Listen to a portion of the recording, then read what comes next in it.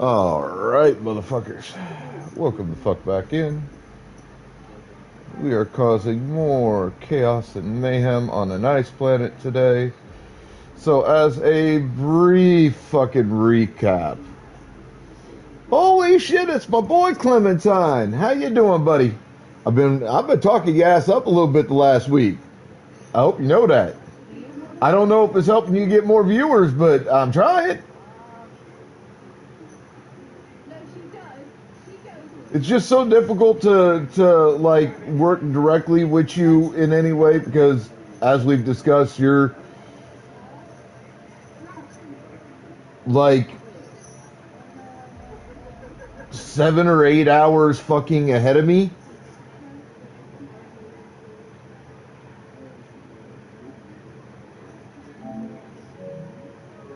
Like, you are way the fuck over there, and I'm not. And it sucks, but I talk you up, bud. And I never did catch whether or not the situation you were dealing with got fully resolved. I really hope it did.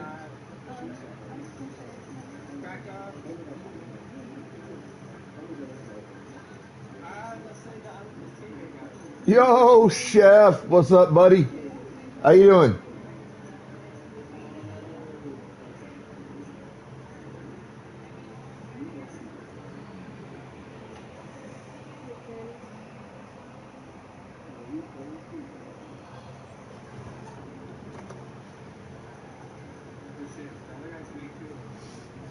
I appreciate that, Clementine. Like I said, I've been trying to talk you up a little bit because you're cool peoples. Fuck that guy, Huggy. Fuck that bitch. Yeah, oh no, no, I was praying for you, bro. I really was. I know how those situations can get, like, really hectic. I know they can be a royal pain in the ass.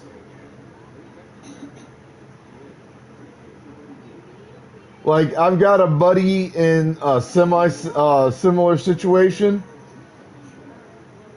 and him, his wife, and their kids are trying to find a new place, but even with the amount of money he makes, because, I mean, he makes good money. He used to drive semi, now he drives construction equipment on construction sites.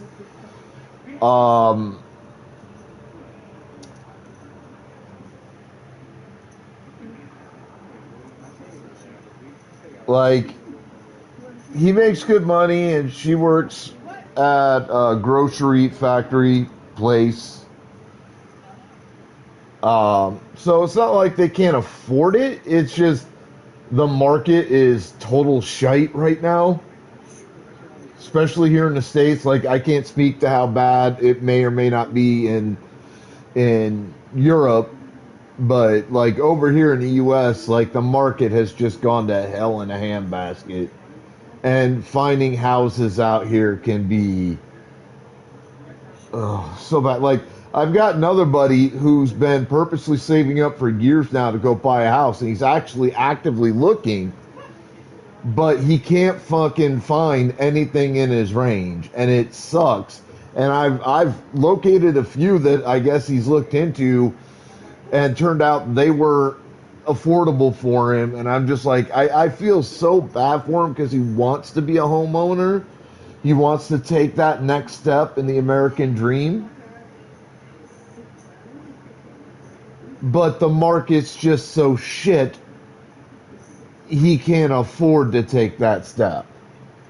And I feel so bad for the man.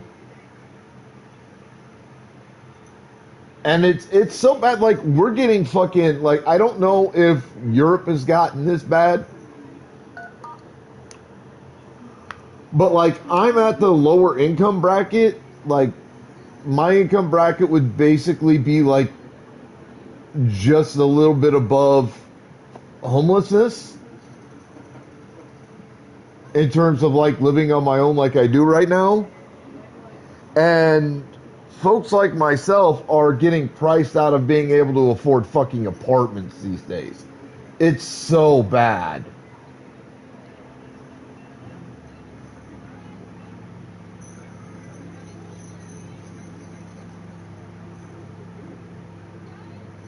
So it's not just like buying and selling homes is gone to shit. No, it's the whole kit caboodle from the top down. Like it's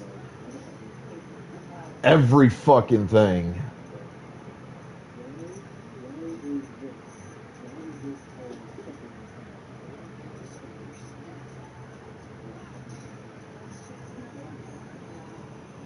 And I hate to say it, I do. But I mean, we've got to be honest. And there's one thing on my channel I'm known for more than anything else is I'm very blunt, I'm very honest. I say it like I see it. Say it like it is, like Dad taught me to. And to put it bluntly, like, in the US specifically, which I can talk about because I live here, I'm fairly familiar with it at this point because I've been forced to be.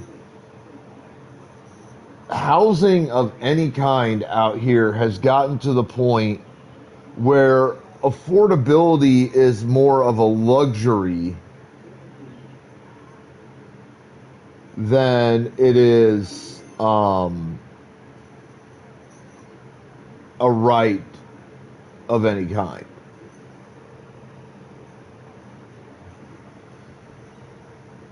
Again, I can't speak to how things are in Europe or the UK or Russia or anywhere in Asia or any other area on the planet.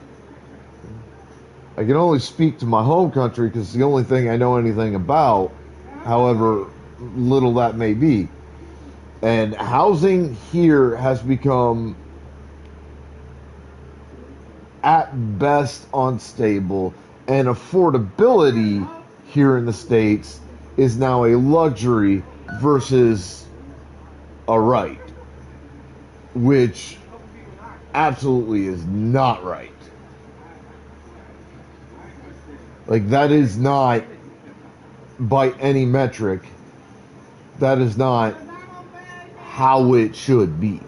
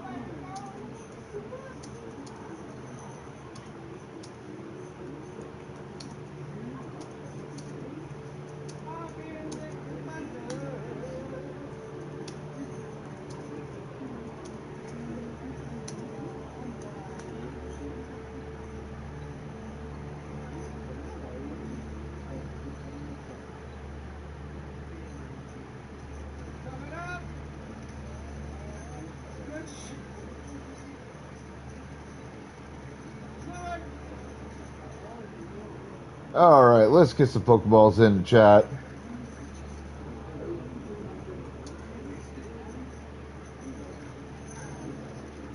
But I know you need to go to bed because it's like, God, it's what, like fucking midnight your time, Clem?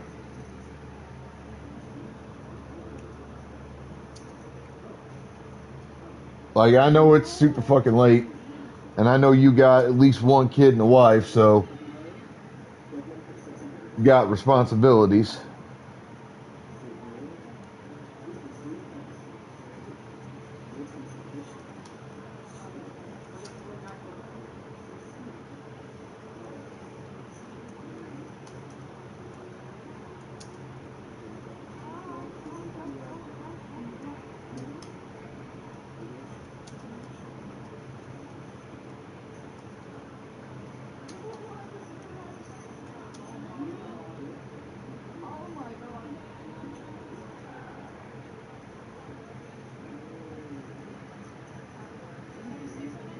Like, who else do I normally...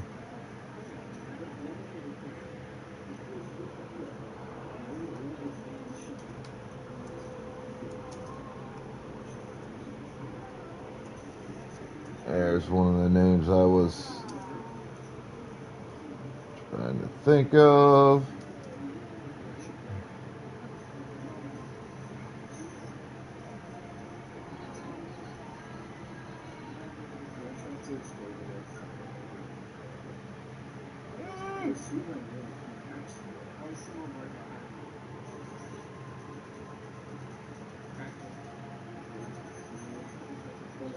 Speak of the devil, and he appears.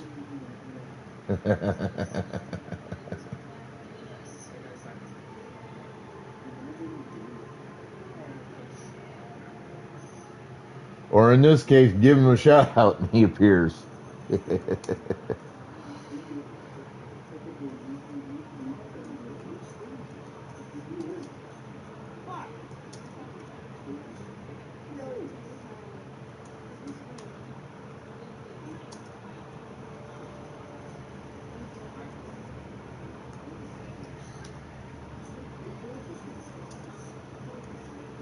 Sure, there's probably one or two names on my normal list that I probably fucking forgot, but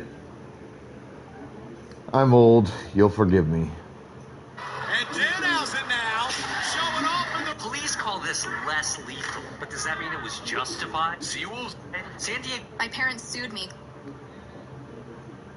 Wrong app to open here. God damn it.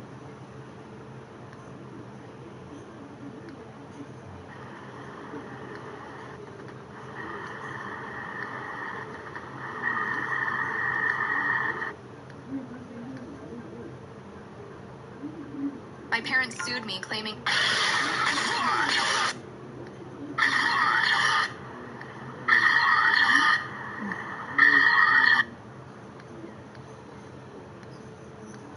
La di da da da.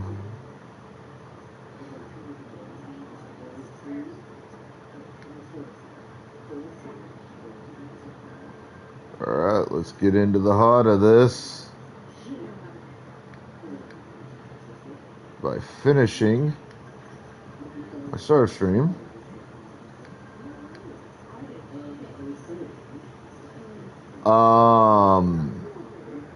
Also, just to finish the review, so we basically finished everything on EOS I can currently take care of. I had to wait a little bit to go back to EOS and finish some other side quest stuff on the planet. For now, I'm basically done with it. We went to the next planet on the list. We got jumped by a high-ranking cat and his armada. We crash-landed on a planet called Aya. We met the Angaran peoples. We are currently attempting to earn their trust. So we are doing missions on Angaran worlds. That is why you see me on a frozen ice ball.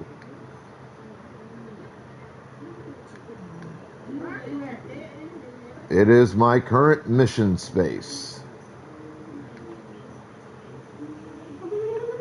It is one of at least 2 planets where I have to do specific missions in order to earn the trust of a high-ranking member of the Angaran people on Aya named Ephra, who seems to basically run the Angaran folks and Aya and the resistance of the Angarans against the Ket. But he's not the one with the leader title. That's someone else. There's an actual mayor who is the quote-unquote leader of the Angarans. But I'm pretty sure her authority is primarily ceremonial.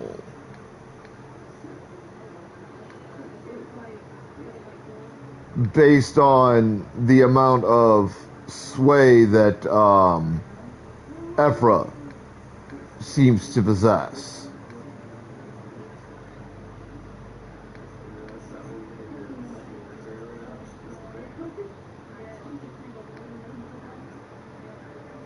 Now, that doesn't mean a whole lot.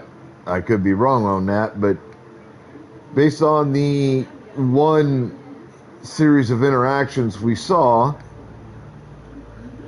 I think it would have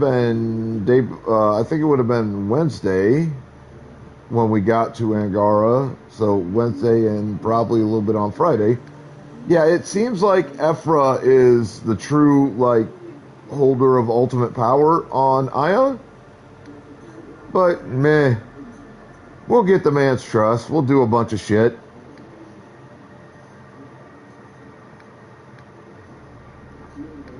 Matter of fact, I've already half completed several side quests for the Angaran folks here on Vold, which is the planet I'm on.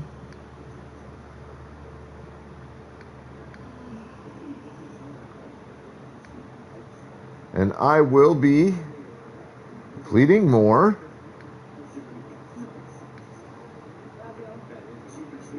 We're doing all this to go rescue a religious / political leader figure in Angaran culture who is called the Moshai. Now, the reason we need to get to the Moshai is she's been kidnapped, and apparently she has information about the vault on Aya.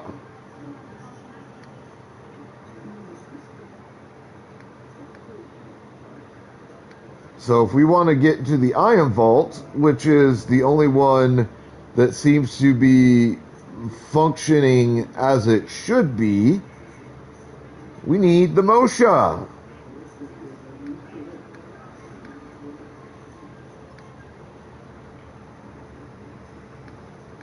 Also, our landing on Aya was not voluntary. Remember, we were attacked en route, our ship was damaged, and we were forced to make an emergency landing. So to the Angarans on Aya, it kind of looked like we may have been trying to invade. Understandable reaction. And considering the Angarans' history with the Ket, that has apparently spanned quite some time at this point,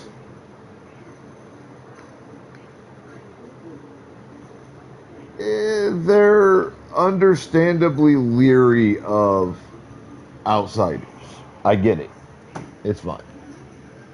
Alright, I'm gonna go use the restroom real quick, grab me some coffee, I'll be right back, and then we get into gameplay, so hang tight.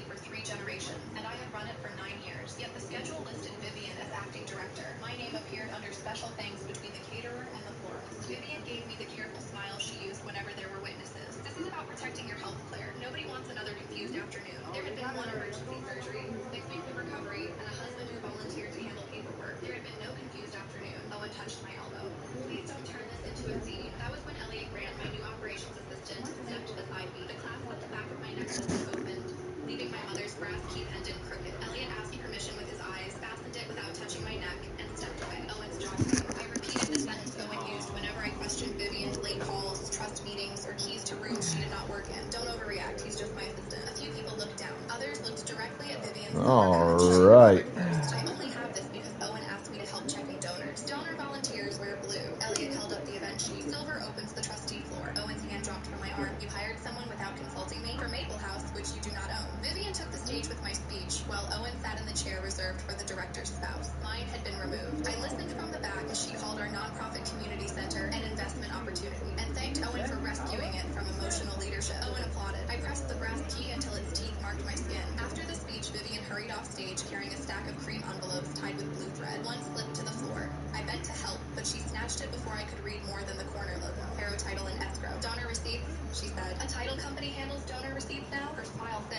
Alright, we are about ready to get in the gameplay.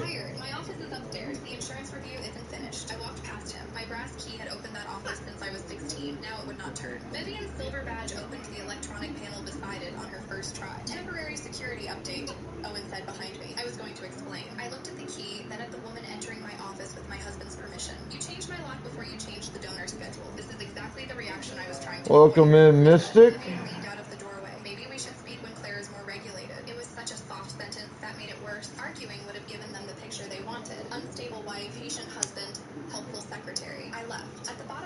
It's not that cold. Let it go. Are you going the right way? The temperature is 40 degrees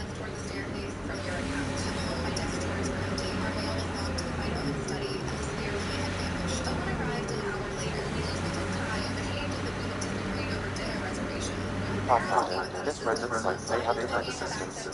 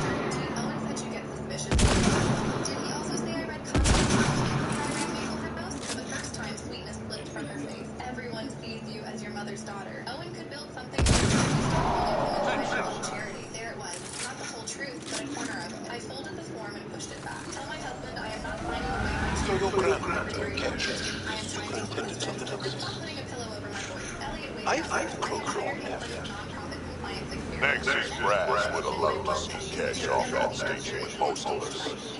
My wife Sean, special, she's keeping them honest.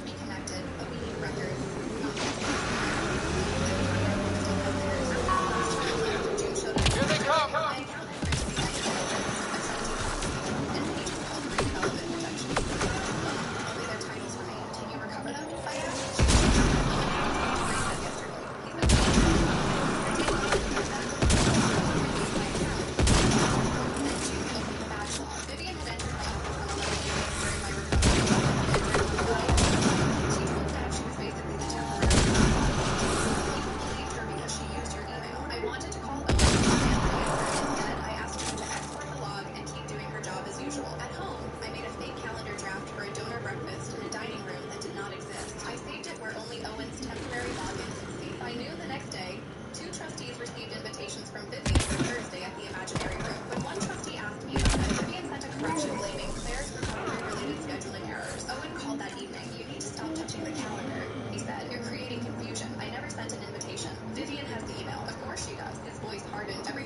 you turn it into an accusation. That almost worked. I had loved him for 12 years. His disappointed side could make cruelty sound like concern. For a few seconds, I wondered why surgery and grief had changed me more than I knew. If you have ever had someone use your weakest season as evidence that you can't... Alright, that handles that section here.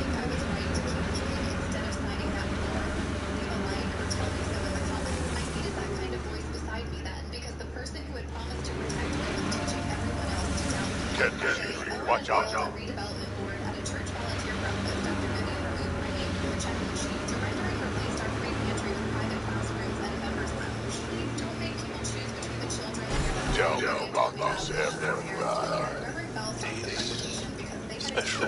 but Elliot photographed You can once in a lifetime given that understand this strategy. The enemy a fight is hard. Under his command, we see more success against the king. And gotta claim respect. Good enough for me. Vivian could call it a future project. Owen could say he had only advised her. We needed the paper that connected their facility to my building. The cream envelope arrived with someone they had underestimated. Margot Price, this trustee, received one of Owen's urgent signature packets. Because she did not use electronic signatures, Vivian received it. It says I am confirming that Maple House cannot meet its obligation. She told me, is that true? No, I thought not. Your mother would want me to she'll sign with a trustee consent authorizing her to negotiate for emergency transfer. Her name was absent from the trustee. She appeared in a footer near the back. Marigold learning. The proposed price was less than half of the previous estimate. The fire service agreement promised Owen the transfer. Vivian would sign my family's building. My husband was selling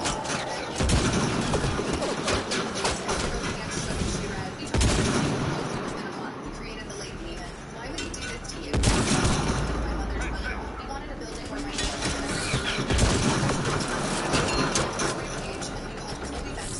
an attorney whose daughter once attended. Hold on, doll! We found a second problem. Owen's required that they return the Preservation Commission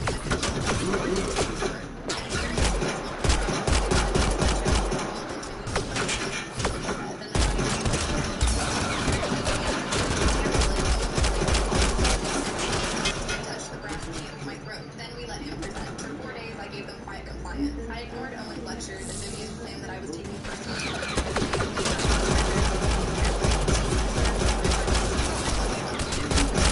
Crash log caught Vivian removing vendor statements. When a title binder arrived, Jude copied its label and handed it over unnoticed. Tarot title officer and asked why she was being pressured to certify all the title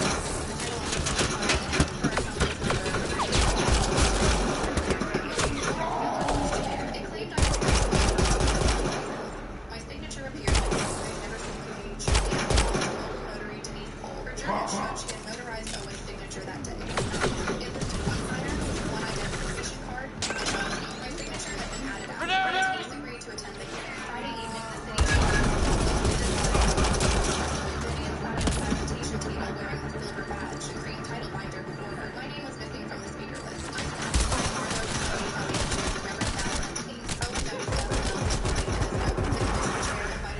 I instability while Vivian displayed charts built from the payments he had delayed. Then he called Marigold Learning a responsible evolution. He never said Vivian owned it. When a commissioner asked whether I approved, Owen lowered his eyes with rehearsed sadness. My wife is having difficulty accepting her limitations. I have tried to preserve her dignity. That hurt more than the forged signature. A lie on paper was ugly. A lie spoken in the voice of a caring husband would move an entire room. The chair looked toward me. Mrs. Mercer, do you wish to respond? Owen reached for the microphone. I don't think that would be healthy. I asked Mrs. Mercer. I stood. Chloe had already delivered the evidence to the commission clerk, title counsel, and every trustee. The right people had it before Owen knew there was anything to seize. I have one question, I said. Mr. Mercer, who owns Marigold Learning? Vivian's hand moved toward the cream binder. The commission chair opened the certified registry filing. According to this, Ms. Shaw does. Parents turned toward her. Owen said the company structure was irrelevant. Margot spoke from her seat. Then why was I asked to sell Maple House to it for less than half of the value? The clerk displayed her consent packet on the chamber screen. The blue thread still crossed the scanned cover. Vivian claimed it was an early draft. The title was part of an active closing. Owen's face emptied. Chloe showed the expired authority, delayed payments, and Owen's promised title. June confirmed Vivian had used my email and removed record. Elliot provided the private school rendering, and Reverend Bell confirmed they had excluded me. Vivian kept saying, "This is being taken out of context and filled in with Winter Notary Journal." "There is no context in which I witnessed Claire Mercer sign that seller questionnaire," Denise said. She was not present. The forged page appeared beside the journal entry. One claimed 2 signers, the other recorded one. Owen turned to Vivian. He told me the signature page was handled. She stared at him. He gave me his hand. Neither seemed to understand that blaming each other was still a confession. The commission chair suspended the review and threw the filing to city council. Escrow closed. Margot moved to revoke every authority and success. The vote was unanimous. Vivian removed the silver badge herself. June held out a small evidence envelope, and Vivian dropped it inside without looking at me. Owen followed me into the hallway. "Claire, I was trying to build something that could survive. It already survived. You needed it to survive under your name." Vivian persisted. "You pushed my chair away at the party. You told people I could not trust my mind. You gave her my access. Do not reduce your choices to a woman you hired." He looked past me at the parents leaving the chamber and trusted him. None said to me, "Are you going to the police?" "Yes, the attorneys will decide what must be reported. I'm finished protecting you." There we go. His shoulders lowered. Cleared out some remnant. Just cleared out a bunch of cat. What happened to us? Chloe stood a few feet away, giving me privacy without leaving me alone. "You will move into your condo tonight. This Communication area can goes be through mined for your house. You will not resources. enter Maple House. You can extract metals via mobile interface. The separation papers are ready. You changed the look first. The fallout took weeks, but it did not blur. The trustee agreed and presented the published that Maple House was able to permission to force the transfer of Harry Grant. Harry will learn of Owen's terms and that Vivian had used its time and equipment for the purchase, and she was trying to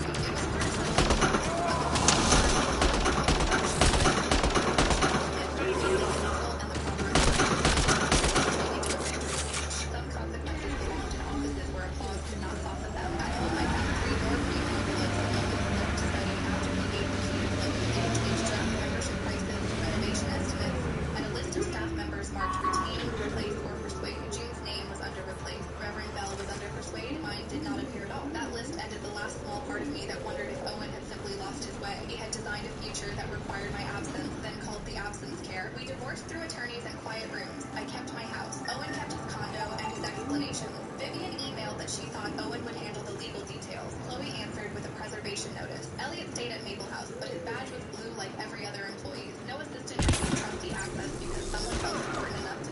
Oh, here we go. Hello, big boy. On the first afternoon after the locks were restored, June brought me an interview schedule for a real My name was at the top, but I moved it beneath the chair. Maple House had never been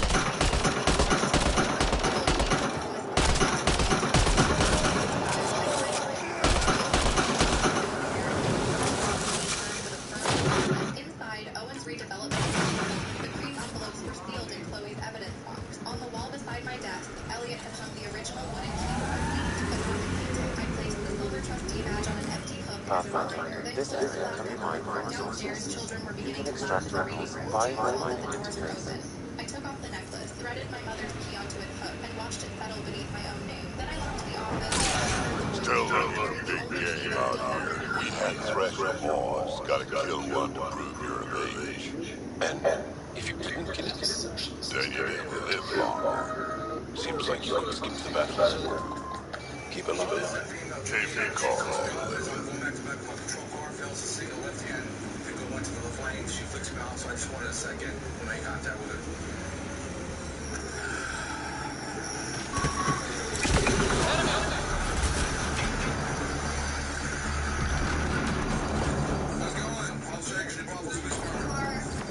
You're welcome, Chef.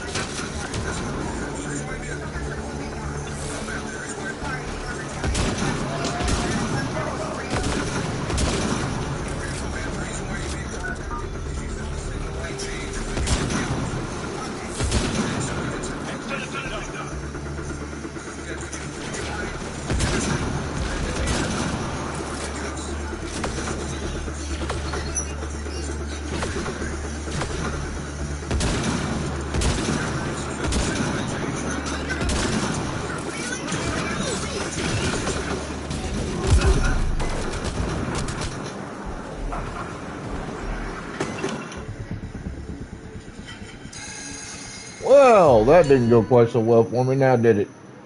Football's out.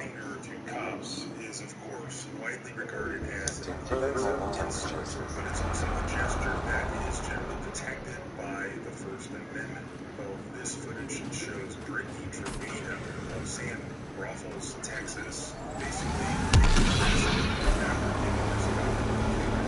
this is a crash. Prior incident had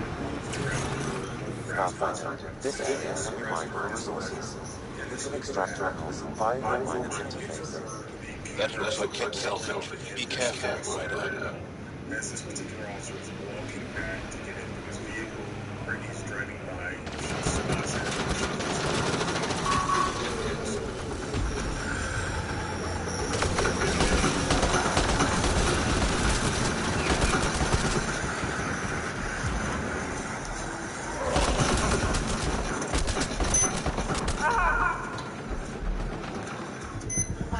God damn it.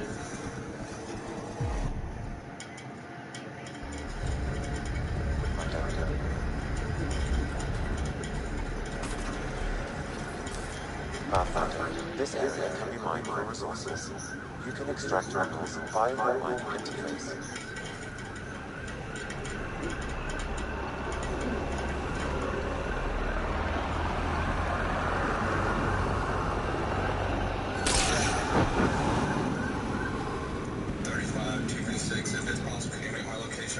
It appears Ted has been through Pathfinder.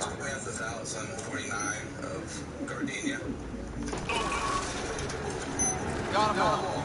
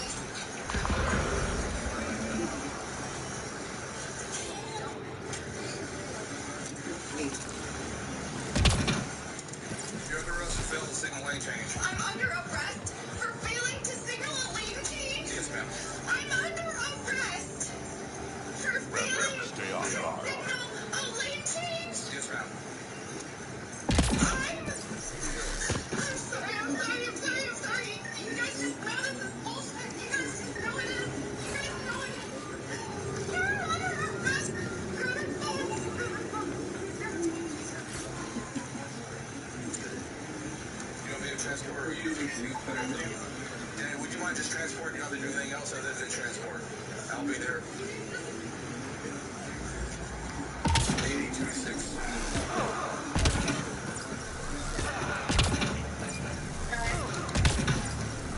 That takes care of that.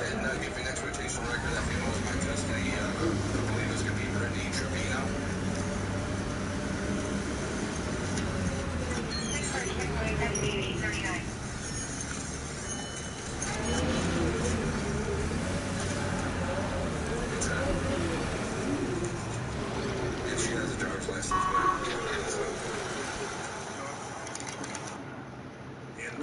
part where they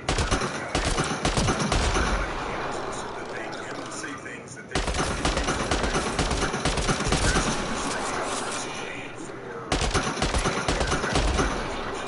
lies and says is failure to signal a lane change. But let's look at his own dash cam video that shows him go completely left of center, apparently driving recklessly just to catch up to the speed purposes of retaliating against the drivers.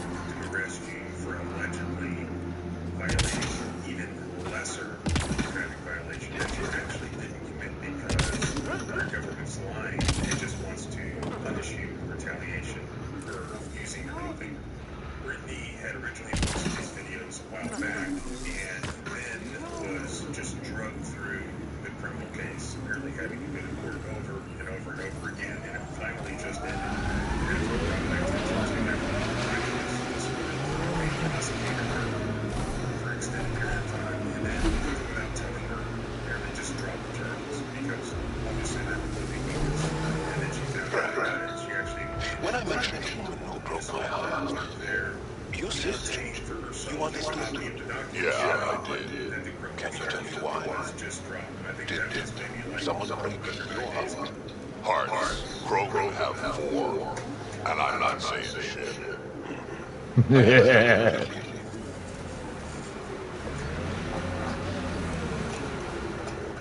And as I've explained in numerous videos by now, the protections of the First Amendment are not limited to spoken words. They do include gestures, expressive conduct, including giving cops the middle finger.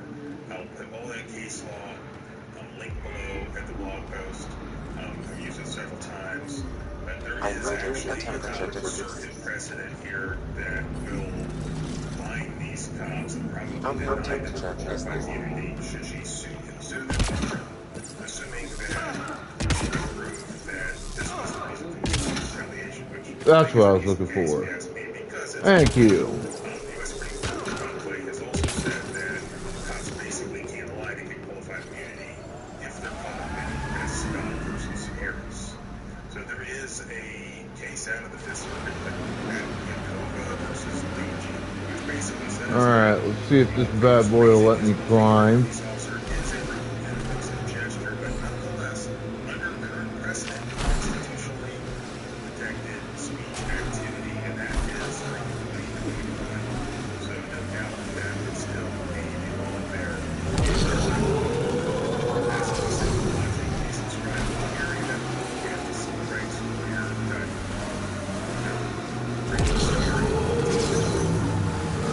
Not climbing that way.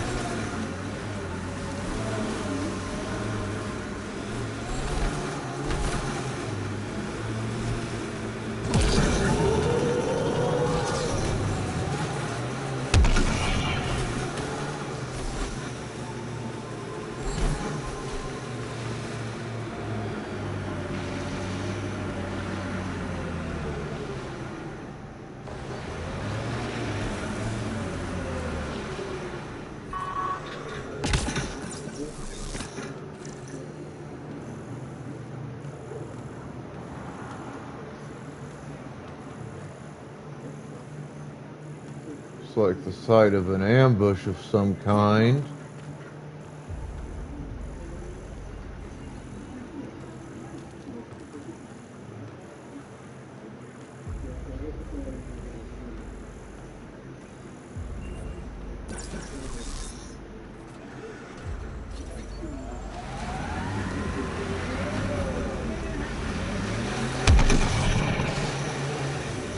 I am definitely not getting up that way. I can tell you that right now.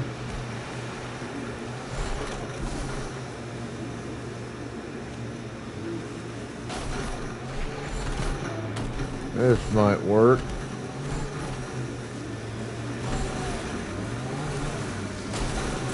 go.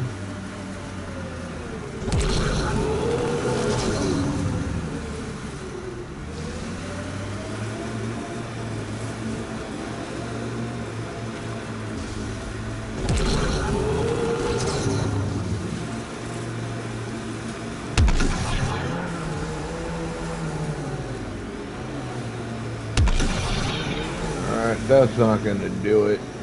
I'm not crawling up that way.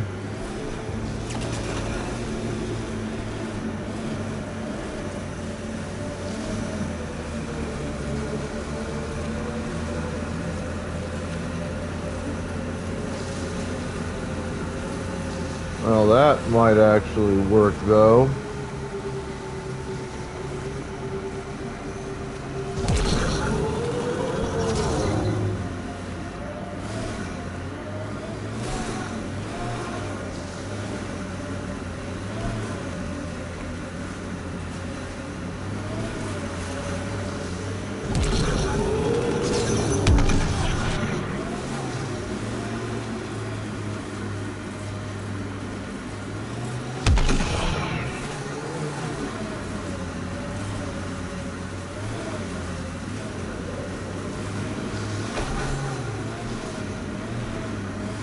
This just might get me where I want to go.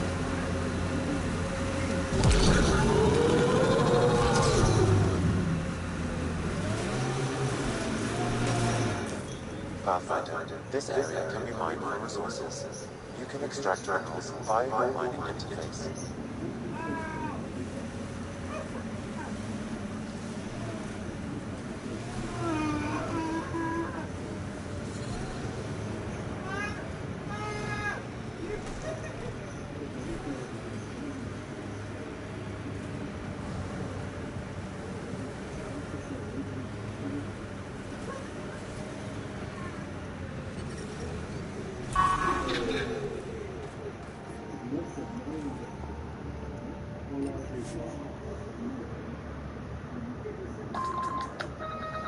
Sir, this is the help desk. I've seen some shit, and yet I fail to understand how you fail to understand why you're down here. Well, you see, it's very simple, and I can explain it.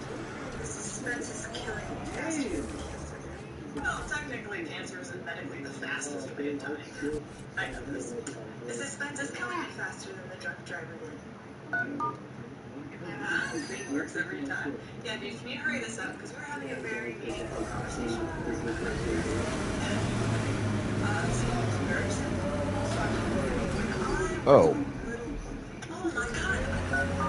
I rated the temperature to the distance. You swapped your patient's baby matter. No worries. And then had something like 40 biological children without their parents or children knowing until years, if not decades later? How do you justify that in a way that isn't completely shitty? You know, I'm crazy more into things. Did you consider writing that book? I'm not interested in that. Oh, is that enough to finish? That is so stupid. I know. Of course I'm great. I'm trying to say. Yeah, hey. I wanted to feel powerful. I have power over people. Anyway, yeah, I've heard enough. That was something. So as I was saying, but I'm not done. Yeah, you're done. Finally. So. Except My for stepfather limits. kicked me out at 18. You're just a bird. Life My support is back online. 14 years later, evicted at 32. Won't renew my passport. I scanned my file and smacked the sun. This SSA belongs to a child who passed in 1991. That surrounded me. But when the federal agent arrived, he stared at my face and whispered words that changed everything. My senses read the mineral outside my database, Pathfinder. That's something we can scan using the computer. It would improve his geophysics AI considerably. Waiting for a passport stamp so I could take a janitor job. Instead, the screen between us flashed a violent fluorescent red. A silent alarm strobe began to spin on the wall. 2 armed guards stepped forward, hands on their holsters. Ma'am, the clerk said, her hands shaking. This social security number belongs to a child who passed away in 1991. My world tilted. I was standing right here. But before I could argue, the elevator door slid open. A man in a sharp black suit stepped out, walking through the armed perimeter like he owned the building. He didn't look at the guards. He looked straight at me with an expression that terrified me more than the weapons. It was recognition. He stopped 2 feet away and said 3 words that erased my entire existence. While back, you asked why anyone wanted to end their life and come all the way out here. I've lived a long time, seen a lot of things. I know I won't see much more. Guess I just want to go out and see what no grown ever had. I respect that. It's an honor to fight by your side, Tracker. Feelings mutual. Glass of ice water and set it down on the mahogany desk with a gentleness that felt foreign to me. Drink, he said. You're in shock. I took the glass, my hands trembling so hard the ice rattled against the rim. I was 32 years old. I had spent the last 14 years scrubbing floors, waiting tables, and dodging eviction notices, believing I was nothing more than the unwanted stepdaughter of a small-town sheriff. There we go. Sterling slid a file folder across the desk. He didn't open it. Just pressed his hand. Tell them it's a big game out here. We had treasure halls. Gotta kill one to prove you're of age. And if you didn't kill it, then you didn't live long. seems like you'll skip the bathroom. Keep alive. If you call that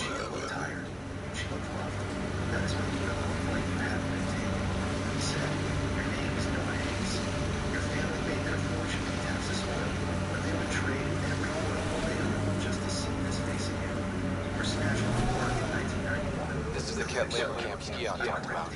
Let's finish. The word should have terrified me. Instead, it felt like it came to me. Here they come! The cruelty made sense. I thought about Richard.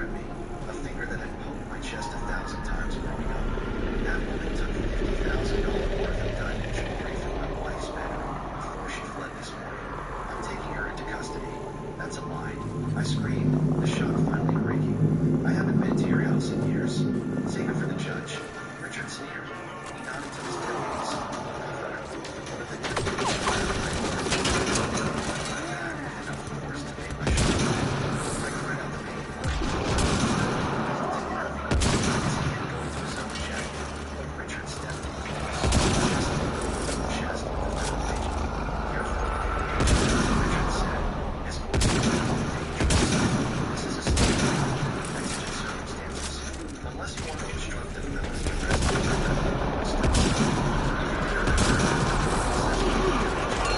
Sterling hesitated. I saw the calculation in his eyes. He knew the law. Be a local state felony warrant. Kick me out if they claimed forgeries. And Richard knew it. He was weaponizing the bureaucracy. I didn't understand the cold steel of the hand into my wrists. I didn't take anything. I pleaded, looking at Sterling. Please don't let him take me. He said I was safe. Sterling's face was tight with fury, but he didn't draw his weapon. He couldn't start a shootout with local law enforcement in a federal building over a property crime warrant. Richard had played this with him. Richard grabbed my arm, his grip closing. And close, his breath hot against my ear. His voice whispered that only I could hear. I told you he hissed. I told you never to dig. I told you to leave it. Building somewhere. You'll hang yourself with a bed sheet before your rich parents. Blood drained from my body. He wasn't taking me to jail. He was taking me to jail. He shouted, trying me toward the door. The hallway stretched out like half half marching toward the elevators. My boots skidded up the polished wood. Richard's hand was a vice on my bicep. His fingers digging into the tear. It wasn't the first time he had I was 18 years old again, standing in the porch of the only home I'd ever known. Clutching a garbage bag fell to my clothes. It was raining. I was shivering. The terrifying realization that I didn't know where to go.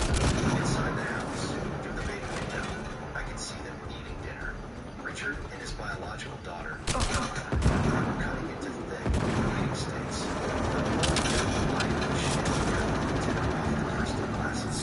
I had just eaten a cold sandwich made to make me look regular because Richard said steak was really I remember knocking on the glass begging to come back, and just for that, Richard had opened the door looming over me, just like he was looming over me now. You should be on your knees, he had said, his voice dripping with that sick, self-righteous nonsense.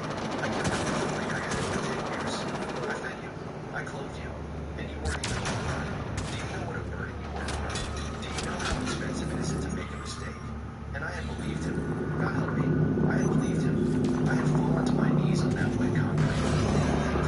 I spent the next 14 years carrying the weight of that debt, believing I was unworthy, believing I owed the universe an apology just for existing.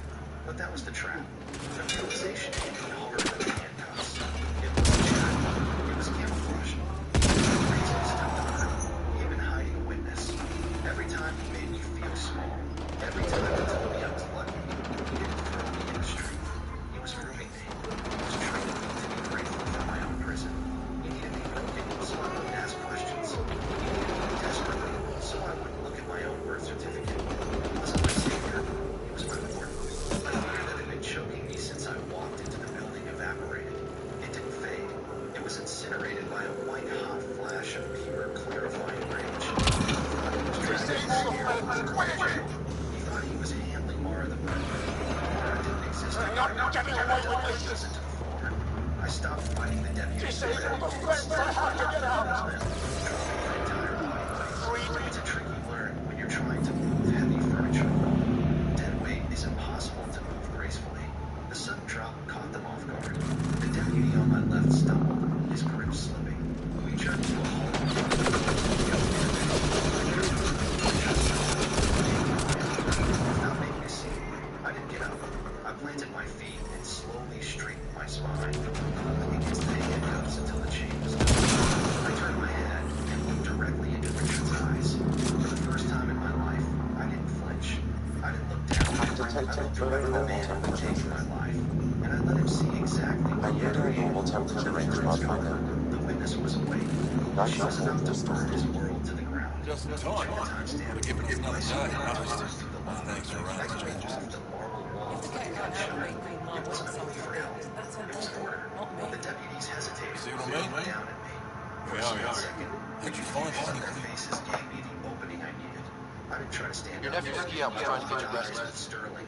He was running toward us. us. He's got His potential, hand reaching for the radio on his As shoulder. I've said before, I the yelled. resistance needs to be debriefed. We'll head back to base as soon as possible. Richard kicked my leg The hard. data drive. Shut her up. We have to Get her in the deliver it to elevator. Buxar so she can But it start was the too analysis. late. Sterling didn't Yes, say we can. anything. He didn't ask questions. Seems we have to depend on our rescue for more than a rescue. Doors, just as Can they you were keep this sliding drive shut, attention? forcing them If back we work together, no time will be wasted. Two uniformed Federal Protective Service What's in the officers drive? materialized. The Ket tunnel was Starwell trying to infiltrate that command center. Blocking Richard's path. The Ket never realized how much we downloaded on the His network. voice wasn't the calm, soothing tone he used in the office. I'll go there as soon as I It was can. the voice of a man who Perfect. commanded federal Like powers. civil in the workshop. Nobody moves. I hope This we is meet obstruction again of justice. under better circumstances. Sweat beading on his forehead. I am a sheriff This and I am is executing big. a lawful arrest. Liberating key resistance agents and recovering information they stole from the Ket. You've put many doubts about you to rest, Raider. Even Ephraim has now become convinced of your intentions. What about the data drive needed to trust us? Good point. If you prefer, you could go to Petchius now and speak to Ephraim later. The choice is yours. I need to get this data drive to Tetris. I can deal with that for later. I thought you might say that. Very well. We'll talk to Ephraim when you're done with your tasks here. You're sloppy, Richard, Sterling said, his voice dropping to a terrifying calm. He turned the paper around so the deputies could see it. This warrant was signed at 8 o'clock sharp. He pointed a finger at the security monitor on the wall. My building's cameras logged Mara entering through the north metal detectors at 7:45 a.m. The lobby went silent. She's been in federal custody since she walked in, Sterling said, stepping closer to Richard. I measured the temperature to She couldn't have taken jewelry from your house at 8 o'clock if she was standing in my lobby 15 minutes earlier. The deputies holding me environment check. Temperatures are within the acceptable parameters. realized they weren't executing an arrest. They were accomplices to a snatching in progress. It's a typo, Richard shouted, spit flying from his mouth. The clerk made a mistake on the time. She took it last night. The warrant says this morning. Sterling countered. And if you lied on a sworn affidavit to get this signed, that's perjury. If you're trying to drag a federal witness out of here on falsified charges, that's snatching. Sterling signaled to his guards. Release her now. The deputies let go of my arms like I was on fire. I scrambled backward across the floor, putting distance between myself and the man who had taken my life. Richard stood alone in the center of the circle. His face was a mask of purple rage. He looked at his deputies who were backing away. He looked at Sterling, who was staring him down with cold contempt. He looked at me, standing I up, detected rubbing my earlier arms temperatures. wrists, no longer the scared girl he could harm into silence. He realized he Ambient couldn't talk his way out temperature of is this. normal. His authority didn't work here. And that's when he broke. I'm not leaving without her. Richard screamed. His hand flew to his belt. He didn't draw his service pistol. He knew that would get him into instantly. Instead, he ripped his taser from its holster, yellow plastic gleaming under the lobby lights. He leveled it at Sterling. Back off. He yelled, his voice cracked with desperation. I'm taking custody of this suspect. Anyone who interferes gets dropped. He was insane. He was holding a federal agent at gunpoint in a federal building. But I looked at his eyes, wide and frantic, and I realized he wasn't trying to arrest me anymore. He knew it was over. He was just trying to survive the next 5 minutes. The guards reacted instantly. 3 Glock 17s snapped up, trained on Richard's chest. Drop the weapon, Sterling ordered. You for a moment. It looked like Richard might force them to shoot him out of spite. Then the madness drained from his eyes. He wasn't a martyr, just a harm. He tossed the taser to the marble floor and raised his hands. Fine, he sneered. Let's do this properly. He reached into his jacket. The guards tensed, but he pulled out a document, snapping it open with practiced flair. You caught me, Richard said lightly. The warrant was fake. I knew about the snatching. I helped cover it up. He looked straight at me, smiling. I kept you. I hid you. I take your life. Sterling stepped forward with cuffs. That's a confession. Rope balls out. Richard laughed. No, I'm not. Check the calendar. The snatching happened in 1991. The statute of limitations expired in 2011. The room went silent. Sterling didn't move. Richard ceased a moment. You can't touch me for snatching or scheme. I walk, and legally you're still incompetent. I control your assets. He turned for the door. I'm suing all of you. You're right about the statute, Sterling said calmly, stopping him mid-step. But you forgot one rule. Richard frowned, which is, Sterling lifted a thick file. The constructive trust doctrine. You don't own property obtained through a scheme. You hold it for the victim. The file hit the bench with a thud. We traced the ransom payments, the Foster stipends, the investments. That's my money, Richard snapped. No, I said, stepping forward. You just managed it for me. Sterling's voice was cold. Civil schemes don't expire when the victim is a minor. Your assets are frozen. Your house is seized. Your accounts belong to the victim. He pointed at me. It all belongs to Noah. Richard recoiled, terrified. Not of prison, but of losing everything. I'm the sheriff. You laundered money, filed false taxes. Sterling got in. Those clocks are still running. The cards moved. This time, Richard screamed as the cuffs snapped shut. You're nothing, I whispered. The lobby fell quiet. Sterling slid a paper toward me. Asset transfer authorization. Selling. I said, signing. Just make sure he never goes back. I had nothing left, but I was free. Sunlight in the lobby as two figures. What do Krogan like to do before fun? That's a loaded question. I'm here. They held me like they never let go. For the first time, I was home.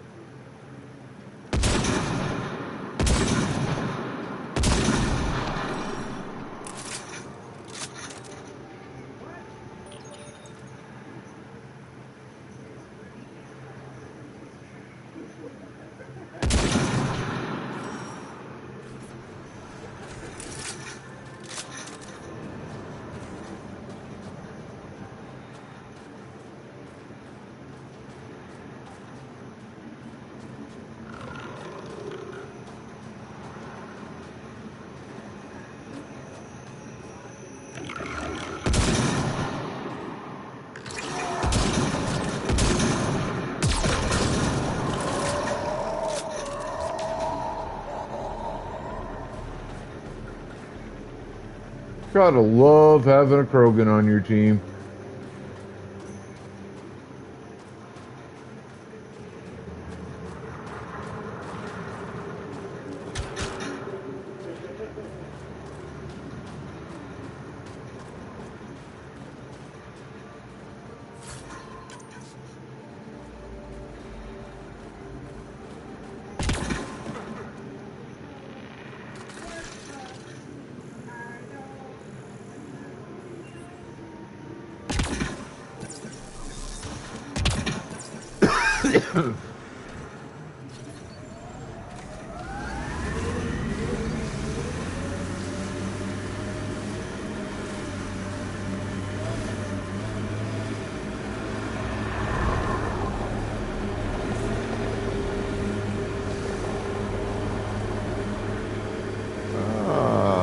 Fresh meat.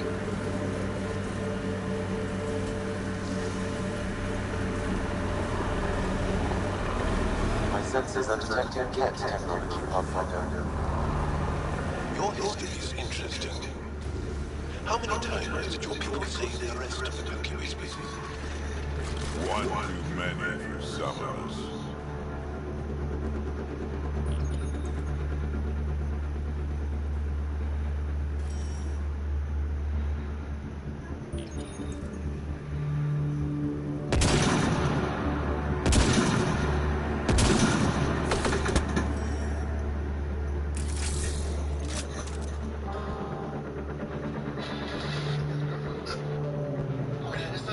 At the airport, my parents boarded first class with my sister's family. My daughter was left behind, crying by the terminal door. The message came, we voted. She's not part of this trip. I didn't call. I did something else. 7 days later, their lives started to collapse. It was supposed to be simple. A week in Florida with my parents, my sister's family.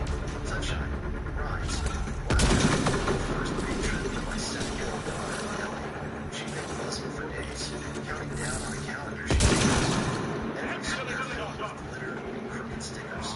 I packed her favorite clothes.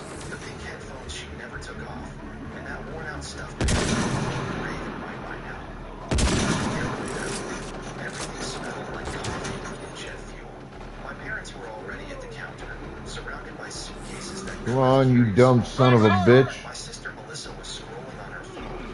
Her husband beside her with matching sunglasses. Ellie ran ahead, leaving her boarding pass like a golden ticket. She said, breathless with excitement. My mom barely touching her hair. Yes, dear. Go stand with your cousins. I told myself to breathe. My work had exploded that week. Meetings, plenty to go. I planned everything well. Hotel booked. Flights arranged. Expenses prepaid. It wasn't cheap, but the only time mattered. At least that's what I thought. Are you sure you'll be okay alone? My mom asked, like I was the child in this story. I'll survive 5 days, Mom. I smiled. We'll have fun. She looked unconvinced, as always. They started boarding soon after. Ellie hugged me, so tight her small fingers trembled. You'll come next time? Promise, I said, kissing the top of her head. Be brave, okay? She nodded, smiled. Backpack bouncing, each step. I stood there watching her go. The breath swallowed her, and she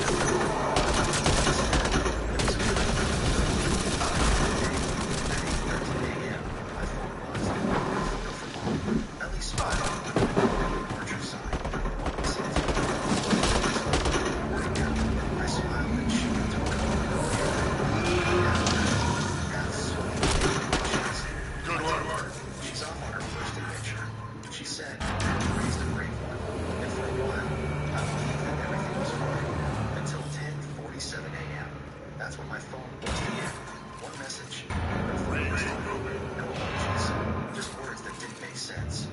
Voted. She's not part of this trip. I stared at the screen. Voted. I thought it was a bad joke. The guy my family used to make for attention. So I laughed under my breath, turned the phone face down, and went back to it. If I'd known what that message really meant, I would have known to reach her faster. It wasn't until after lunch that the silence began to feel heavy. No updates. No text from my mom or Melissa. Maybe sent her pictures of cocktails or kids screaming on roller coasters. I refreshed my messages. By 4 o'clock, I tried calling. No answer. 5 o'clock. Straight to voicemail. By 6, the ache in my chest turned into something short. Finally, I called the airline. The woman on the other end sounded apologetic. Typing. Yes, the passengers boarded successfully, she said. Got the signal. This way. Except, there was a note on one of the manifests. A minor passenger wrote, "I'm not fully dry. What? Your daughter. It says here she has a split air gas. The next few minutes later, I drove through traffic like barely remember. It's really a deal, so tight my knuckles. This is the source of that airport. Just like a meteor terminal. The interference is caused by the EM radiation it's emitting. I detect that Detect later. Adi. Legs swinging, clutching the stuffed bear. Her cheeks were red. I swallowed. When she saw me, she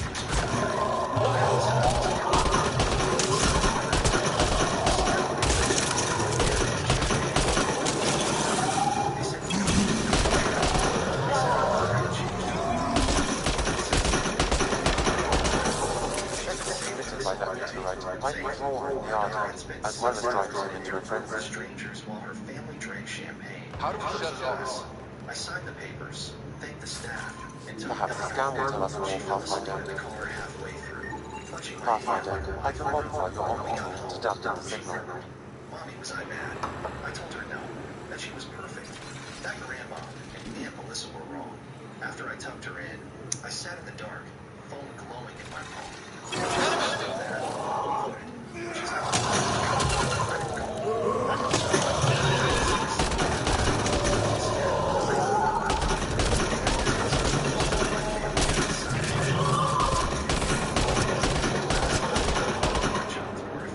It's 7 days from that night.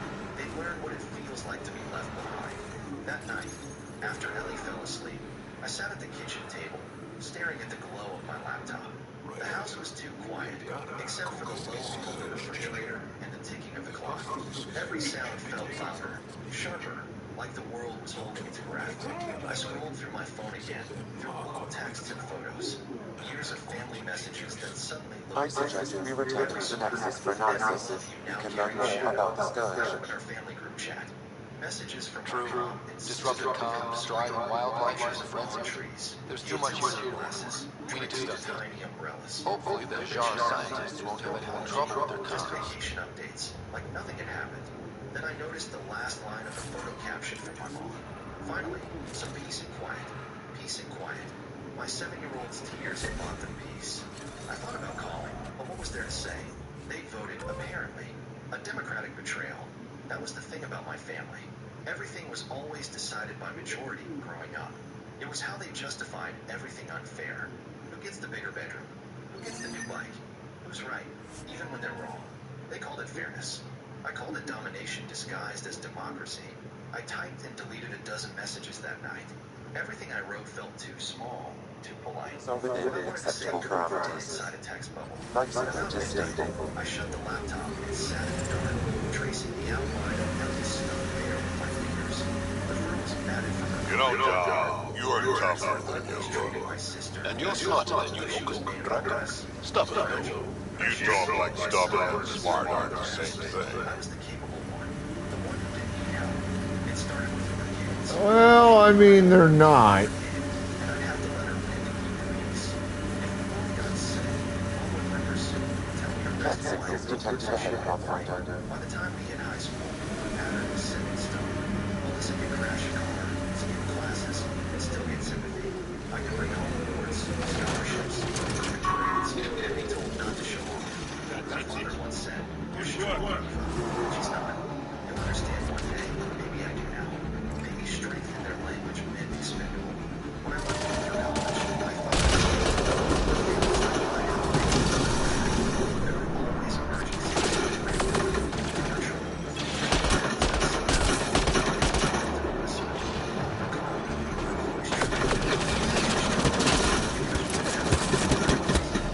Because helping was what made me valuable. My ancestors used to warn me. They see what you do for them. It was right, but I didn't want to lose.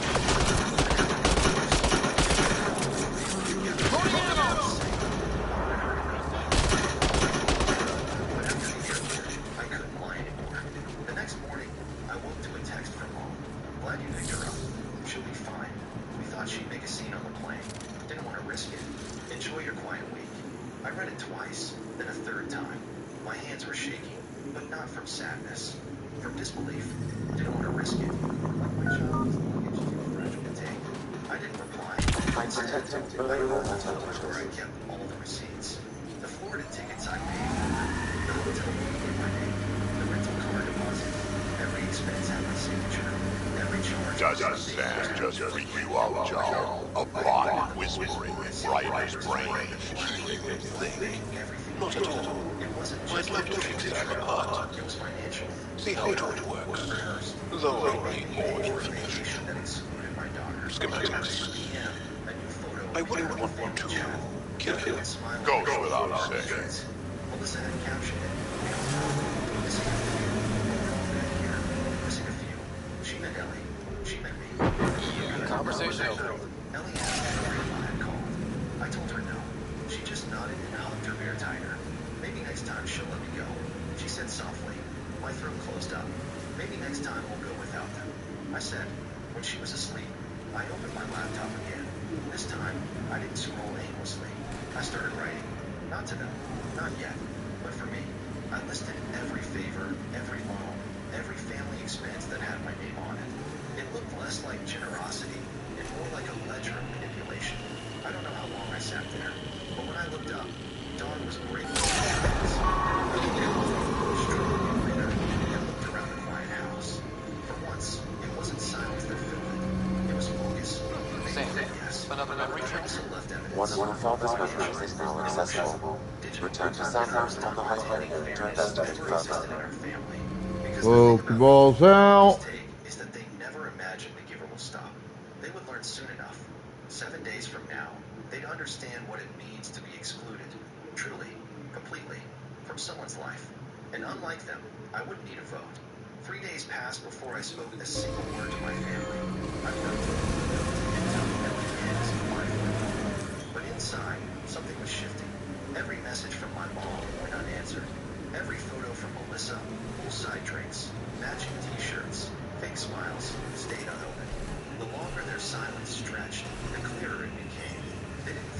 done anything wrong. By the fourth morning, I stopped checking my phone altogether. Instead, I opened my laptop and began to trace every thread that tied me to them. Financially, legally, and emotionally. I wasn't just angry. I was methodical. Because anger fades, but proof doesn't. I started with the Florida trip. That any siblings common to you guys? We have large families. Strength in numbers. Yeah, Krogan used to run that show. Careful. Receipts, even the email where she'd written, "You're such a blessing, Eva. We'll handle you next month." That was 2 months ago. Next, I looked at the house. A year earlier, I let Melissa move into one of my rental properties. She cried about losing her apartment, said it was temporary. Temporary had become 12 months of partial rent and endless excuses. We'll catch up when Ryan gets steady work, she said. You know we're good for it. They weren't. I covered the property tax, maintenance, and utilities myself. Could have a few lurkers. My jaw tightened. Over $30,000 unpaid. Then, the smaller things. Forgotten bills. Deposits I'd covered for their children's camps. I'd even paid for my parents' anniversary cruise because it wouldn't be the same without family.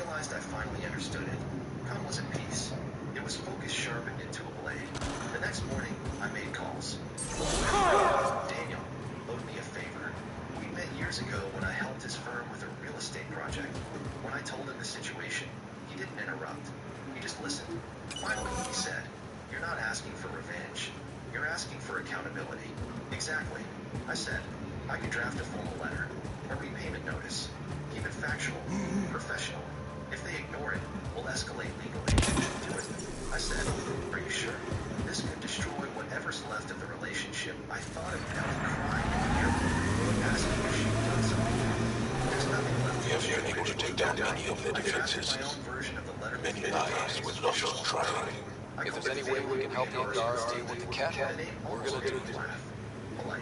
Get me up there and I'll take those bastards myself. Years of quiet exploitation. I itemized everything. Rent-out, trip expenses, childcare costs. He probably fucking could too. He is a Krogan. My lawyer's idea. Each line had receipts attached. Each figure had a date. At the bottom, I wrote a felt like a heart. What was fun? Just remember the joke, I know. You won't get it. I want to Nah. There. Incompetently. An Elmore. That's terrible.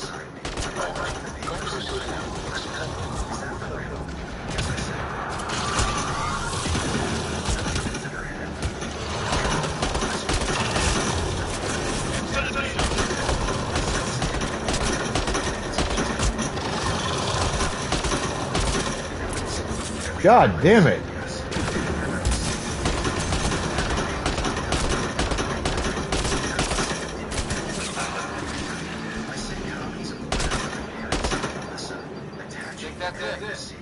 The subject line read, "Outstanding balances." I didn't write a message. I didn't explain. They'd understand. Then I turned off my phone and went to bed. For the first time in years without the familiar weight of guilt pressing on my chest. By morning, I had 20 missed calls and 5 new voicemails. I didn't listen to any of them, because the moment I hit send, the balance finally shifted, and I knew. Environment check. Temperature Celsius acceptable parameters.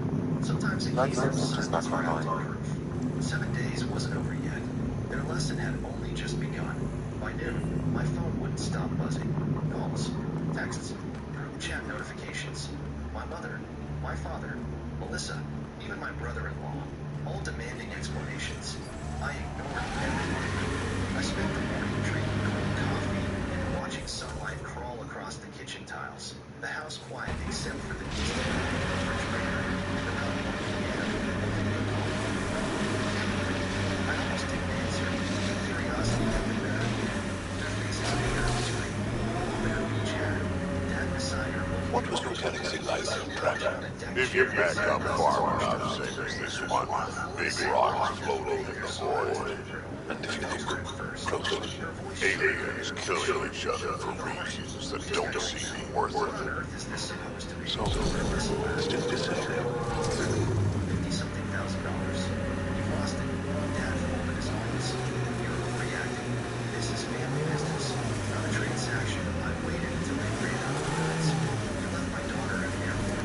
I said quietly, this is a transaction. You've been taken for years. Now you pay Melissa all the runs. Oh, please. We took her off the trip because she was being difficult. We did you a favor. My voice didn't rise. I didn't need it to. A 7-year-old crying alone by a turtle. Pathfinders, this vacation could hold an outpost, but the planet is not yet viable. We made a judgment call. You should thank us for handling it. I let out a small laugh. The kind that doesn't sound like laughter at all. You think abandoning a child is handling it? Sam, Their smiles another became memory train. clear. One of your father's memories is now accessible. Return to Sandmount on the Heights to investigate further. Eva, you're making a scene over nothing. We've always helped you. You owe us more than you realize. I owe you. I repeated slowly. Let's check the math. I lifted the letter into view. Pages of receipts clipped neatly.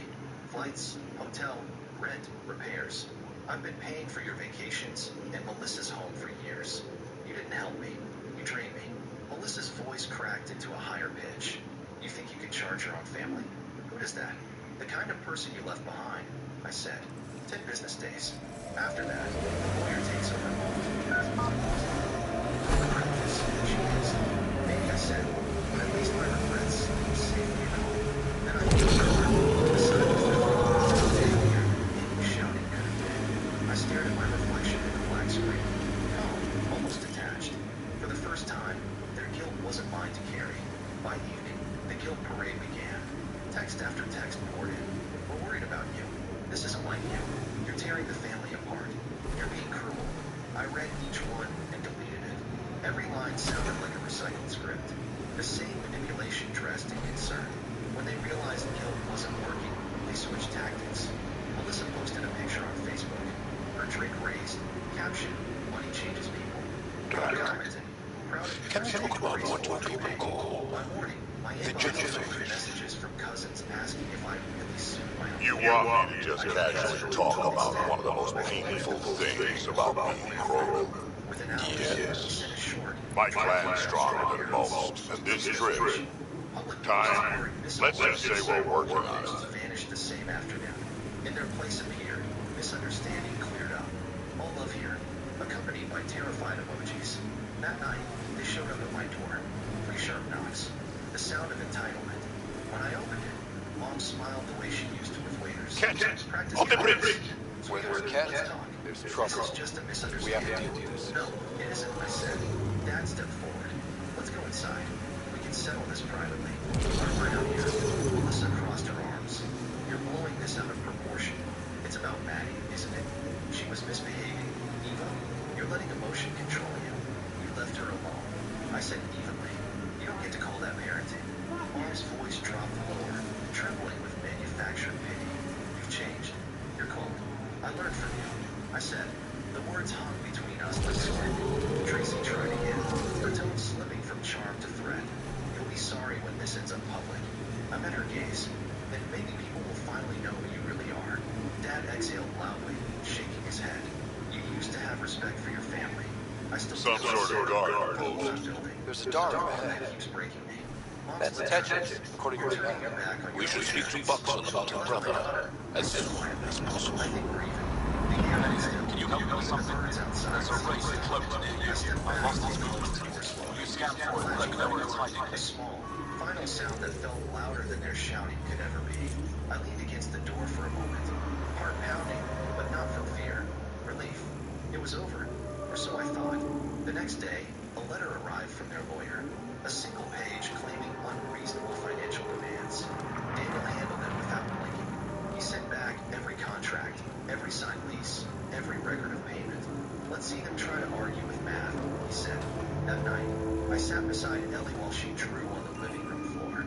A rabbit, she said, moving up the page. He's running away. There is his license. I asked. She thought for a second. From people who don't love you, right? I smiled, brushed her hair back. Smart rabbit. And for the first time Go in ahead my and life, scan that ring. I I'll take it from there. because this time, it wasn't about escaping them. It was about making sure they couldn't follow. I noted 3 a weeks later, temperature I got difference. an email from Daniel with the subject line. Settlement Ambient accepted. temperature I is opened it normal. slowly, unsure whether I wanted to smile or scream. The message was short and clinical. My parents and Life Melissa systems had back agreed to online. pay the full amount, also the first, followed by monthly installments. All notarized, signed, and enforceable. I noted a temperature Back in difference. my chair. The quiet in the house felt different now. Not heavy, not hollow, just Ambient temperature is Ellie was in the normal. living room, humming to herself truly. The smell of her crayons mixed with the faint scent of coffee. For the first time in years, that scent didn't carry tension. When Jason called that night, I told him about the settlement. He laughed softly. You actually did it. I didn't think they'd ever cave. They didn't have a choice, I said. How do you feel? I hesitated. Not happy, just done. He understood. Happiness wasn't the point. Peace was. That evening, after Ellie went to bed, I sat by the window with a glass of wine. Outside, the streetlights blinked against the rain. I thought about the years I'd spent trying to earn love through usefulness. Every time I'd fix their problems, bail them out, paid their way. I thought I was keeping the family together. All I'd really done was feed their illusion that love could be taken, not returned. Now the balance had shifted, literally and emotionally. The first payment arrived the next morning. A quiet note on my bank account, and an attached red PER Is it agreement. still Let's beautiful not make there? this uglier. I stared at it for a long moment. No apology, no acknowledgement, just compliance. The most beautiful But world I've somehow seen in a cluster. because By I a no long longer shot. needed their regret I to miss feel it right. terribly. I had proof. I Not was the reason born in there. silence. Spent my childhood in warm air and Forgiveness sunlight. ever had. I'll never Life forget how settled that into felt. something resembling normal. I went back to work. Took Ellie to What do the you bar. sell? Even I started trade with those who night have again. things they don't The have tension that anymore, used to but hum in need my things body, I have. background noise was Small gone. comforts, My nothing therapist to called add it to you. depression. I called it freedom. A week later, I heard from a What's cousin a small comfort? working part-time at a digital office. Clothing, Her tools, husband art, was doing delivery toys, shifts. My anything to parents were remind them of downsizing their happier house. times. It wasn't revenge. Things they can It was hold on to the consequence. heart. For the first time, they were living within limits. Maybe that was the lesson. What do you mean, people with things they don't Part of need? me wondered if I'd gone too far. Refugees, caravan, Late at whatever they night, grabbed that as they question fled. sometimes hovered The lighter they over know, my the head. easier their journey. Did I destroy them? I pay Was well. anyone accountable? One evening, I got my answer from the most unexpected source. Ellie was drawing again. Another rabbit. This one wore sunglasses and carried a tiny suitcase. Where's he going? I asked. She grinned. Somewhere sunny. But this time, he bought his own ticket. I laughed quietly, a sound that felt new. Why don't you go back? Smart rabbit. My life, She looked up at family, me. livelihood, they're all Are you here. still mad at Grandma? I thought about it. No, I said slowly. We're just done waiting for Thanks her for to talking to me. Ellie nodded. Thank you for satisfied reminding me with that. about it. Children have a way of simplifying truths adults try to complicate. That night, I moved the settlement money into a separate account, labeled Ellie's future fund. I didn't want to touch it. It wasn't about wealth. It was about closure. Every dollar was a boundary restored. A reminder that even in betrayal, you can rebuild what's yours. A month later, an envelope arrived. No return address, just my mother's handwriting on the front. Inside was a short note. We never meant for it to go this far. Family shouldn't need contracts. I didn't reply, because she was right. Family shouldn't need contracts. But if they break the meaning of the word, they earn the paperwork that replaces it. That night, I sat on the porch with Ellie curled beside me under a blanket. She pointed up at the night sky, at a plane moving across the stars. Do you think they're flying somewhere nice? She asked. Probably, I said.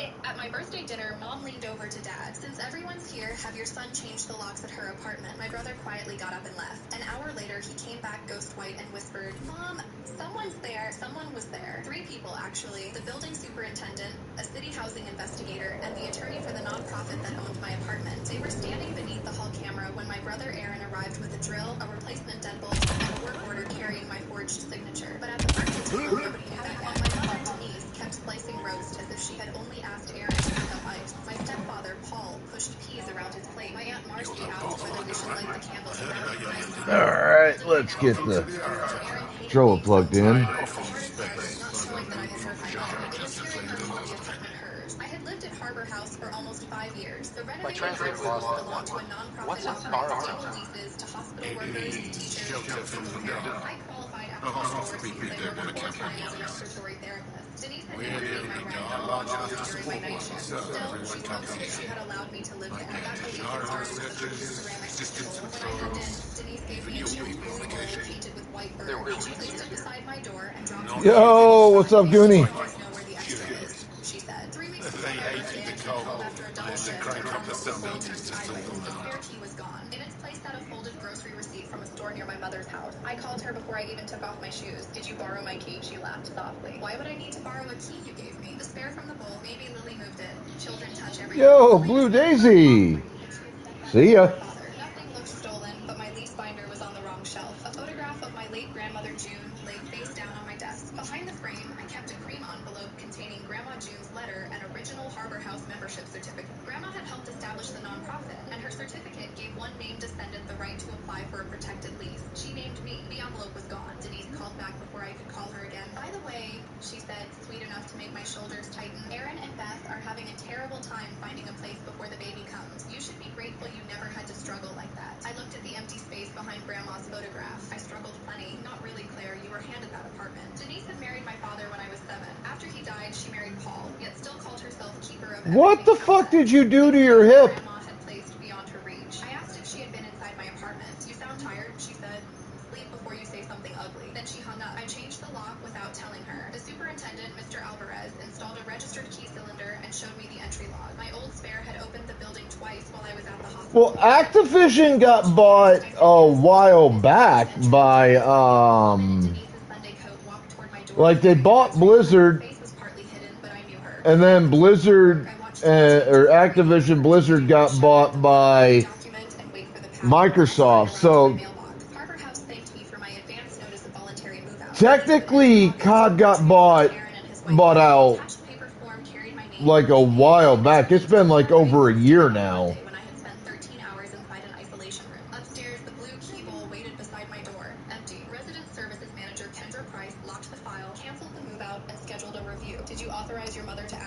I don't know who or what Cox is.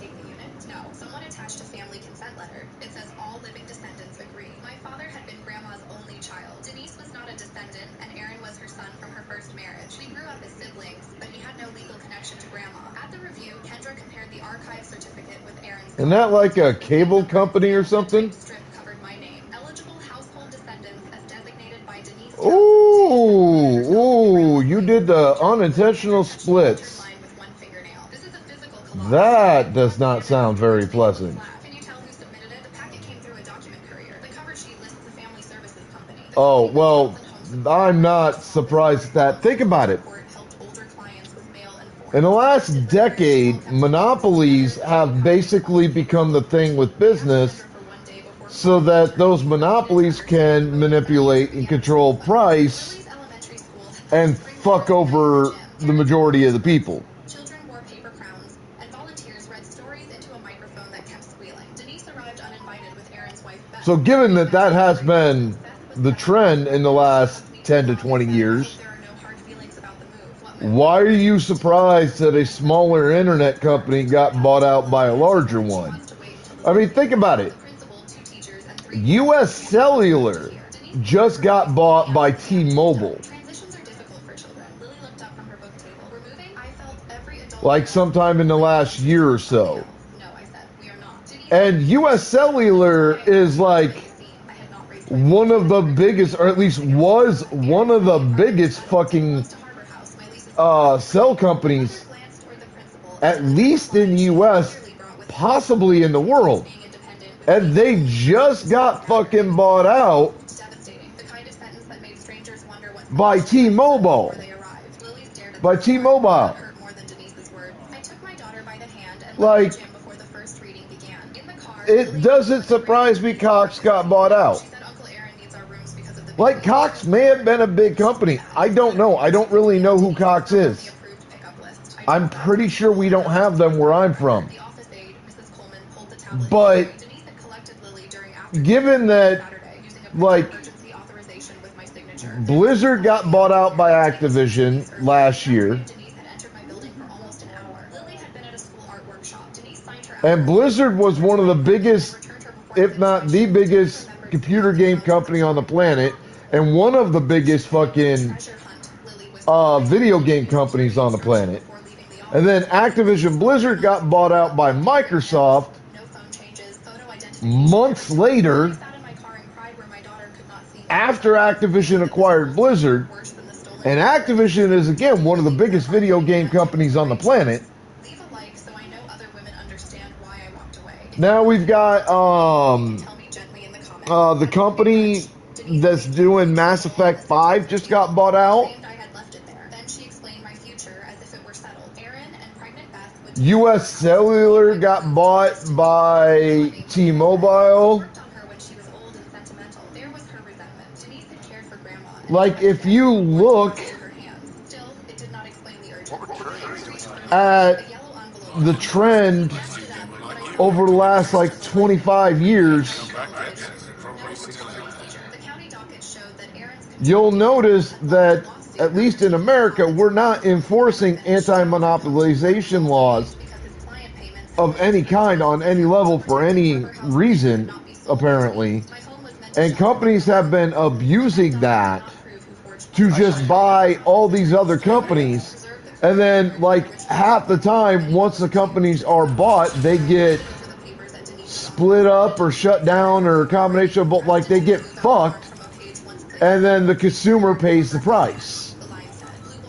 That's what all of this is.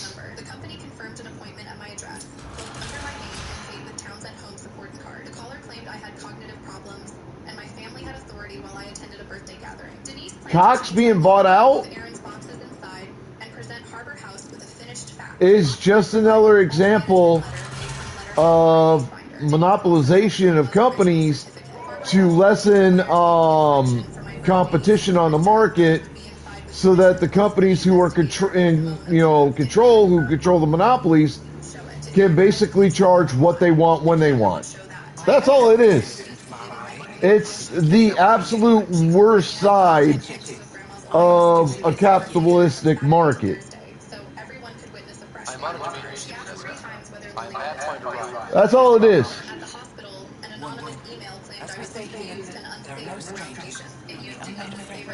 Claire becomes dramatic when she is overtired. My supervisor, Dana, saw the Tell me more about that, Jess. protected my schedule while marking it played as possible retaliation. My mother had tried to make her locksmith story true by damaging my career. Before dinner, Beth came by to the nursery with an old key Denise had given her.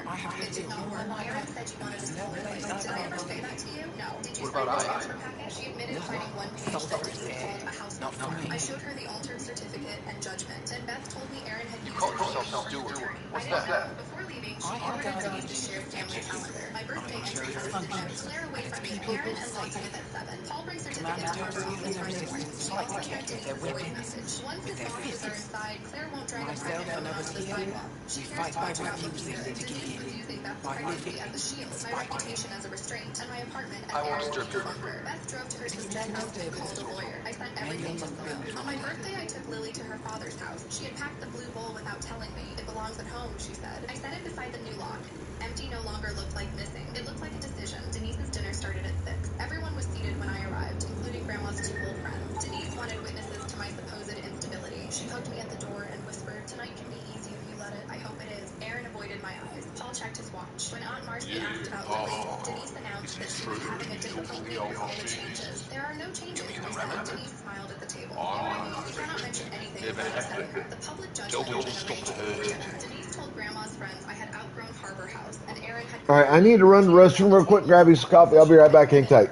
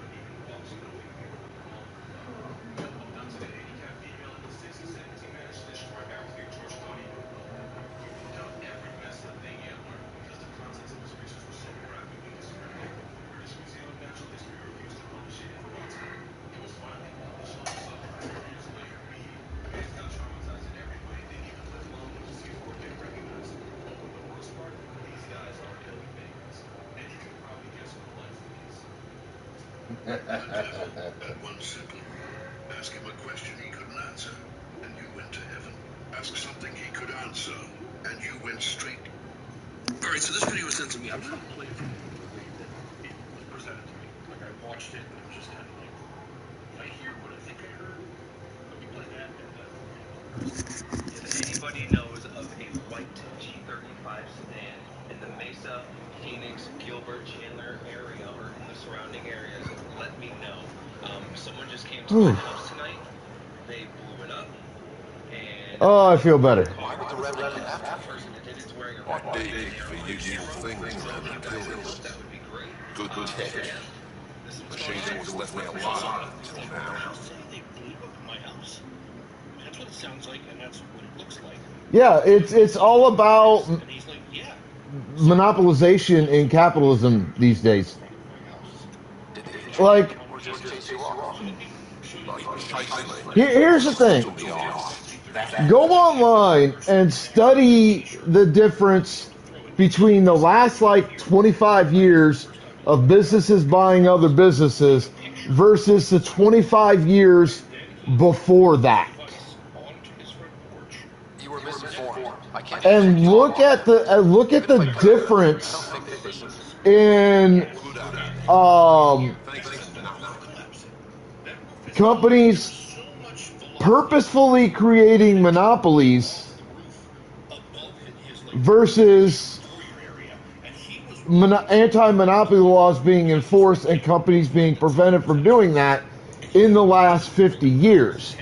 You will see that in the last, like, 25 years, at least here in the U.S., and I can't speak about, like, internationally because I don't know, but here in the States, you'll notice that anti-monopolization laws have been far less enforced in the U.S. in the last 25 years than they have been in the course of the last, the 25 years preceding that. So it's absolutely all about monopolization to make money. Like, that's the whole deal.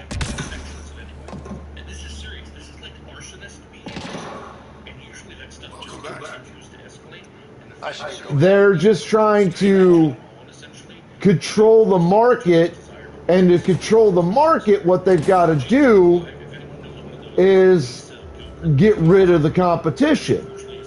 If there's no competition, then they could set whatever price for a product they goddamn well want to, and consumers like you and me just don't have a choice in paying the demanded prices.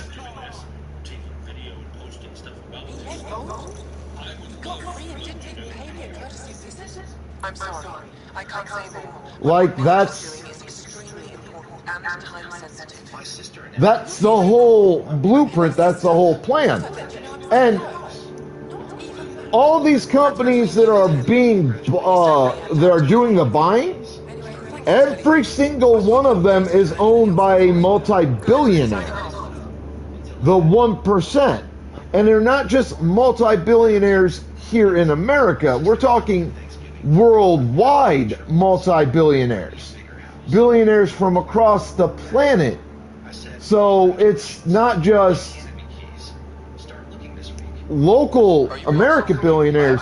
We're talking billionaires from South America, the Middle East, Asia, Russia, all over the place. These motherfuckers that have all this goddamn money.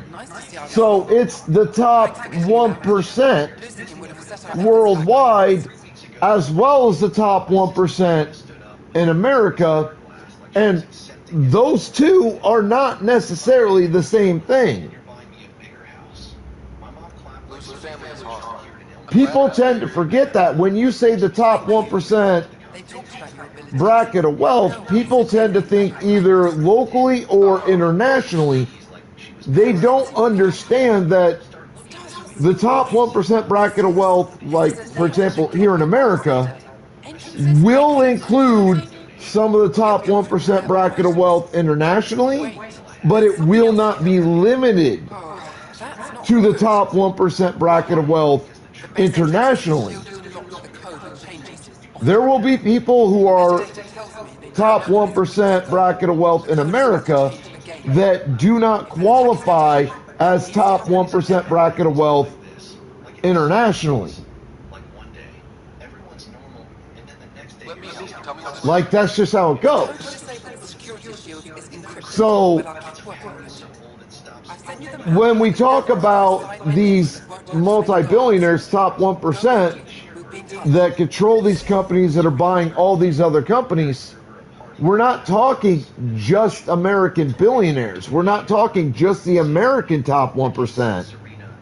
We're talking also the top 1% internationally.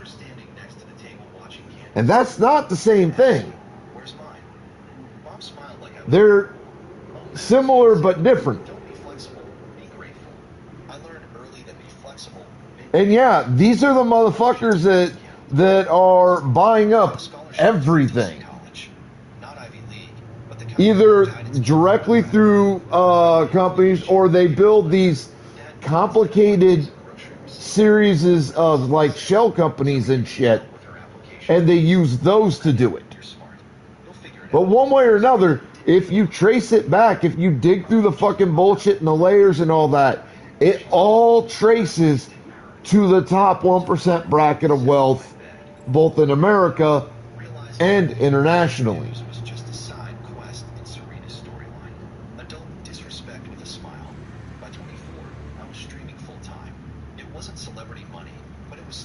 And I would not be surprised to find out that Spectrum, who I've heard of, but I don't know anything about personally,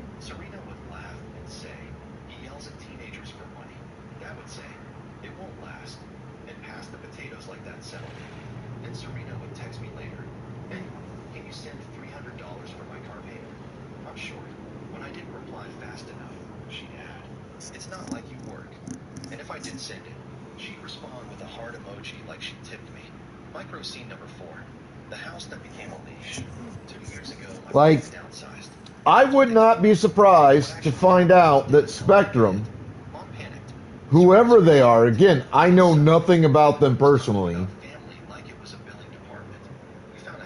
I wouldn't be surprised that if you dug through the layers with Spectrum, it comes back to a large company owned by one or more multi-billionaires, either in America and or internationally.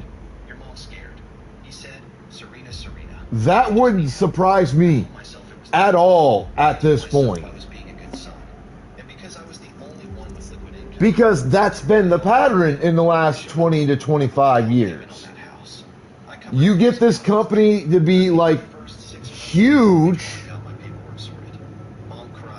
and then you use them to buy up smaller companies, and then you use those smaller companies to buy other companies so that you, quote unquote, get around monopolization laws. Because it's not the actual owner of the smaller company doing the buying, it's a smaller company. But yet the smaller company is owned by this much larger corporation. So, in fact, it ends up being the larger corporation actually still doing the buying.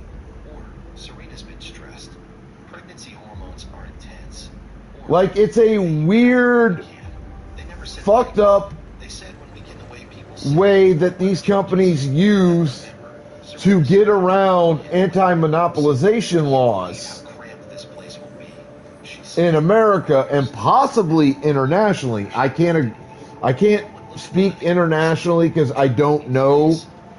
Like, I don't know how that works on an international level.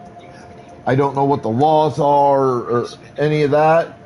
But I can speak to America, and I know this is a method that they use in the States to allegedly avoid anti-monopolization lawsuits. But the problem, like I said, the problem is these smaller companies are still owned by a much larger corporate entity.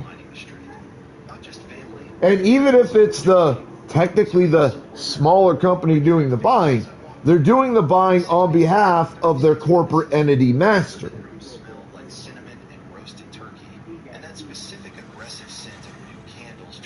So it's still the larger corporate entity that's doing the buying. So I don't understand why in these cases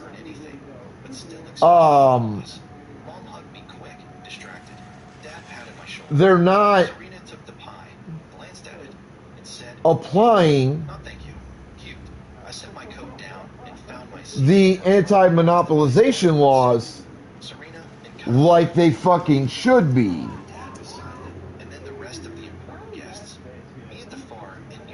Because these larger corporate entities that are in control of the smaller ones are still doing the goddamn buying.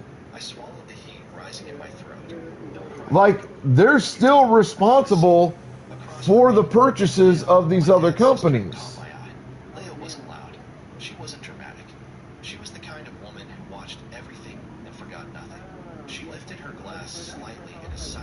So how is it that these slam dunk textbook cases of monopoly violations are not being investigated and prosecuted? Like, ultimately, that's the question you have to ask, is why they're not being investigated and then prosecuted the way they should be. And the only viable answer that I could think of is that these multi-billionaires, who we already know own the politicians all around the world, are using their political clout that they've bought to prevent themselves from being investigated. Like, let's take a look at one company, for example. Let's look at Disney. First off, Disney has been probably the biggest monopoly of theme parks for at least 50 years. Are there other theme parks? Yes, we have, SeaWorld, and at least used to have Six Flags. I've heard rumors that they've gone under or in the process of going under. I don't know. I hope they're still out there doing their thing. And Busch Gardens and a few others here in the States, some internationally that I'm not aware of. But when you say theme park to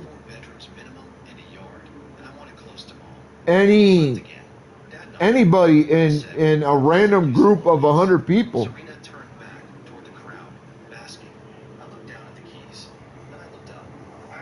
what is the first one that almost every single one of them is guaranteed to say? Like, at least 85 or so out of that 100 are guaranteed to say, first and foremost, oh yeah, Disney.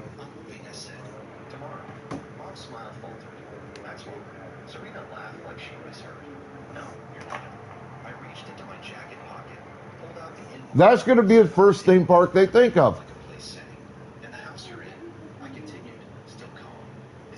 Because it is single-handedly the most well-known theme park worldwide. They have, or at least had, theme parks in at least 2 or 3 other countries around the world, as well as at least 2 in America. One in Southwest or Southeast America, down in Florida, or DeSantisville as it's now known, and one in California somewhere. I think like LA or something. And there was like, I think there was one in France at one point, one in, I think in Asia, they've got or have places around the world. It's going to be first to think of.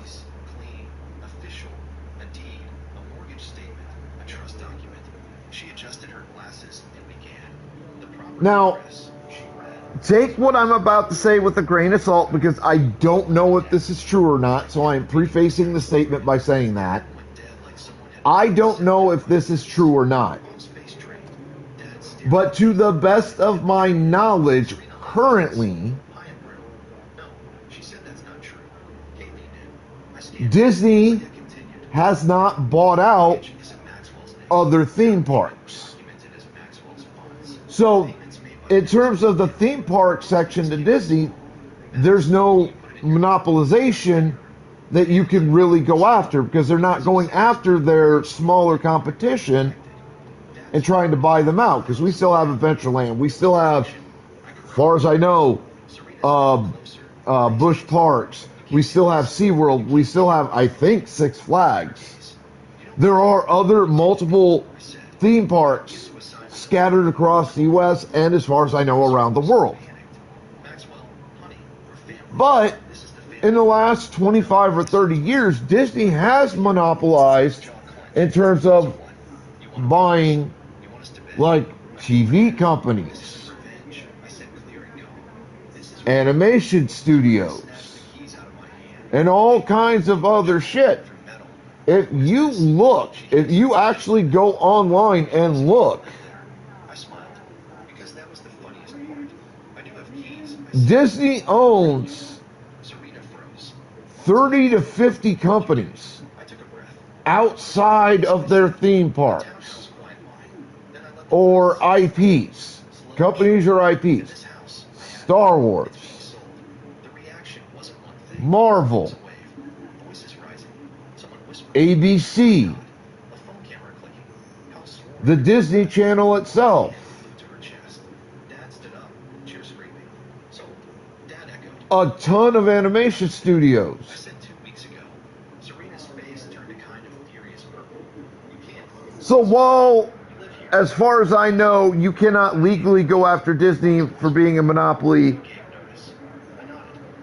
in the theme park game, you could absolutely go after Monopoly or Disney for being a monopoly in other industries. They own game companies, they own cable companies, they own all the shit. And they've been quietly buying it up piece by fucking piece for decades.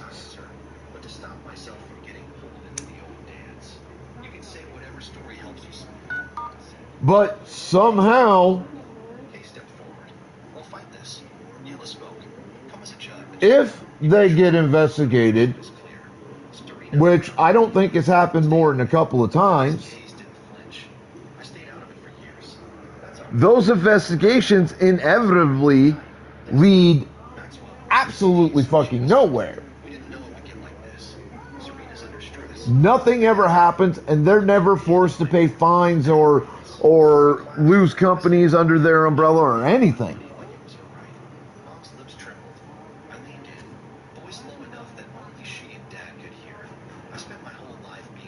They get away with it. But they shouldn't.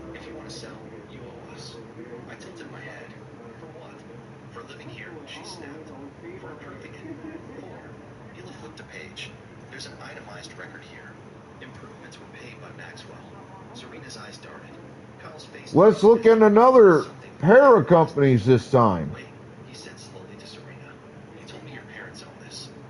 Microsoft, Nintendo, PlayStation.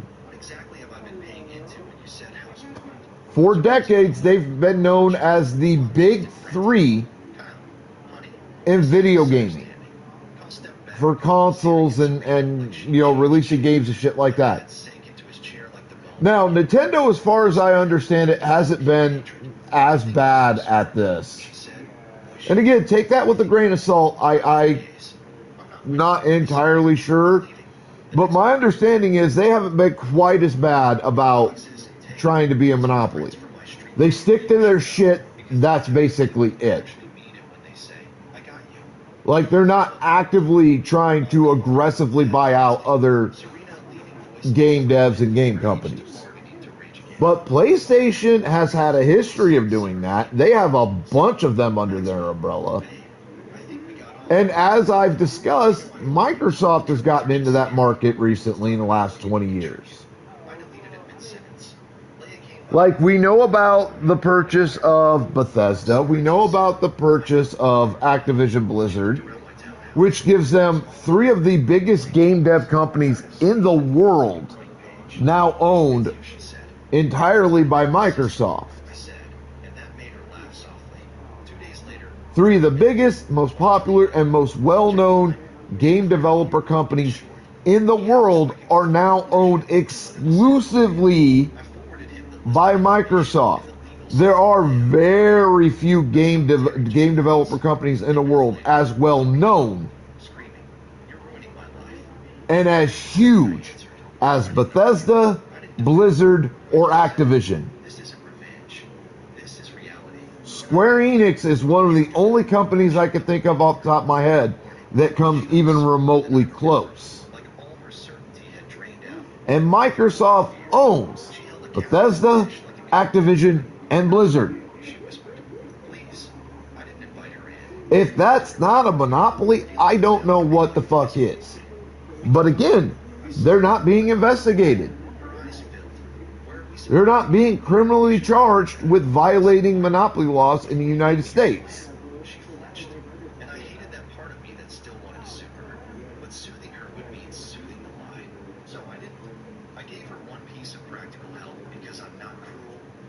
Why? Why are they not being investigated? Why is PlayStation not been investigated for creating monopoly suit? Because they've done the same shit. I don't know exactly what companies, game devs and whatnot that they've bought out, but I know they've bought out a bunch in the last 30 years and shut down the majority of them. Just like Microsoft has. How have they avoided being investigated both here in the U.S. for violating U.S. anti-monopoly laws, as well as internationally for violating what I assume to be anti-monopoly laws on an international level as well? How have they avoided it? Well, they buy politicians. That's what it's about. They buy politicians.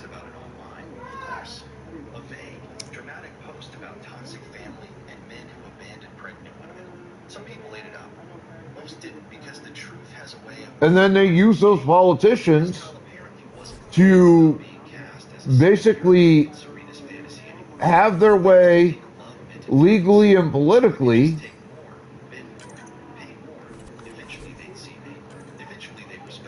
so that they don't have to pay for what they're doing on a legal basis.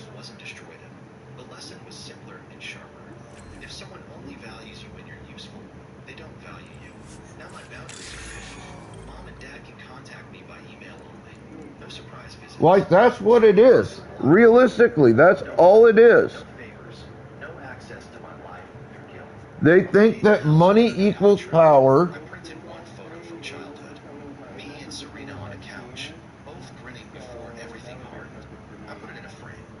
They forget that the majority is what equals power. But they think money equals power, and they use their money to get away with law violations that should never have happened.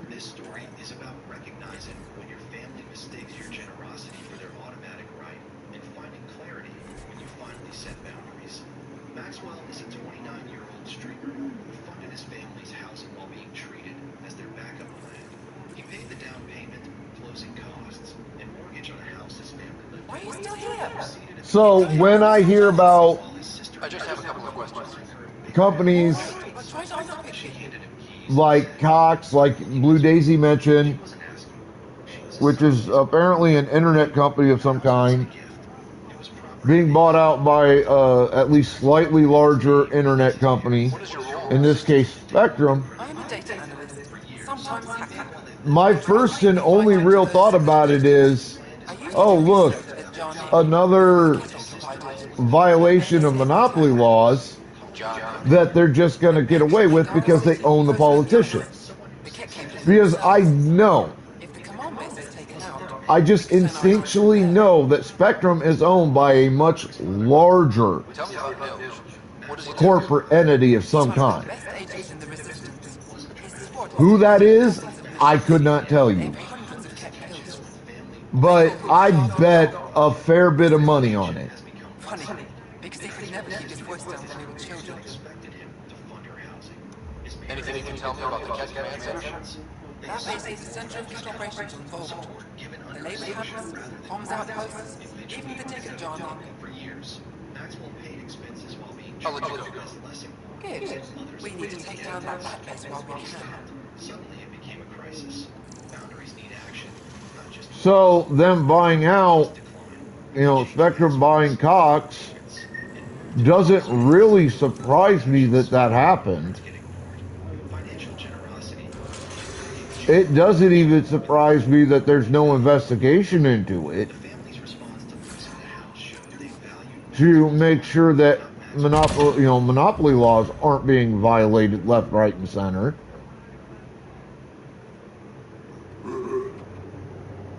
At this point,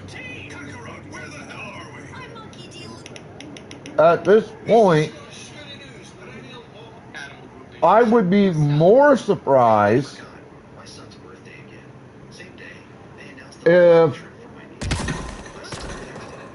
any of these companies got investigated at all for possible violations of monopoly laws. Like, frankly, that would surprise me considerably more.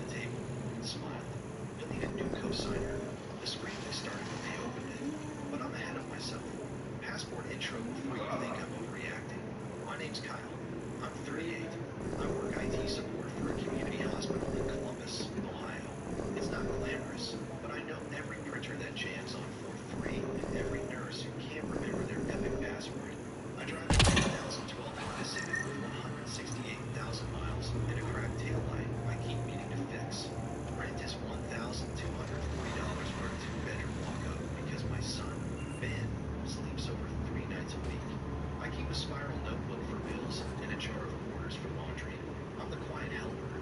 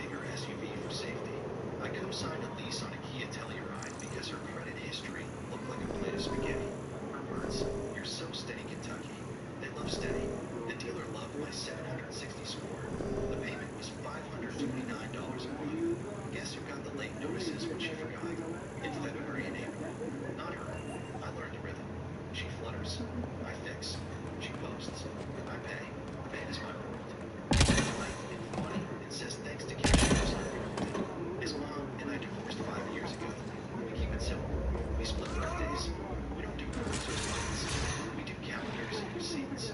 This year, my side of the family grabbed family dinner on our weekend. I sent 4 gentle reminders in the group chat. Sunday, he wants lasagna. Got candles. We're good on plates. Ben likes the little soccer ball napkins. Reminder, Ben's birthday today. Mom Hart reacted to first. I'll find you anywhere. It is wonderful to finally meet you in person.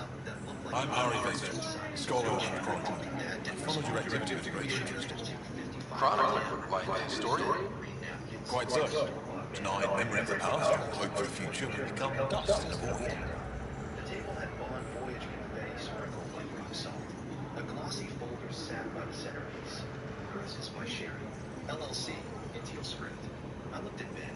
He looked at the confetti. The past can tell us an awful lot about the present. His voice did that type that kids do. Our struggles are difficult. Before I go We have survived much arrest and can do so again.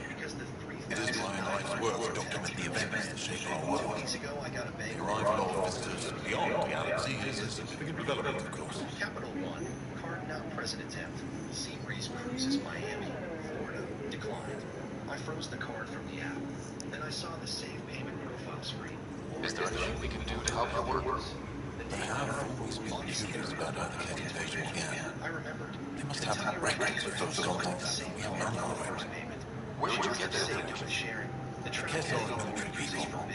Some logs. I texted Lauren. Perhaps they can be accessed from their base on Vol. Approaching it will be foolhardy. Still, if you find yourself there, please see what you can find. You always help. I'll Apple Cash you later this summer. I said no. I thought that was the end. It wasn't. 3 days later, an email hit my Gmail promotions tab. Your Sea Breeze Cruises itinerary balance. Why don't ADR have records of first contact with the Ket? HI replied, Those who were there should not tell that tale. Dead or disappeared. There are stories. She said Lauren said, I approved that. Sharon asked for a written revocation. I wrote one, I printed it. At work, no shame. I also called Kia Finance. About the Telluride lease coming due in August, I asked what happens if A. Co-signer refuses renewal and asked how to disclaim future obligation. They emailed the form. I filled it. I got a notary, a UPS store near my apartment. $10. Stamp, seal, done. I also pulled every cord I'd ever given them. I'll leave it to your work. Lauren and Mom, Of course. Costco Visa. I hope to speak to you in less frantic times. I'd love to hear about your emergency checking account Dad had access to because I was the only one funding it. Average balance $1,142. Last deposit was my $300 overtime bonus in April. Last withdrawal was at $286. I hope you find what we need in I that stopped base. paying the plan owner on the family phone. I'll leave it to your work. Of course. I hope to speak to you in less frantic times. I'd love to hear about your people. When someone rented Trolls, World Tour twice. I put all the papers into a manila envelope. Kia cosigner rescission. Capital One authorized user removal confirmation. A copy of my email to Sharon with USPS certified mail receipt stuck to it. And centerpiece, the screenshot. 2:14 p.m. $3,900 declined. Sea Breeze Cruises. The proof was simple. It always is. So when the cake rolled out, and no one said my kid's name, I set the envelope on the table. Upset. One tight. Open it, I said. It didn't blow up all at once. It climbed in steps like a bad song on repeat. Step one was the forgetting with a smile. Bob hit its head without looking at it. That's gonna be up on top of the mountain. Then she turned to Lauren. Do you think 8 nights is too long? I don't want Maddie to miss her piano lesson. And whispered, it's okay. We can do my cake at home. He had that Hot Wheels car in his fist under the table. He was rolling it against the underside. Tiny plastic wheels whispering on wood. My throat went dry. Step 2 was the ask. Said casual. Typed folder. Lauren popped the champagne like a YouTube tutorial and held up her phone. Guy, sent you the link. Sharon says we have to log in this week. It's $3,900 for the cruise. We'll cover, right? It's basically the same as the AC you did. You know I'll pay you back. Her husband, Paul chimed in with his usual helpfulness, which is to say no. Happy to Venmo you for the drinks. The temperature is 40 Pathfinder. Soda like he was a hero. I said no. He laughed like I told a joke early. What? Lauren blinked. Paul's eyelashes batting. No to helping your niece. She's never been on a cruise. She's been to Disney twice, I said. Ben's never been to the zoo when it isn't free day. Lauren waved a dismissive hand. Ben likes simple things. He's chill. Ben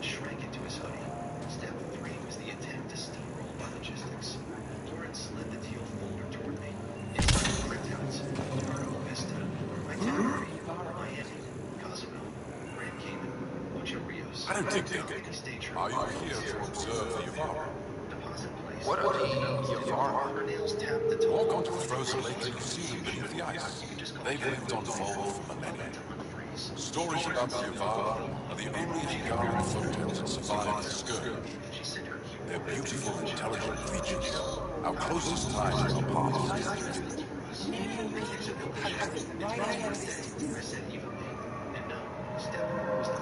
Something I should know about? 24 Yavara have been killed since outlaws of your country landed on Vol. We have no resources to track these poachers, and the resistance is spread too thin. At this rate, our relation to history will disappear forever. Mom asked, peeking as if it were a wedding invitation. Instructions, I said. Lauren snorted and flicked the metal clasp. She pulled out the papers and read. Her lips moved. She got to the bank screenshot and stopped. The quiet in the room shifted. You could hear Ben's little car scratching on the underside of the table. You could hear the fridge. These outlaws aren't actively commissioned orders. It's not my responsibility. If you allow this to happen, are you any different from them?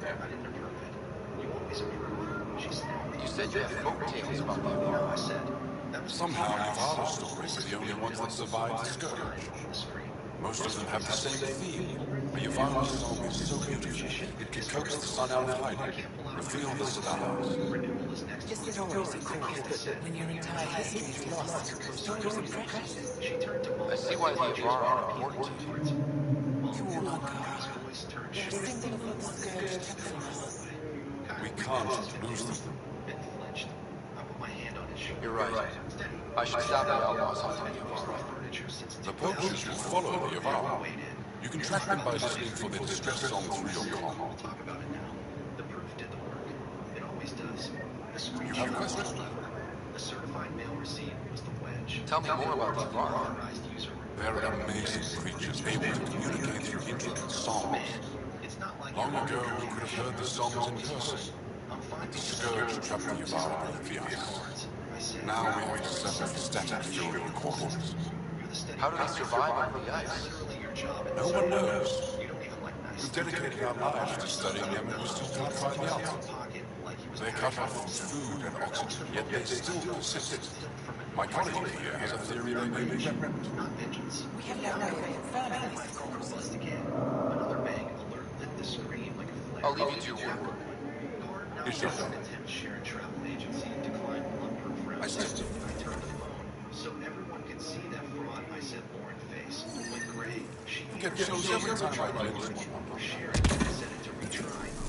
It wasn't an accident. Either way, the room got very small. I slid the phone next to the envelope. Now we're done. And they've been so good. Too good. Kids learn what's allowed by watching their adults. You've been taught to be invisible to keep the peace. He tugged my sleeve. Can we go home, Dad? In a minute, I said softly, we'll grab ice cream. Lauren tried one last time. There's always a last time. A Hail Mary coated in sugar. Kai, you're blowing this out of proportion. It's not about the money. It's about experiences. Maddie's 13 once. Ben is 8 once, I said. It's not like we didn't plan something for him. She added quickly, eyes darting to Mom. Mom brightened. We got him a gift card. She pulled a CVS bag from the counter and produced a $25 Roblox card like a rabbit from a hat. It still had the little perforated hook from the checkout display. Over here. She waved it. See? Nice. Been tracking that thing all day. Thanks for the help. When they're trying not to let their face show. I put both hands flat on the table. Do I get to meet the mystery sniper? Not right.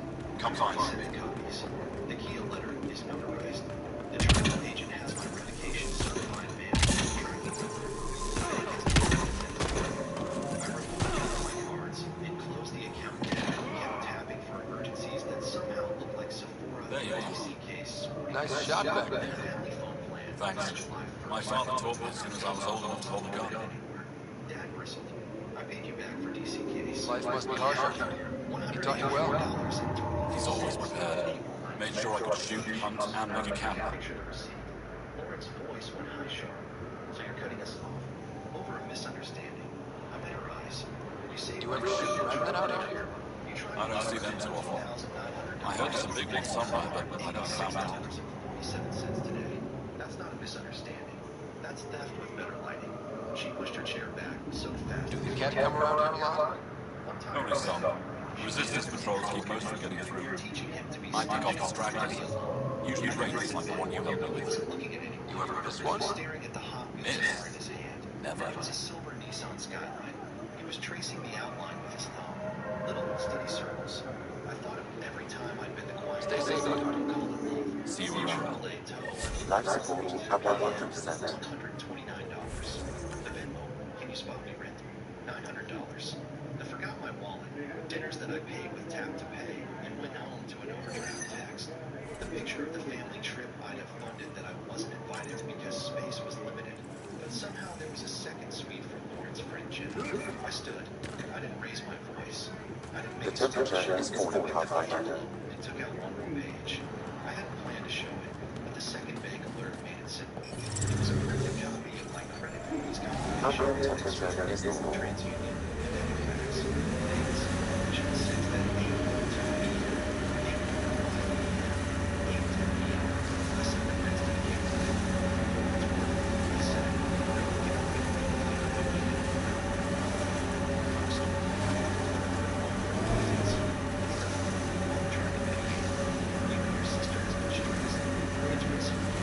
How many worlds have you hidden? I don't know what you mean. I know the drill. Scourge is pain, but it helps too. There's more of you out there. Has to be. I don't know what you're talking about.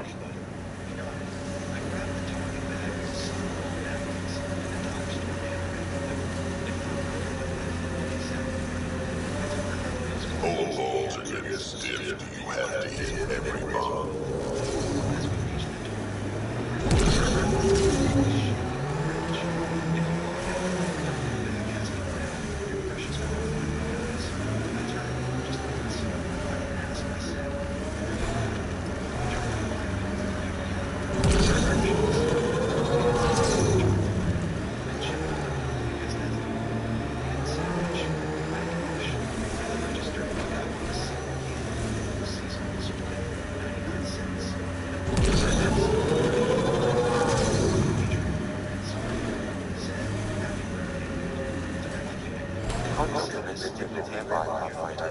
I stuck the candle in his shoe.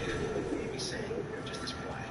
He smiled a small, real smile that reminds me why I get up for 5:30 a.m. passwords. There we go. Some moments are good. Back home, we take the sheet banner over my kitchen.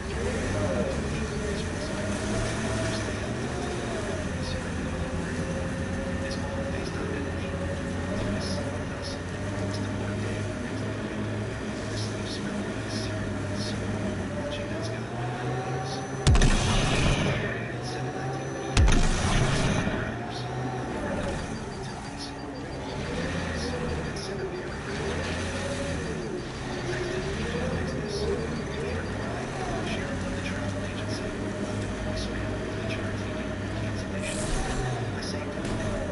You got the cat behind Solarius. There's always someone thinking they're better than you. I don't know many Solarians, but they seem nothing like the cat.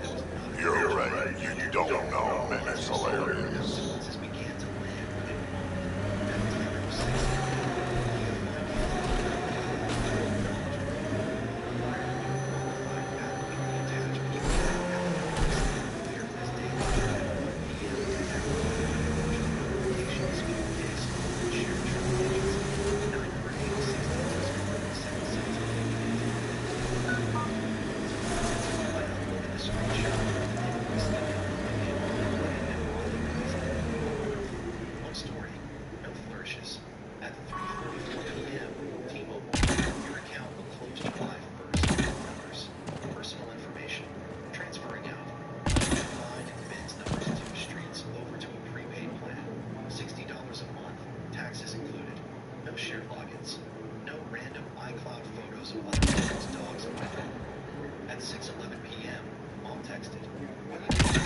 There we go.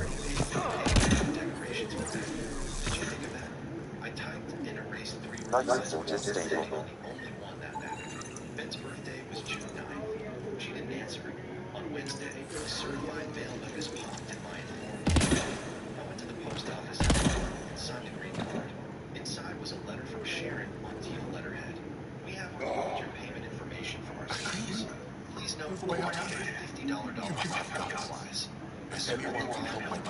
It's you.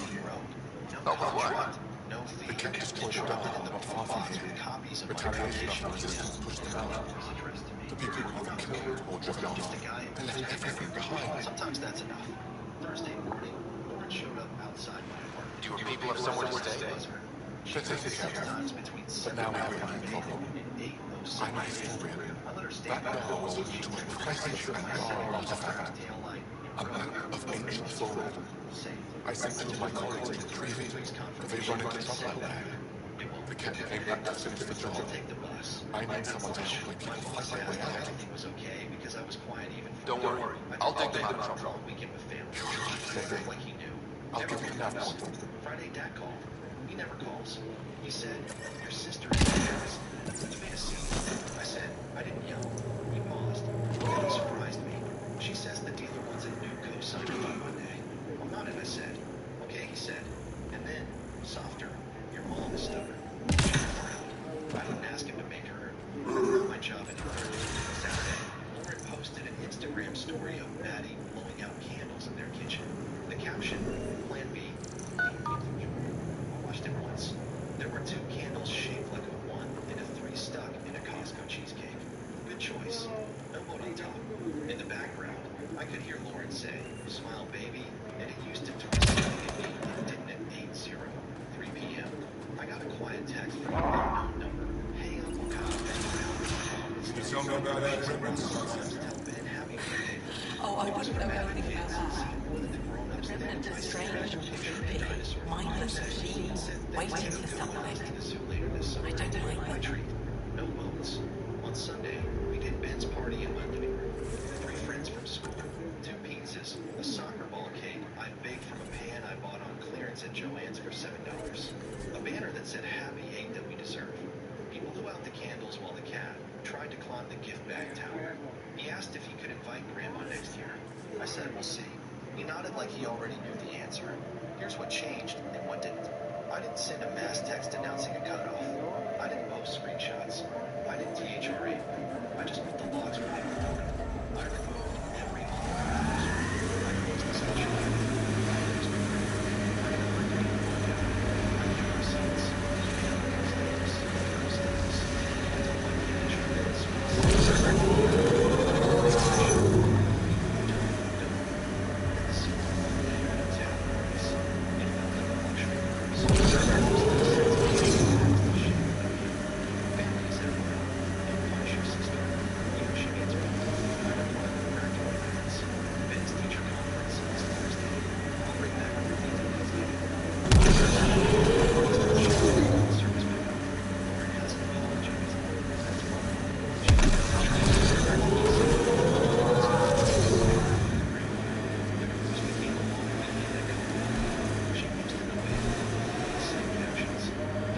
Why would you cut it cold? In the way. It's not. But Liam's in it. Milky Way is what the humans call it. We have our own word. Solarians is theirs. So, what In 600 years way, I call it God. on the brakes. Where there's a cat, there's trouble. We have to deal with this. I fixed my accounts. She didn't like that, but she didn't say the word.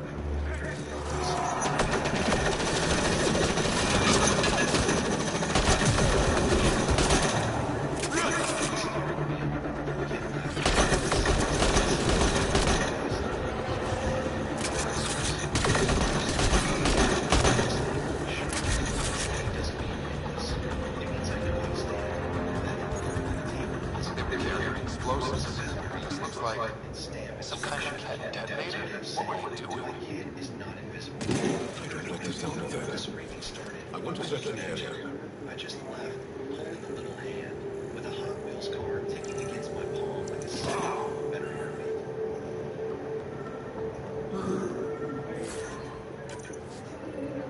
Brennan, what's with these are the... At my son's wedding, my daughter-in-law poured red wine over my head. You got what you deserve. My son threw me down. Those cat definitely planned to destroy the bridge. They were probably waiting. One more down. The bride poured red wine over my head, and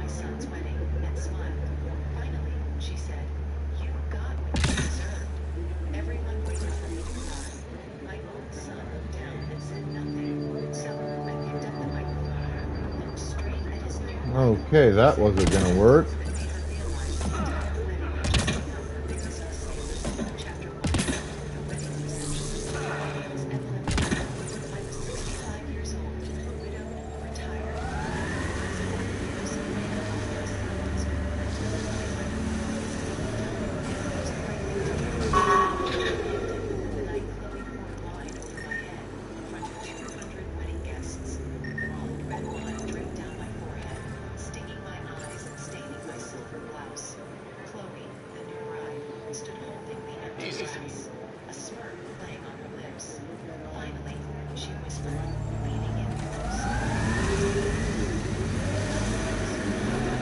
Feels good to be on solid ground again. You don't feel exposed? The Kett are everywhere. I'd rather face them down here than stuck in a can up there.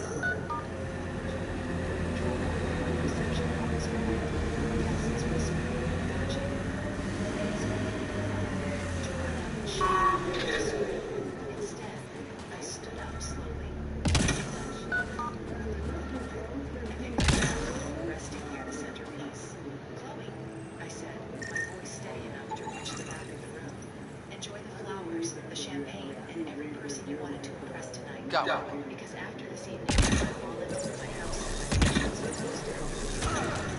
I said that my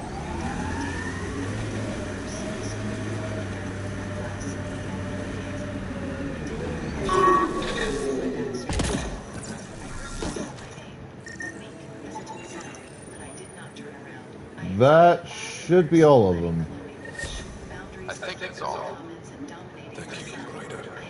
That will make travel through this area much safer.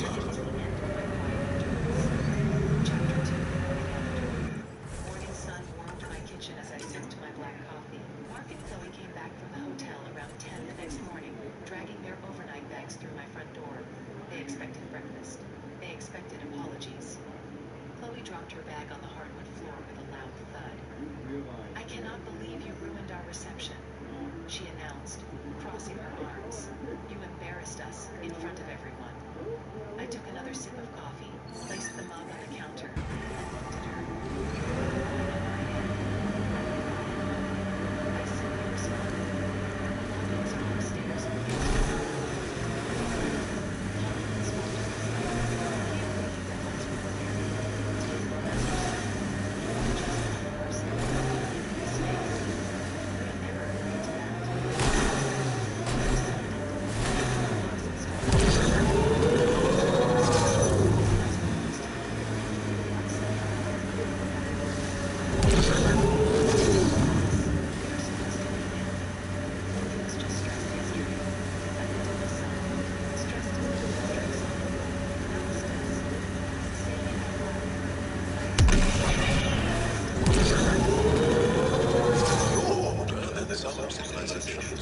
Personally, made sure of it a couple of times.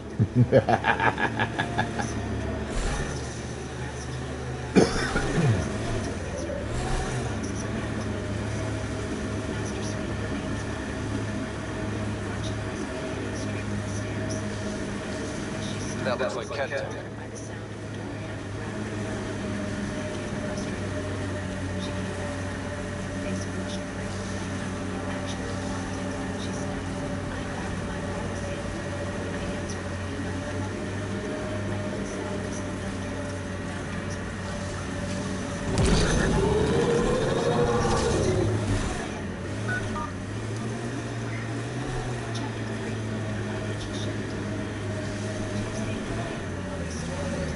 Oh shit, missed the Pokemon.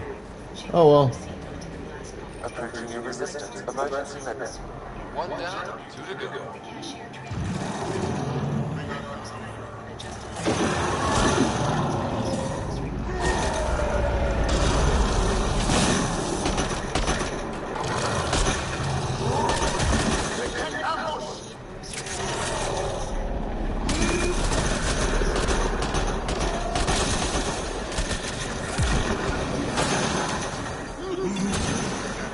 Probably expected someone injured to die. Not anymore! From now on, you will buy your own groceries. They did make you money.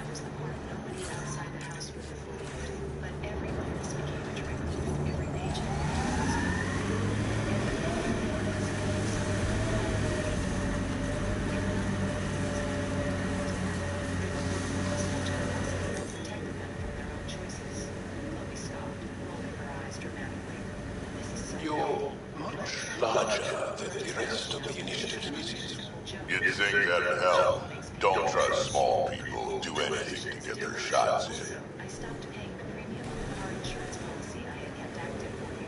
By Friday, you need your own payment method.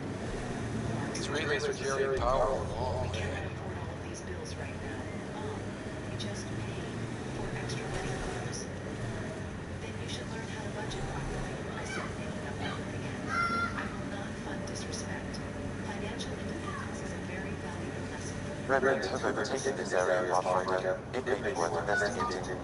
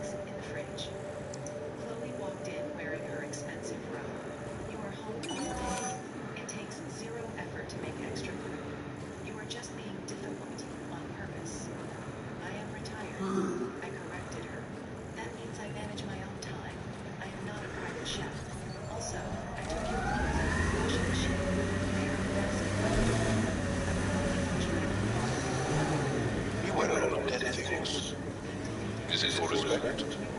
Celebration of life? Reverence of death? It scares people. Piss me off. I'll wear your spine for a hat. I could see it. Blasted to bits.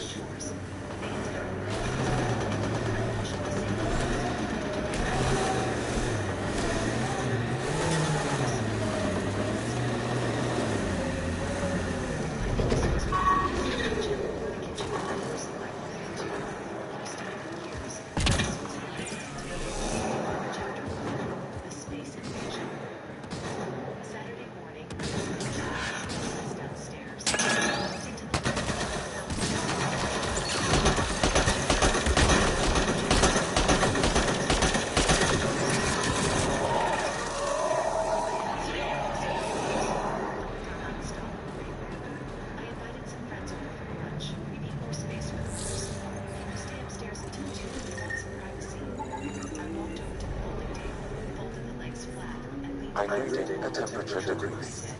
You cannot host a party in my living room without asking me first. Mark lives here too. This is his home. We are allowed to have guests.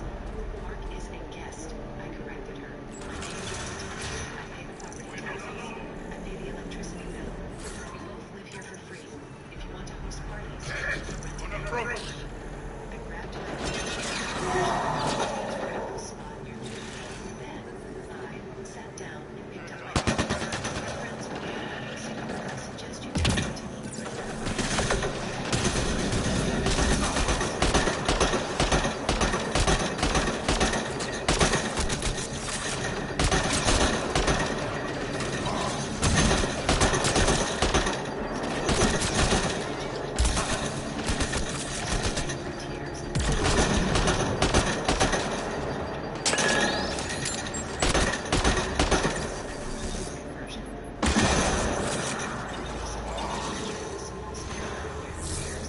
It was a space I rarely used, filled with old boxes and winter coats. I am turning this into my yoga studio, Chloe declared, writing numbers on a notepad. Since you will not let us use the master suite, I have space to relax. I did not argue with her. Arguing was useless and exhausting. I nodded and walked away. I'm reading a normal temperature range, Pathfinder. I called a local charity and donated the Life items. support restored. Then I drove to the hardware store. The temperature is falling, Pathfinder. Two large easels. I had always wanted to paint again. Now was the perfect time. When Chloe came home, she was sitting in the middle of the room, mixing bright blue colors on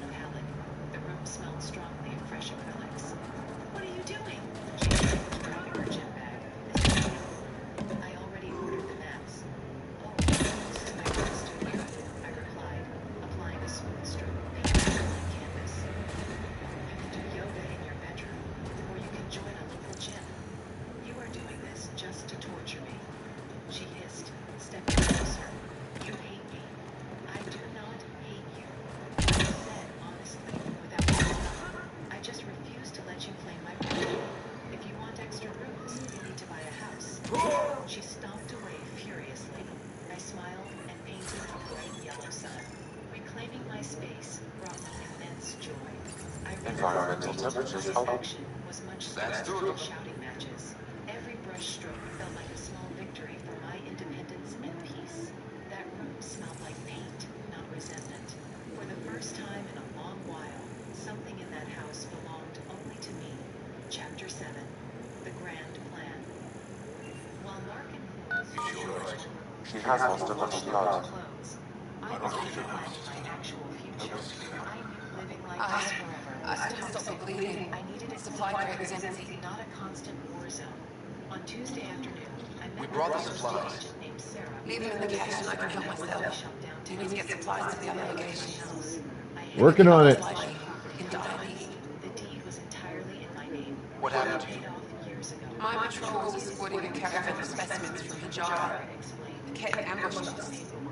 They took the cargo, some of the scientists, killed everyone else.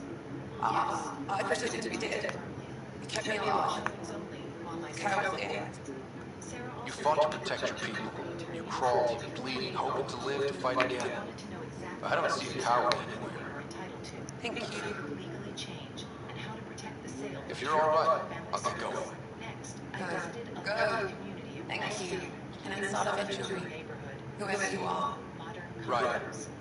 Ryder. I'll remember that. I hope to see you again, Ryder. I toured a sunny unit on the ground floor and immediately fell in love.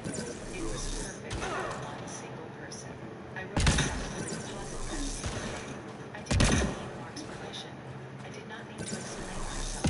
I was 65 years old, and I deserved to live without being treated like a servant in my own home. A turn later, Mark was watching television silently. Chloe was ignoring him, scrolling angrily on her phone. The tension was thick, but I felt nothing but pure relief. My escape route was officially secured. I smiled softly. The clock was already moving. They just did not know it yet. I had spent years waiting for them to change. Now, I was not waiting. I was making my own way out. Chapter 8. The buyer arrives. 2 weeks passed. You okay? Look, I don't know what Roic said to make you help us, but he lied. Ask, don't. Shut up! Roic is a smuggler from Kadara. We all are. Flew here when we heard the Ket were picking off villages. He wants to sell the ancient gold map to the highest bidder. It's worth a fortune. Of all the slimy ways to make a few credits, you steal from my people after they lose everything. I changed my mind, didn't I? So why tell me this? When I got here, when I saw what the Ket did to this place, these people are dealing with enough. They don't need looters taking what little they have left. I want you to take them out to the Resistance where it will do some good. What about Roic? He's not a bad guy, just has bad ideas. When we tell him about this place, he'll see reason. I doubt it. Okay, take them out to the Resistance. He made it personal when he lied to me. We're gonna have a chat. Worth a shot. Either way, thank you. Are you finally moving out? Did you realize you were suffocating us? Actually, yes. I am moving out, but there is a small detail you should know. Mark sat up straighter, sensing the serious tone in my voice. What detail? I sold the house. I stated, looking directly into his eyes. The closing is scheduled.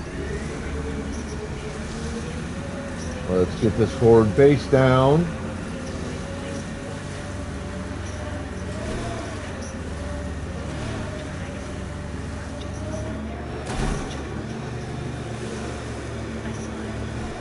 Activating automated forward station deployment.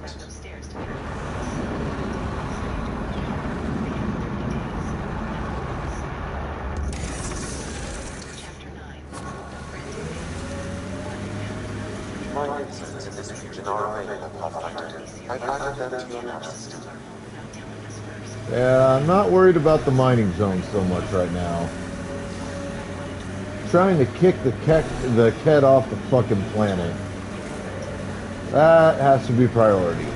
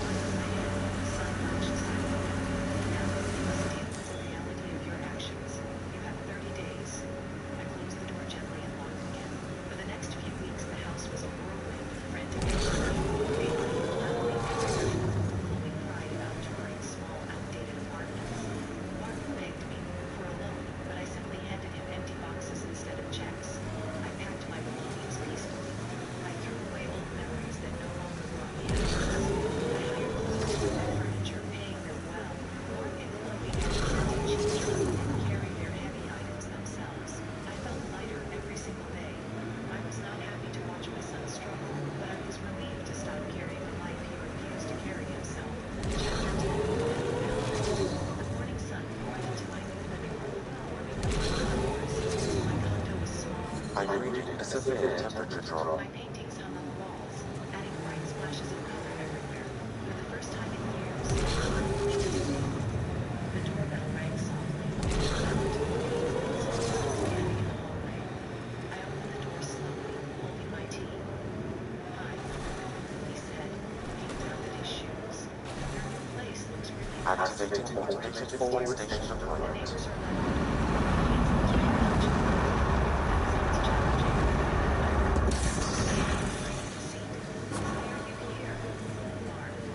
Mining zones in this region are available, Pathfinder. I've added them to your nav system. We have credit card debt from the honeymoon package. Would you give us a small loan just to catch up? I looked at my grown son. I felt a brief flicker of sadness.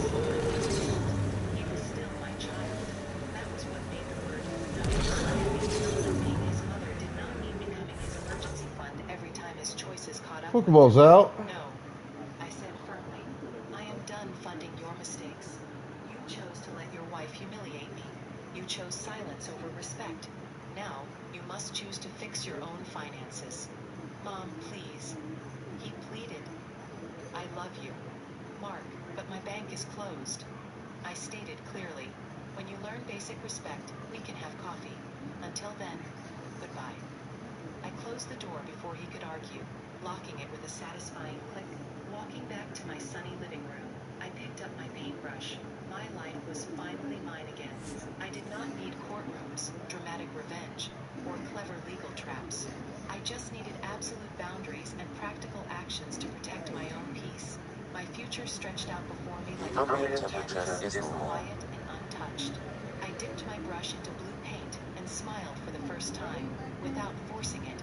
For years, I thought peace would come when my family finally respected me. I was wrong. Peace began the day I respected myself enough to close the door. I'm reading a temperature decrease. My sensors are detecting cat technology, Pathfinder. Hey, at dinner, my husband told me to move all our savings. Why do squirrels always take food from bird feeders? It's free food. But it's not for you. Yeah, free food. Yeah, but it's fruit. Hey, squirrels gotta eat like everyone else. Don't There's a cat device here, Pathfinder. Shooting the device will destroy it. That device is communicating externally. To where? I can't determine that. However, there may be devices at other remote locations. Actually, they're worse. As most people can read a freaking sign that says 9 doors, no kids. I've had many a lunch violated by the greenhouse workers. This is why safety directions are useless. Not for external use. No, gee, I don't understand why I'm in the hunt. The photos take up a lot. Yeah, we should probably let Don do some more. That looks like Ken salvage. Be careful, Ryder.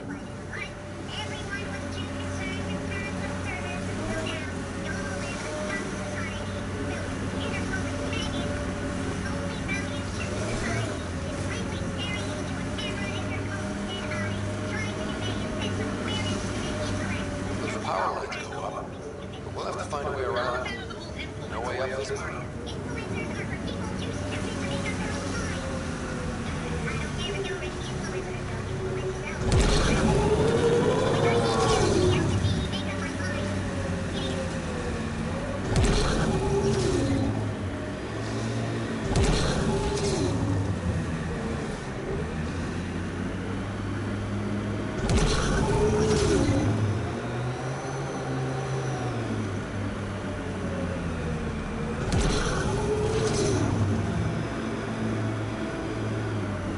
Come on, catch bucket traction.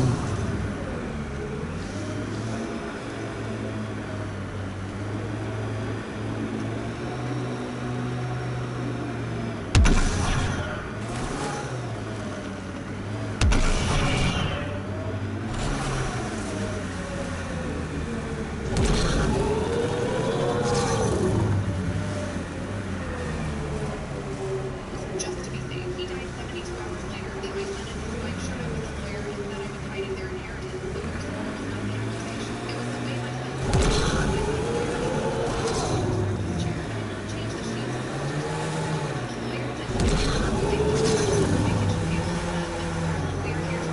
Alright, shit, bro.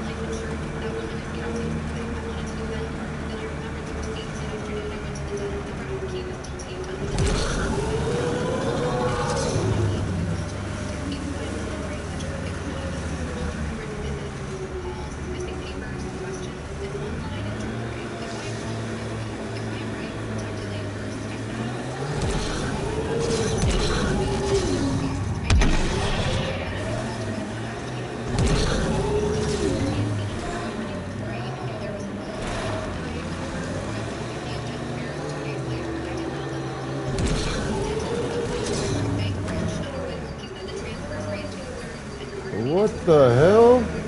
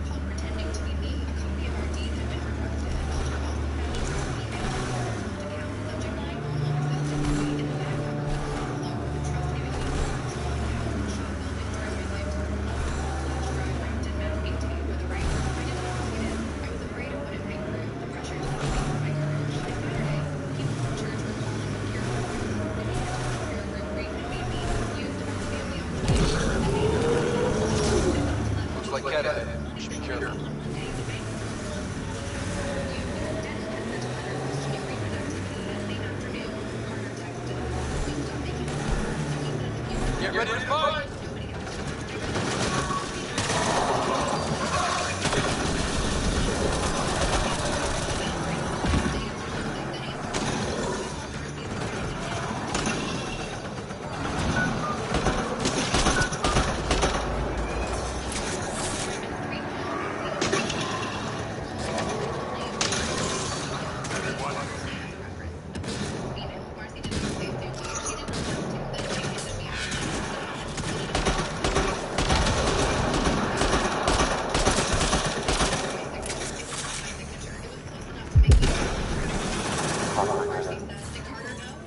Hack that message console.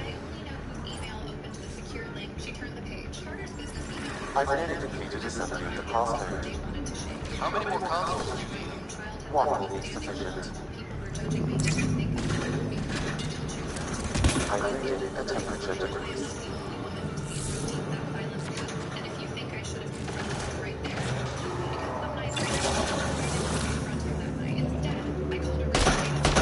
Normal temperature range passcode. Life support restored. Attorney Grant read the ledger, the bank printout, the trust, and the label on the flash drive. Then she said, your husband expected a challenge. She also expected them to underestimate you. I am tired, I said. Tired is not the same as unprotected. She explained that the transfers were clean, the house was protected, and the shop was protected. The temperature is full, Pathfinder. Email were not family tools.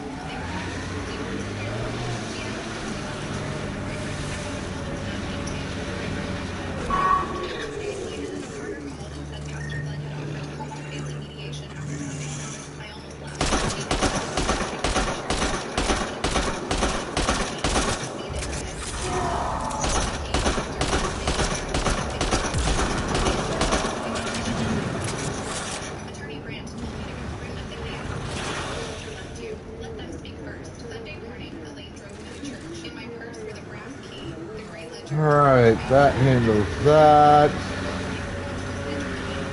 Let's see about finding my way up this fucking mountain.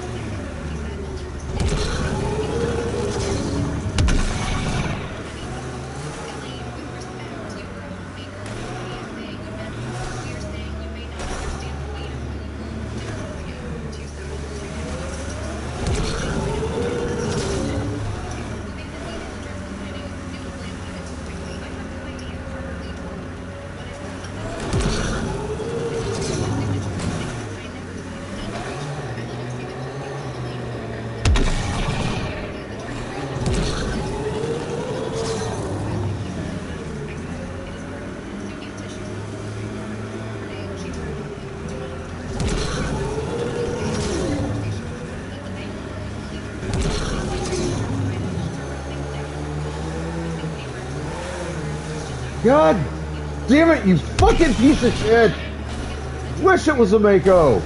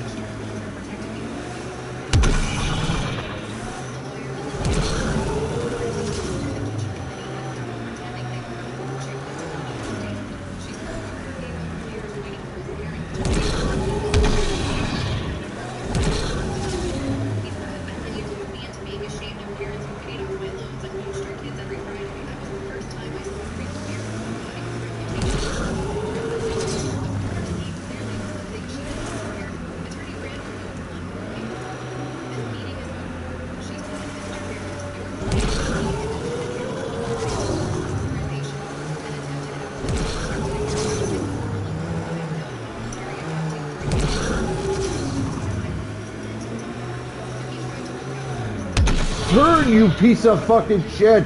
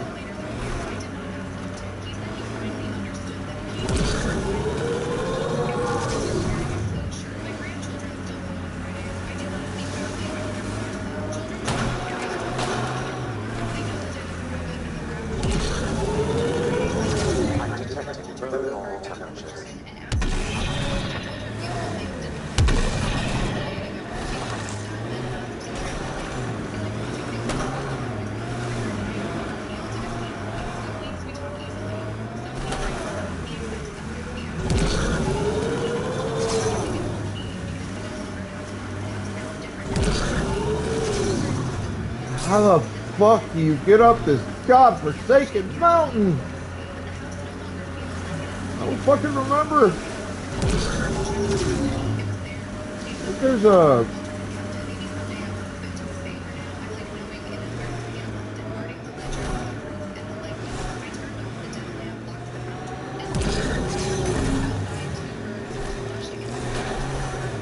Yeah, here we go.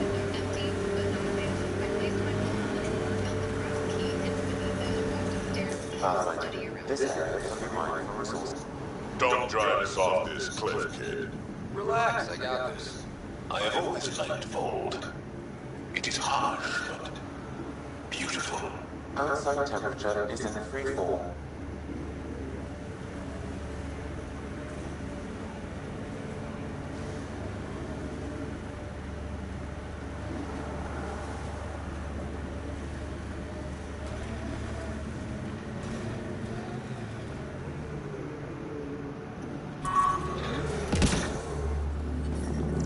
Environment check. Temperatures are within acceptable parameters. Life support is stable.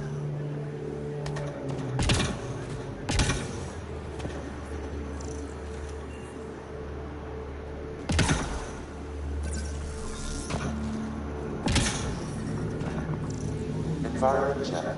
Temperatures are within acceptable parameters. Life support at 100%.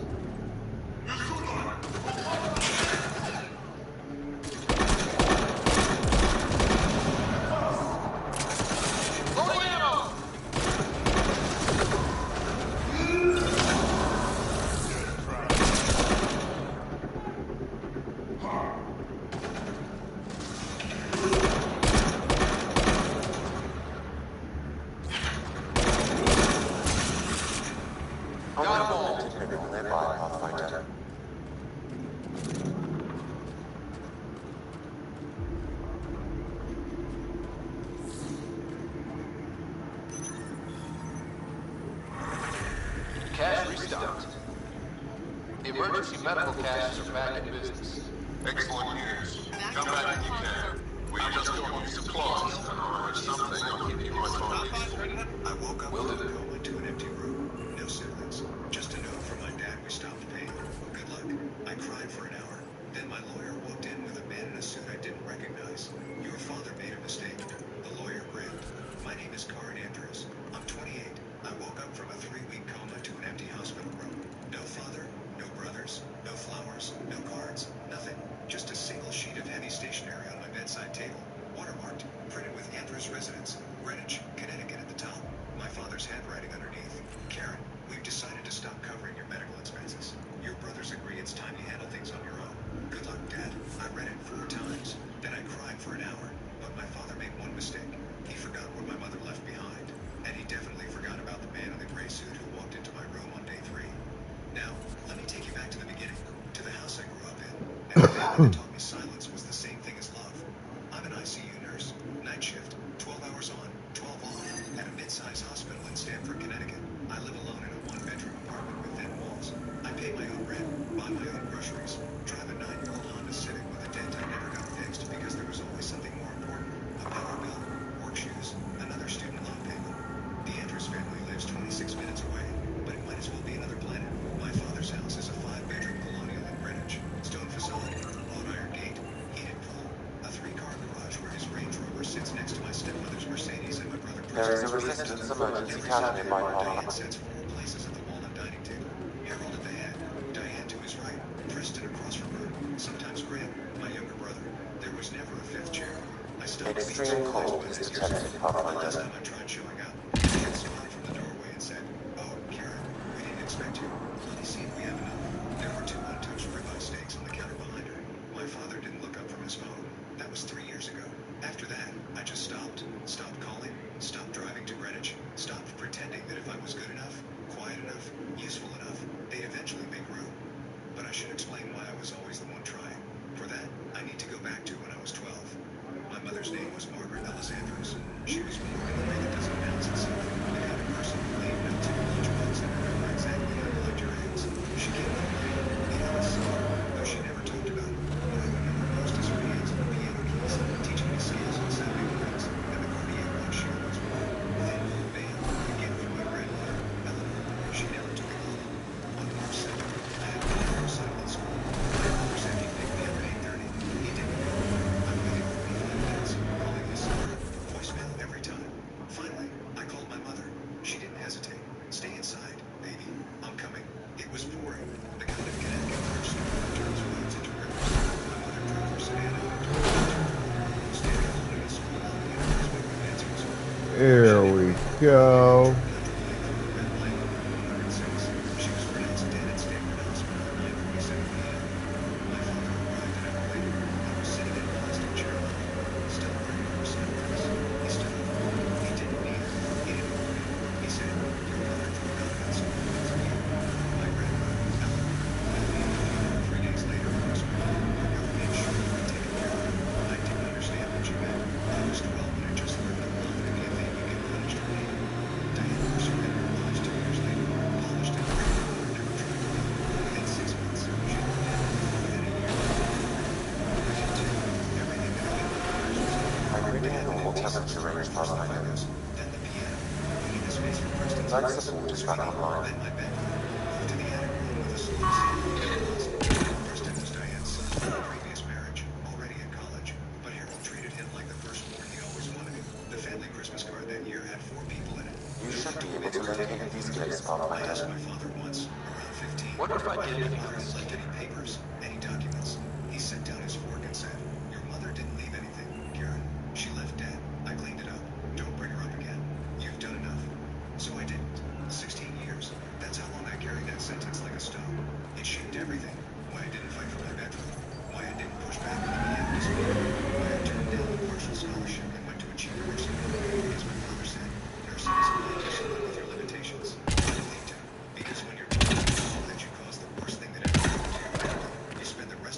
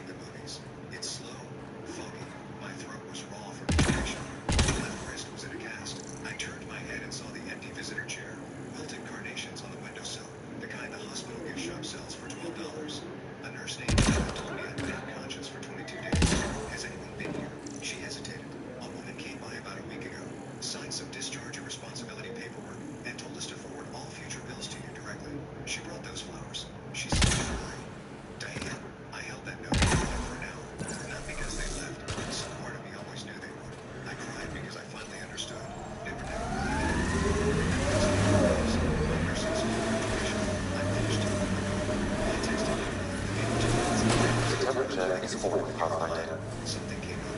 Hey friends, I walked across the stage to calls from strangers into a Sunday alone in the parking lot. I still have that phone. I'm reading a normal temperature range, Pathfinder. Thanksgiving 2 years ago, Life Diane was support 20 years restored. old. She introduced Preston to everyone as her consultant. While I carried platters from the kitchen, a business partner asked who I was. My father said, "That's Karen. She helps out. Not my daughter. Not she's a nurse. She helps out, like the kid." Days after I woke up, I tried to call my family. Grant's number went straight to the message. "This number is not accepting calls from this line. Blocked." I called my father's cell. Voicemail. I called the house. Diane picked up on the third ring. "Karen, how are you feeling? We heard you were awake." "I was in a coma, Diane, for 3 weeks. I almost died." A pause. "And we're glad you're okay. But your father and I discussed this, and we think it's best for everyone if you learn to stand on your own 2 feet. You're 28 years old. You signed papers transferring my hospital debt to me while I was unconscious. We were trying to help you grow, sweetie." Her voice dropped. "Preston's wedding is in 3 months. We have expenses. Your father has a very important deal. This isn't a good time for you, Karen." Then, almost as an afterthought, "And I should tell you, we thought the family knows You you should now be able to interface, Pathfinder. that understands." She hung up. She had already rewritten the story. In Diane's version, I was the one who left. The math was devastating. 3 weeks in the ICU, emergency surgery, a fractured wrist, 2 cracked ribs, mild traumatic brain injury. The total bill before insurance, just over $187,000. After deductibles and out-of-network charges, I was staring at roughly $43,000 in personal liability. My savings had $6,200. I couldn't work for at least 8 weeks. My car was totaled. My lease was up in 6 weeks. I was lying in a hospital bed scrolling through financial aid applications on a cracked phone. Meanwhile, Harold was managing the narrative. My Aunt Claire texted, "Karen, I saw your dad's email. I'm really disappointed in you." A college friend forwarded me the email, sent from Harold's personal address to at least 30 people. The key lines: "Karen has unfortunately burned through every opportunity we've given her.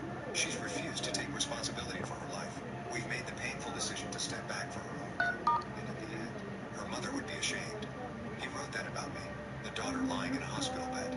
Diane's contribution was subtler. A comment on the family's private Facebook group.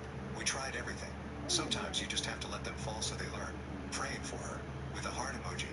Preston called Thursday morning. Alright. "I'm going to be strict with you. Dad's being generous. He could ask you to pay back every dollar he spent on you. You should take that as the gift it is." He told me Diane had sent paperwork, a legal packet from Harold's personal attorney requesting I sign a voluntary waiver of any and all claims to Andrew's family assets, properties, and holdings. If my mother had left nothing, then what exactly was I waiving? What am I giving up? Preston?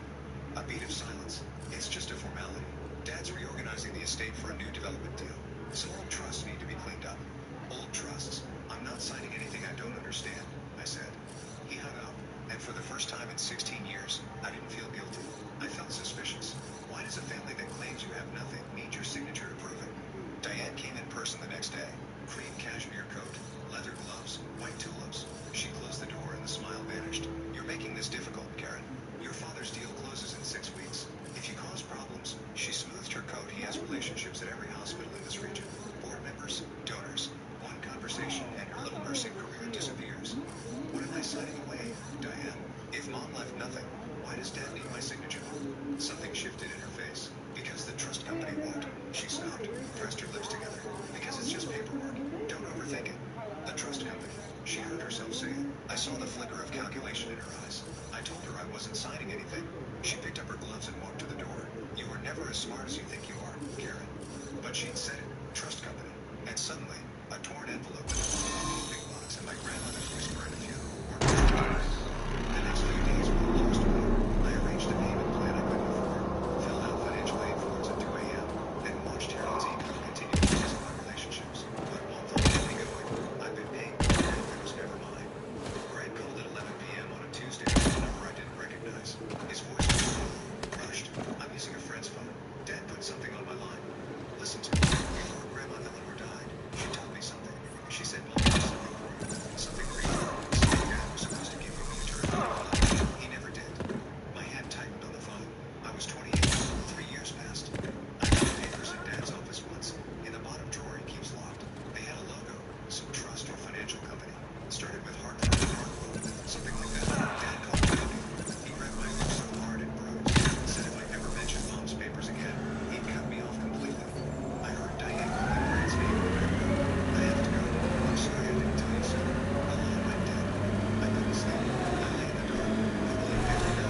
Alright, got that started so we can start doing the vault.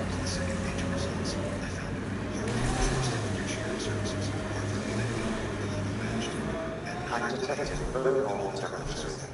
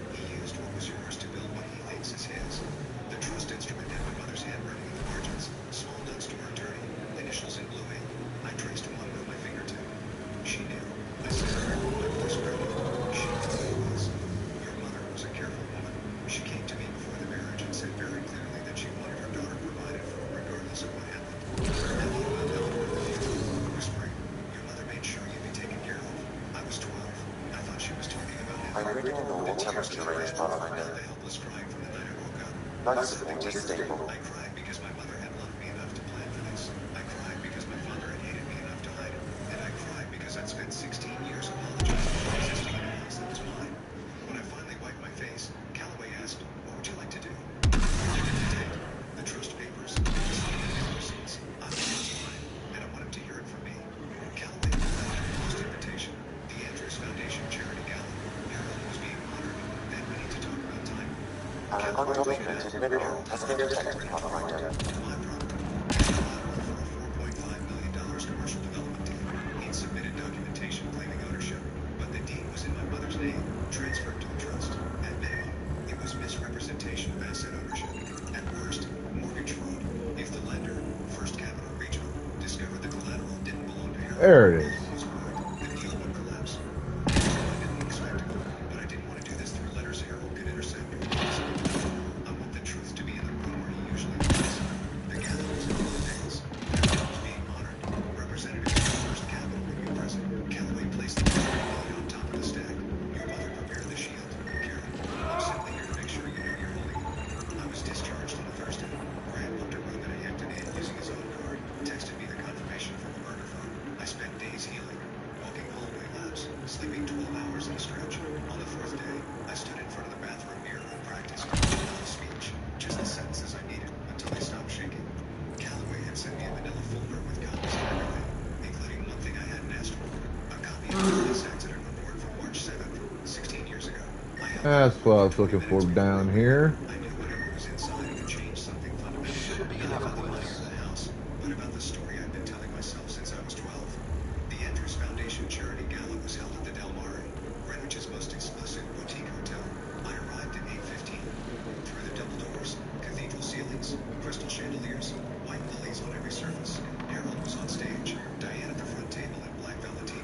The MC called him a philanthropist, a visionary, and above all, a devoted fan. Harold took the mic.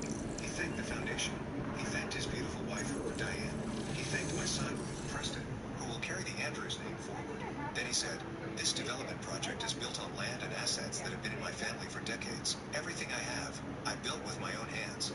I stood in the back of that ballroom next to Richard Calloway and Thomas Whitfield, and I watched my father lie to 200 people. It was the last lie he'd tell in that room. I walked in. I wasn't dressed for a gala. A dark blazer over a white blouse, the nicest thing that fit over my cast. My hair in a low bun. No jewelry except my mother's small silver studs. I walked slowly because the room was long and my ribs still reminded me with every step. Calloway to my left. That's the right one. Heads turned.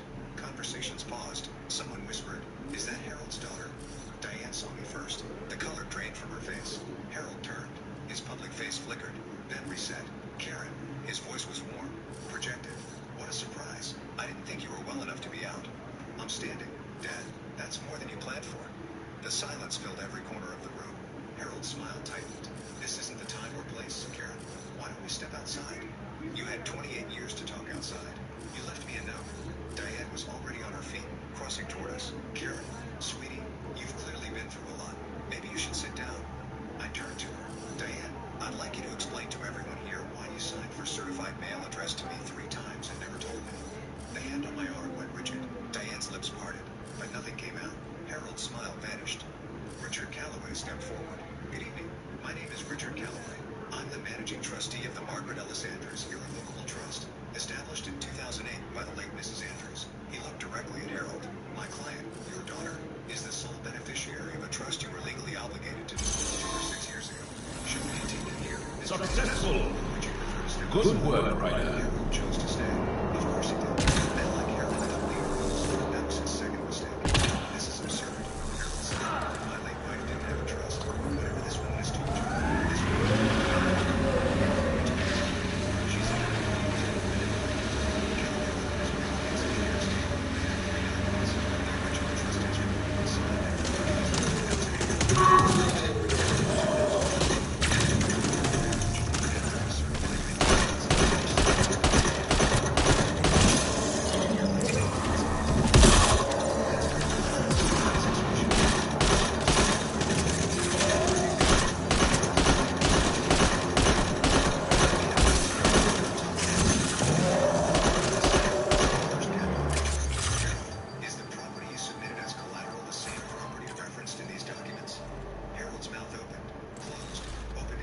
Well, that was a pain in my ass. "That house is mine," Harold said, but his voice had lost something. "Living in a home and owning it," Calloway said quietly, "are two very different things, Mr. Andrews." Hargrove walked over, his face controlled blank. "Mr. Andrews, if the property you pledged as security is held in an irrevocable trust and was never legally yours to offer, we cannot proceed. The deal is suspended, effective immediately." Harold's face went white. "Robert, listen to me. I've heard enough tonight. I'd suggest you speak with her attorney before you speak with me again." Hargrove collected his coat and left without looking back. Then Diane turned on Harold. "Raw, stripped of every layer of cashmere sweetness. You told me the house was yours. You told me the papers were yours. I said it was yours because you told me to. You said it was going to be. 200 people had just heard Diane and Harold had instructed her to put herself in bed. I could have stopped there. The deal was done. The truth was out. But there was one more thing. The document I've been carrying in my blazer since I'd read it alone and hadn't been in. "There's something else," I said. For the first time that night, I saw real fear in Harold's eyes. I said something. My hands were steady. "You told me that my mother died of cancer. You told me she drove out into that storm because I called her. You let me carry that for 16 years. Every time I questioned you, every time I pushed back, you bring it up." The room was absolutely still. The police report says something different. It says that you, Harold Andrews, agreed to pick me up at 8:30. It says my mother called your cell phone 5 times between 8:45 and 9:10. You never answered because you were at a poker game on Fairfield Avenue. And Oh, it's okay, Blue. I looked at her. Mom didn't drive into that storm because I called her. She drove into it because you didn't show up. And then you blamed a 12-year-old girl to cover your own guilt. Harold's mouth moved. Where are my No clothes? sound came out. You have them enough? Behind him. You mean the one you wanted to sell at Jar? On his face. Dustin sat frozen. It happens sometimes. Twitch has been getting bad recently. Like, slowly over the last 3 years, it's been getting bad, but it seems to be accelerating.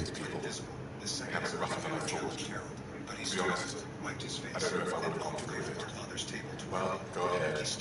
Do what you need to do. You tried to steal from your Welcome back. You decide. Papers Dad was hiding. I knew something was wrong about the way he talked about Mom, and I was too scared to say anything. He looked at me. Really? I'm sorry. Washington is terrible. You're welcome. Sit down. Grant turned to face him. My 26-year-old brother, who never once First, say this. Fine, I'll tell you anyway. said very quietly, Stars, do I ever cry out to you for help? Diane reached for Grant's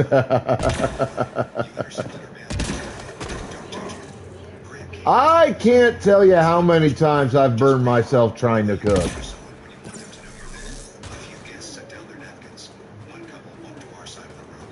Best you can do is try to make sure that you have burn cream on hand at the house, which I do need to get a supply of.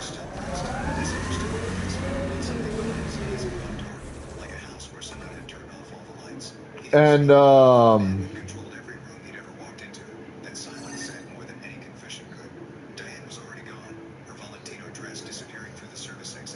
just fucking take care of it. Like, not much more you can do.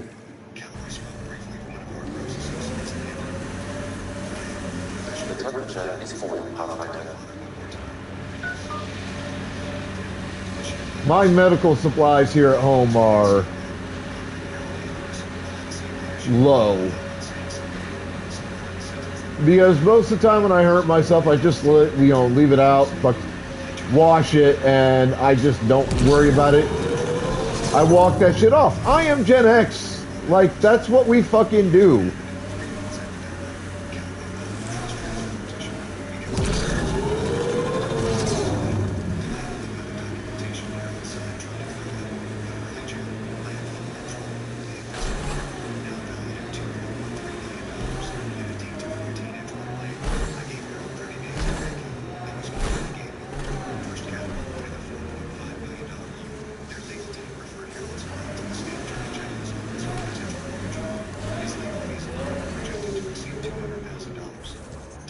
Alright, I gotta take a piss, grab coffee. I'll be right back. Hang tight.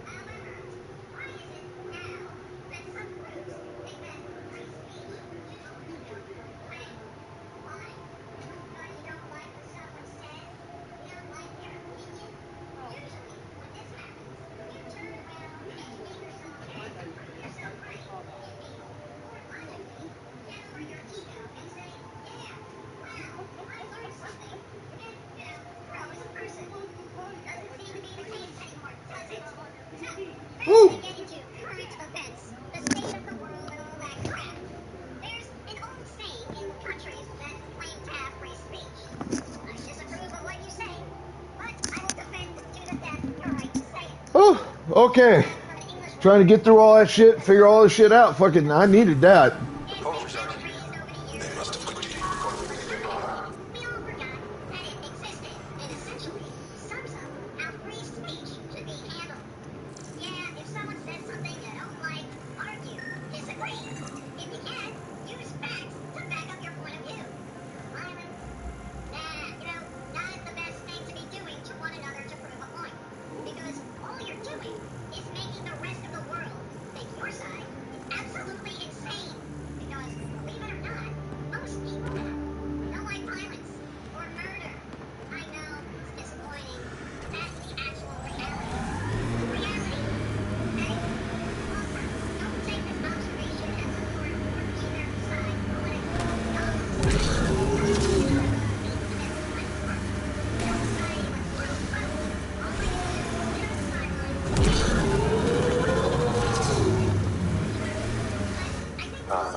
This area can be mined for resources. You can extract minerals via your mining interface.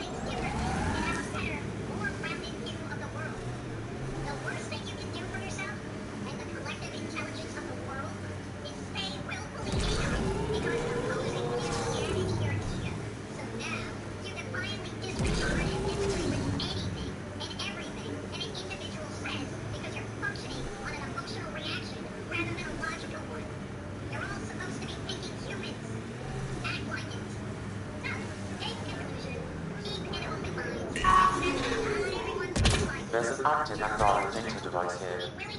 Maybe worth a look. Think you're right about something. Find it with facts. Substantiated facts. Not violence.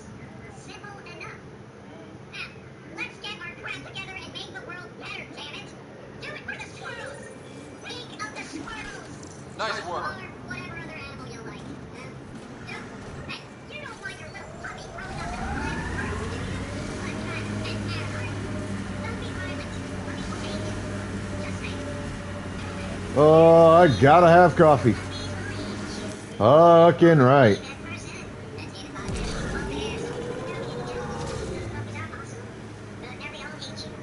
They will pee on your feet while you sleep because you're so violent.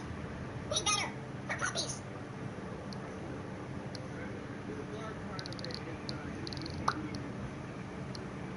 Breaking and very... I was finishing up. I won the biggest lottery jackpot in state history, $84 million of total. I called my family pretending to be desperate for money, just to see who cared. My mom hung up on me. My brother said I was a loser, but my younger sister drove 200 miles with her last $500. What I did next changed everything. My name is Mark. I'm 32, the oldest of three, and the family's invisible cushion. Always catching, never caught.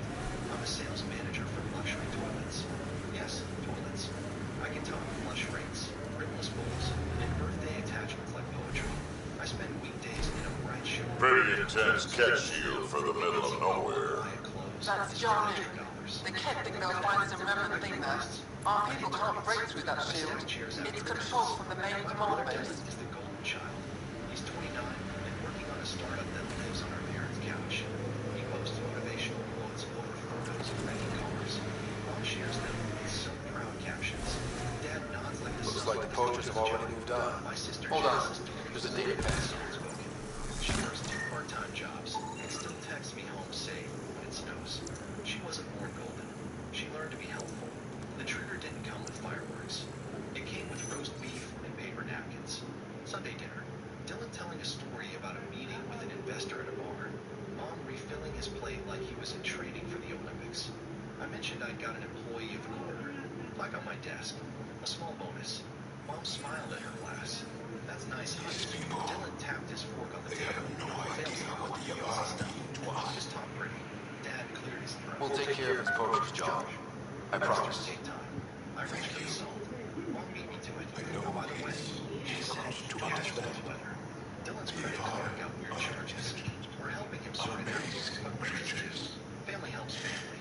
Everyone has to figure out the background here. A cushion. I swallowed. How much? Just a little bridge. Mom said, you always land on your feet. Jess stared at her plate. I caught the tiniest shake of her head like, let it go. I did. I chewed. I smirked. I stacked lids after her. Then later, alone in my car, I turned on the radio to drown out my thoughts and saw a notification glow on my lock screen. One number, too many zeros.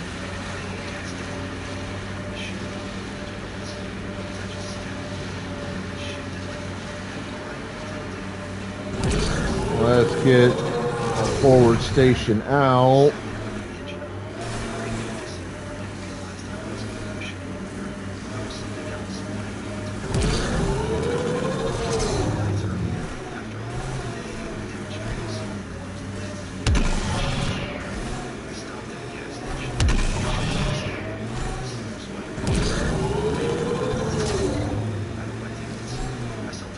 Activating automated forward station deployment.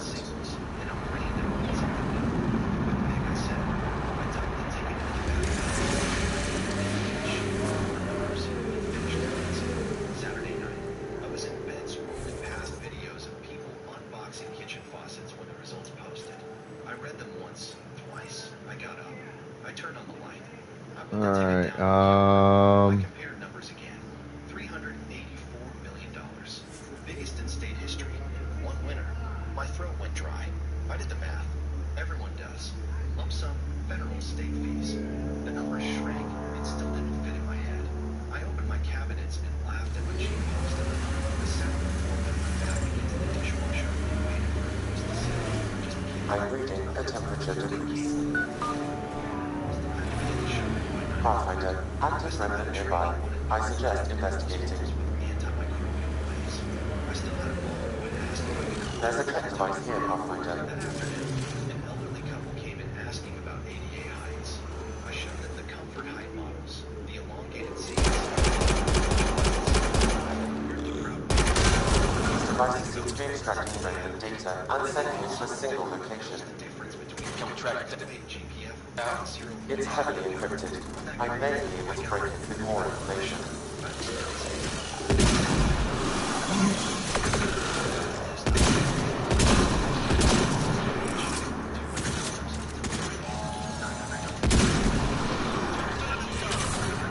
Because he had sold the original.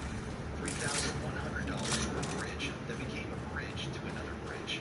He paid back $80 once, and told everyone he covered my rent. Mom repeated it at Thanksgiving like a fun fact. With Jess, it was different. She never asked for cash without a receipt. My car battery died. She'd say, eyes down, offering a screenshot of the invoice before I even answered. I'll pay you back in 3 parts. Sometimes she'd tuck an extra $5 into my pocket with a nut. Coffee. Our parents didn't see the difference. They pretended not to because some people didn't do this. That night after the divorce, I fell into a alright, so it's gonna be down below, so I gotta get down off the high end here.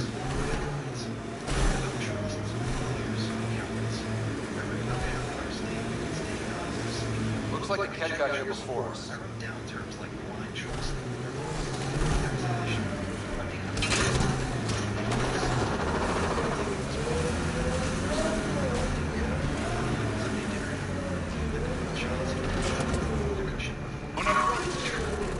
Family helps family. It stood in my kitchen staring at a frozen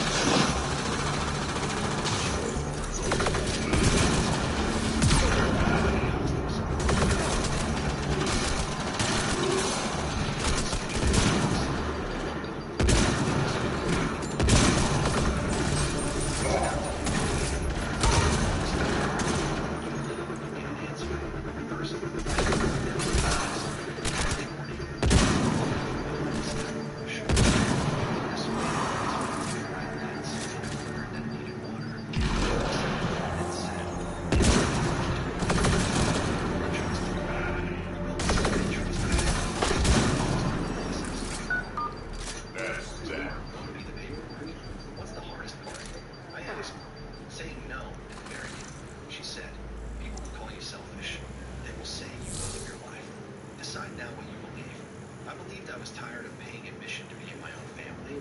That evening, Mom sent a long text about how Dylan had so much potential, but needs a soft place to Picking up abnormal readings from that Angara. The cat planted a chip in this Angara. The tracking chip. Can you reverse it to get a nav point? The chip is disabled, but if I receive more scans, I could repair the signal. I bought a cheap flip phone with cash and a prepaid card. I typed a short script and notes on my radio, so I wouldn't improvise. I would call each of them from the flip phone. I would say the same thing. I would ask for the same small thing.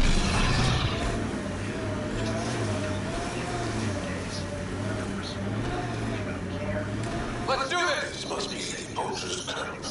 Something tells me they won't let us stroll in and chat.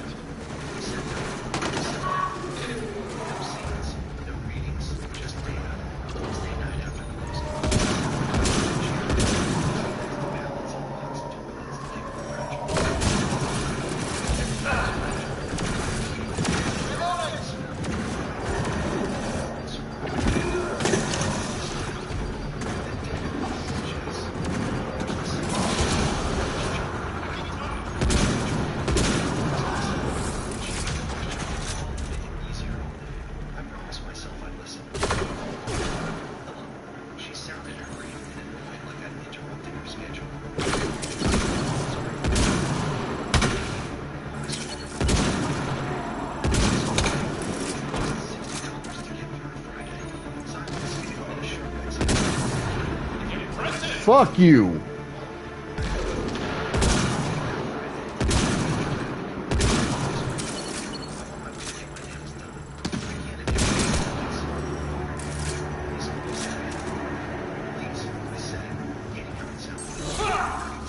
She said, take responsibility. I stared at the gray ceiling until the dial tone faded. Called to Dylan. He answered on speaker. Music thumped. Dylan, it's me. Good morning. I need $60 for 2 days. I'll give you $80 back Friday. He laughed like a you Mr. Tall. Do us. Do a side gig. Sell some seed covers. I'm asking you. Bad vibes, he said. Besides, I'm right now. Everything's tied up in a deal. Also wouldn't want to create dependency. You know, stand on their own. Tables turned. I came down on you, I said. I fed you. Grammar police, he said. Loser. Like, the word landed in the same place it always did. 17. Cafeteria. Well, I gave you a bunch of money. And he nodded because saying no felt like a fireball.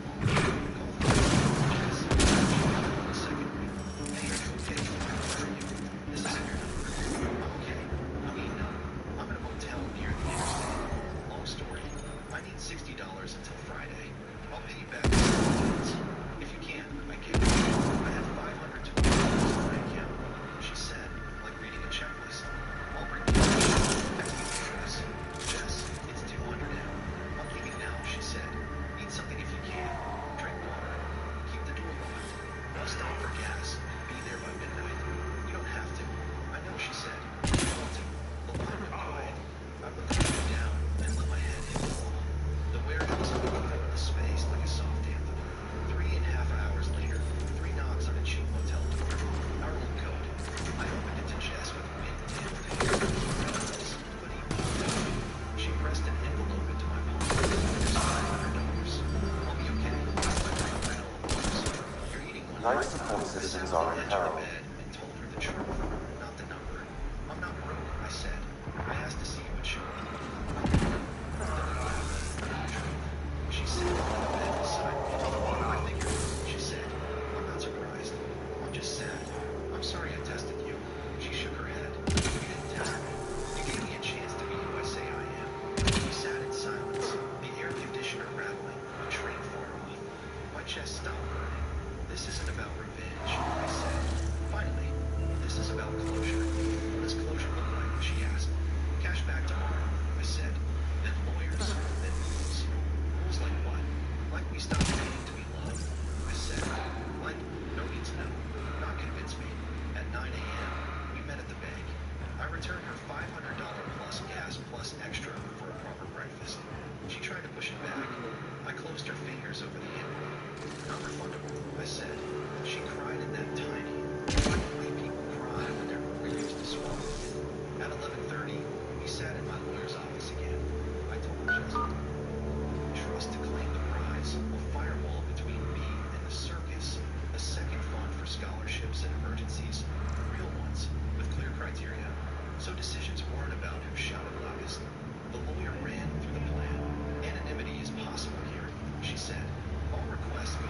Systems are failing, Pathfinder.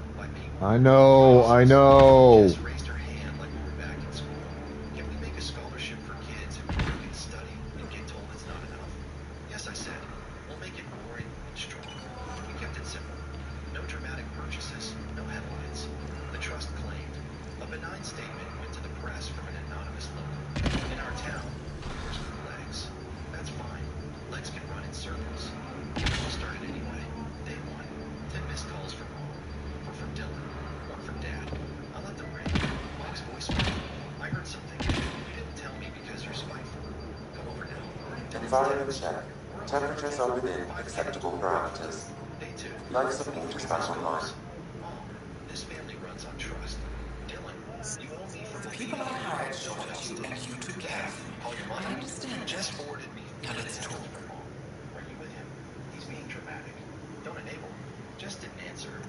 After all I've heard, I didn't expect that an Angara would be so Day three. Then you've been talking to the Angara here.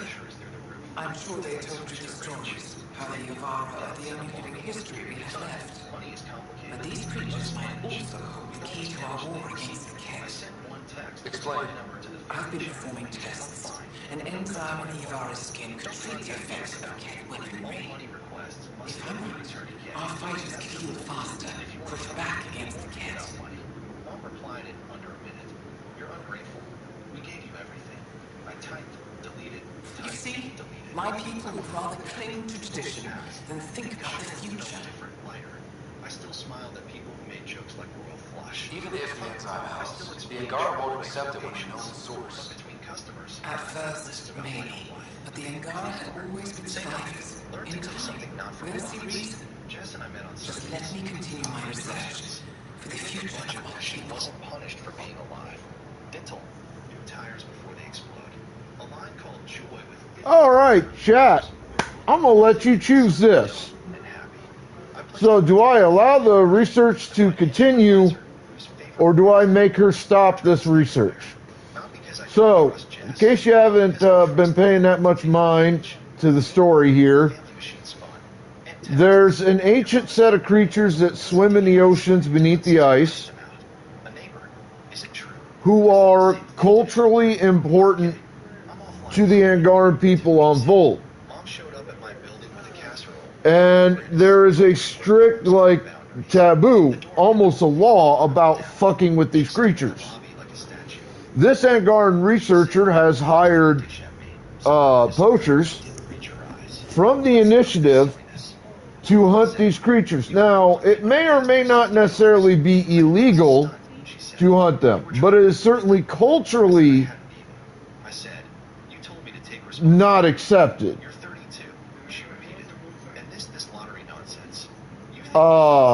They're also, according to the Angarans themselves, the only living history the Angarans have left on Volt. So there's that to consider. 50,000. It's nothing to you. It's everything to me if it keeps the old story running. I said, new rule. I don't fund Dylan's ideas or clean up his fires. If he wants help, Now, I'll pay for a therapist and a financial counselor. on the flip side of that same coin, this Angaran has been doing research on these creatures, who are like I gave it to the doorman. He shrugged and said, it's okay, but salty. That night, Dylan called for a lock. highly intelligent, Congrats, big man, he said. Everyone knows. Time to share the wealth. I'm not discussing money with you, I said. If you want to talk about life, we can try. Spare me. and she says that there's an enzyme that grows $940 from me over 9 years. in the creatures Paid back $140. He snorted. that could help her people heal better against cat weaponry. This isn't about revenge. I said steady. This is about closure. You're dead to me. So there's Seconds later, texted. like a medical research angle Never ask again. I blocked the number. Days got quiet and good. to this issue. Baked eggs that didn't taste like sadness. I started running in the mornings before the showroom opened. I slept. I answered emails from the scholarship admin we hired. We set criteria that made sense. Proof of work hours. Community college preference. Short essays that were about based on what she said, the medical angle isn't guaranteed. Applications flooded in. Stories that sounded like Jess. Stories that sounded like me. A month in, So, chat, do we allow her to continue her research, which is not yet proven, but sounds like it has a lot of possibilities, or do we make her stop her research? I let your mother set the weather, he said. Mind you, she did hire illegal poachers that are not Angarans I'm sorry, he said. They were small words. to do her harvesting, for lack of a better word. Talked about a baseball game like normal people. Mom didn't soften. She escalated. She sent photos of us as kids with captions like, remember? I remembered. I also remembered counting out cash to keep Dylan from being evicted while Mom said, I was so mature. At the 6-week mark, a letter arrived at the lawyer's office from Dylan titled Proposal. It was written like a pitch deck with charts pulled off the internet. It asked for 200. So, 1 to continue the research, 2 to stop it. I'm going to give you 3 minutes. Operations, Dad, Logistics. Under advisor, he put my name. The last slide said, we are family. The lawyer called it impressive in its boldness. I called Jess. We laughed until we cried, and just cried. I wrote one last email through the lawyer. Simple. I am not participating. Do not contact Jess about me. If you want a relationship, it will be built on conversations that are not about money. Otherwise, we are done. The lawyer sent it. I turned my phone face down and went for a run. The air felt clean. Closure isn't fireworks. It's a quiet you notice one Tuesday when the coffee tastes like coffee and not dread. I don't have a dramatic reveal story. I didn't show up to a family party with a camera crew and a giant check. There was no speech, no applause, just smaller, truer things. Sunday mornings, Jess and I walk by the river with takeout cups. We argue about whether ducks or geese are funnier. She laughs from her stomach now. She doesn't apologize for taking the last muffin. Her car starts without a prayer. She has a dentist appointment on the calendar she won't cancel. At work, I still sell toilets. I still like it. People still make jokes. I still smile. I've learned that dignity lives in knowing your craft. Even if your craft is porcelain, I help an older man choose a seat that won't hurt his knees. And think, this is actually good. Money didn't make my job smaller. It made the rest of my life less loud, so I can hear myself when I'm doing it. Mom and I are complicated. She sends photos sometimes. I don't reply to the ones with Hey, Sniper Man, welcome in, bro. Jess is 6 in a sunflower dress. She's still that kind. Am I right? Mom writes back. You've changed. I think yes. Finally, Dylan cycles between silence and new numbers. I don't pick up. The trust pays for a therapist if he ever calls the right person. I hope he does. I'm not the net anymore. Dad texts me baseball scores and low-stakes questions. We meet for pancakes once a month. Oh, shit. Sniper raided into me. I didn't see that. I am so sorry, my friend. The scholarship fund emails me. I was trying to get shit done, obviously. Late at night about kids closing at the grocery store and opening laptops at 2 a.m. I recognize the grit. We send this. I imagine them buying a textbook without bargaining with their own needs. I keep one sentence taped to my fridge. I will not pay to be loved. Under it in Jess's handwriting. I will give where it heals. That's my system now. That's my budget. If you're the cushion in your family, I don't have a magic trick. I have a boring one. Write the rules you wish someone had given you. Follow them even when people call you cold. Count actions, not speeches. Watch who drives 200M with their last $500 and who hangs up over $60. My name is Mark. I sell expensive toilets and sleep through the night. I won a lottery once and learned the real jackpot wasn't money. It was finally saying no and not apologizing. And dinner still happens. Sometimes it's just me and Jess at a diner with bad art splitting pie. We pay for our own plates. We leave a good tip.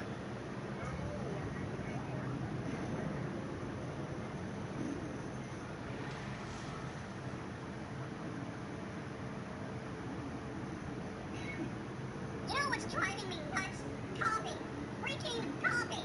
Something that used to cost a buck and actually tasted like coffee is now a freaking luxury item. Have you seen what they are charging for a cup of coffee? It is absolutely insane. I mean, it's not like they're brewing it with interdimensional unicorn tears, okay? $8, $9,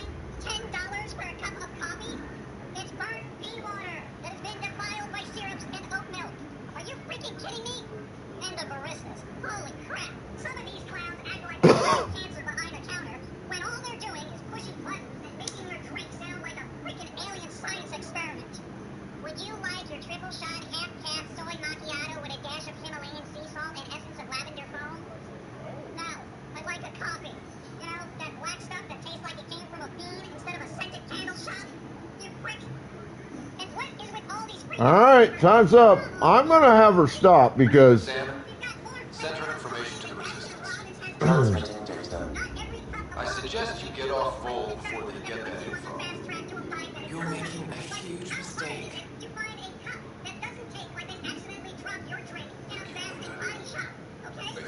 Coffee was just coffee. It was strong, it was hot, and it didn't cost the same as a meal.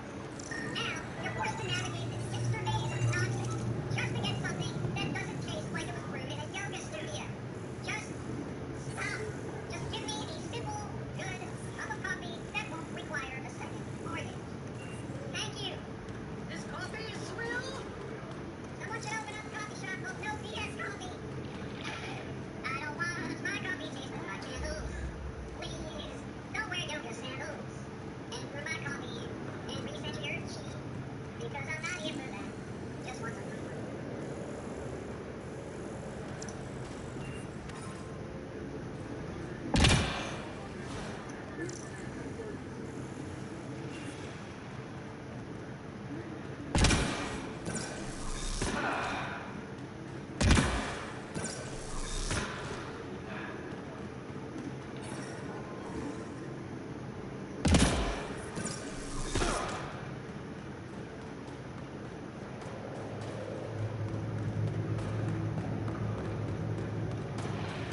I couldn't have made that call on my own, Ryder. Thank you.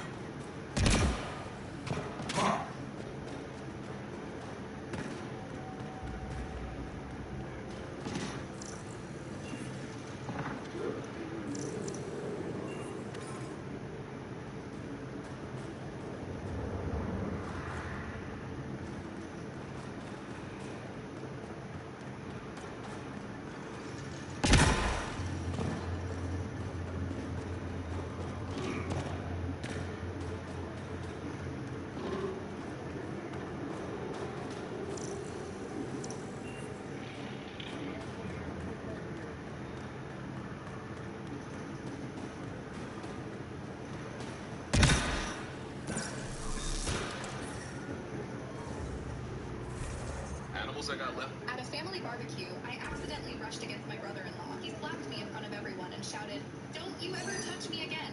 Clean this mess and get out!" My sister turned to me, apologized to him or leave, so I walked away. When they returned home, a shock was waiting for them. I kept those words exactly as they happened because people tend to soften a story when the truth makes them uncomfortable. They call it a misunderstanding, a family moment, a bad reaction. They say nobody meant for things to go that far. But Grant did mean to humiliate me. Tessa did mean to protect me. And the shock waiting in there. The temperature is falling, Pathfinder.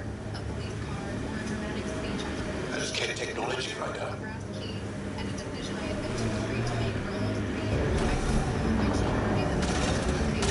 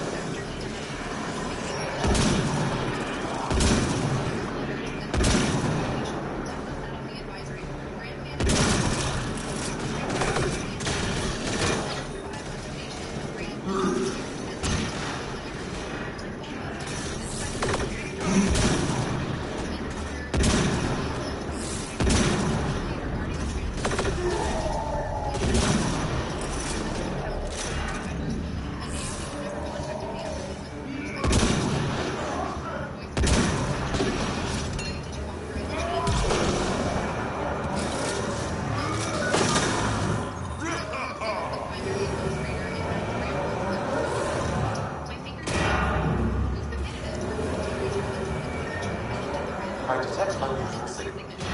Did you get anything from that, Sam? I've added it to my database. I still need more information to repair the tracking signal.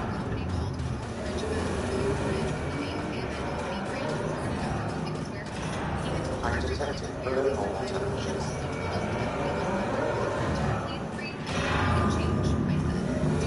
Firing check. Temperatures are within acceptable parameters.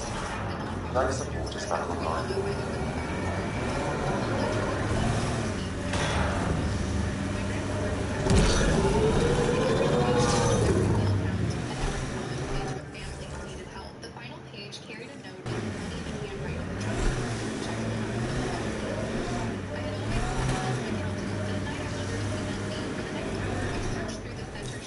Pathfinder, this area can be mined for resources. You can extract minerals via your mining interface. A new folder called Transition Plan was locked with a password I did not know. Then I found a calendar entry created that morning by Tessa. Operations Denver, Grant as executive director. The meeting was scheduled for Monday 2 days away. My teeth had stopped hurting. The rest of me had not. I called Tessa. She answered with a sigh, as if I were interrupting her evening. Are you home? Did you submit a board vote to remove me? Silence Sam, filled the line. another memory trigger? One of your father's memories is now accessible. Return to Sandwood on the Hyperion to investigate further. Moving $38,000 to his company, her tone sharpened. You always assume the worst because you need to be the responsible one. I need to know where the money went. Tessa gave a small, humorless laugh. People like you are useful until you start believing the whole organization belongs to you. That sentence landed harder than the slap. I had spent 3 years answering emergency calls and using my own credit card when the center's grocery account was short. I had never taken a salary. Now they wanted to remove my name before anyone could ask questions. Is that what this is? I asked. Do you want the center without me? We want it to grow. Then why did you need my signature? She ended the call. The next morning, I went to the center before sunrise. The brass key turned in the side door, but the alarm code had changed. A security guard named Jonah Patel stopped me in the hall. I'm sorry, Claire, he said. Grant told us you are no longer authorized to enter the office. I showed him the nonprofit registration and my identification. Jonah looked embarrassed. Grant changed the code last night, he said. Tessa was with him. That was the first crack in their story. They had told everyone they went straight home after the barbecue. They had not. Jonah called the board chair. The temperature is falling, Pathfinder. But texted that the vote would proceed. I photographed the changed lock, the camera, and the time on the delivery monitor. By noon, the family group chat had turned against me. Tessa wrote that I had become unstable and was threatening the center's future. Grant wrote that he had tried to calm me down at the barbecue, but I had created a scene and left because I could not handle accountability. A cousin posted a picture of the spilled lemonade with the caption, "Some people always need attention. Nobody mentioned my name." I typed 3 replies and deleted all. Instead, I sent one message to the group. I will discuss the center at Monday morning. The primary present. Grant answered within seconds. Bring whatever drama makes you feel important. That became the line I wrote on the first page of a new folder. Over the next day, their pressure spread. A volunteer called to say Grant had told her I was being investigated for misusing donations. A parent received weekly meal boxes and asked whether the program was ending. A local grocery owner said Tessa had requested that future invoices be sent to Northridge events instead of the nonprofit. Each piece was small enough to dismiss. Together they formed a plan. Grant was not trying to save the center. He was trying to place it inside his company before anyone noticed the missing money. The Blue Ledger helped me test that theory. I compared my grandfather's handwritten donor amounts with the digital records. Several pledges had been entered twice. One sponsor, Bellwether The deceased Angara is holding a data device.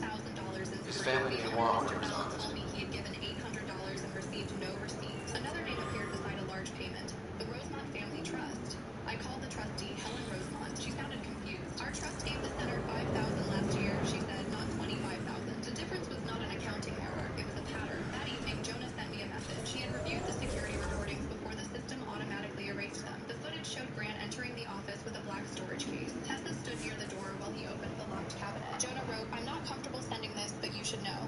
I saved a copy for the board chair. The next morning, Marlene called. Grant says you are trying to destroy your sister's marriage. I am trying to stop him from moving nonprofit funds. Send me the records. Life support She is said. back online. I will review them before Monday. With the Blue Ledger I realized the brass key. I realized the device had blown up to be a factory if I chose to replace it that afternoon. Tessa appeared at my door holding me about from the bakery I lived in. The soft expression she used when she wanted forgiveness for admitting what she had done. Can I come in? She asked, I do not. Why are you here? I brought you something. You can leave it there. You really punish me over one Pathfinder, a remnant site is ahead. Defense systems may be active. Did you see me agree? Her mouth opened, then closed. I picked up the paper bag and placed it on the step between us. Take this back. Claire, I am not discussing the center with you at my house. I detect an Angara data device, transmitting a low-frequency homing signal. Without taking the bag. Someone left it on purpose. Disappeared, then threw the pastry spread. Not because they were poisoned, because I knew exactly what they were meant to do. Make me feel cruel for refusing to accept an apology that had never been offered. If you have ever been asked to protect someone's comfort while your own truth was being erased, you understand why I stood at that door. Was I wrong to stop explaining myself? If you think I was right to protect the center and my dignity, leave a like so I Sam, is there anything special about the battle sites we found? Feels like we missed something. Analyzing geographic distribution, corpse decay, and information in the data entries. Stand by. I predict a high probability the resistance fighters are moving in the direction I've marked on your map. If they're chasing Ket, they may be better. We are here because Claire has become disruptive. She has refused to hand over operational access and is spreading accusations without evidence. Tessa nodded sadly. She has been overwhelmed for months. I said nothing.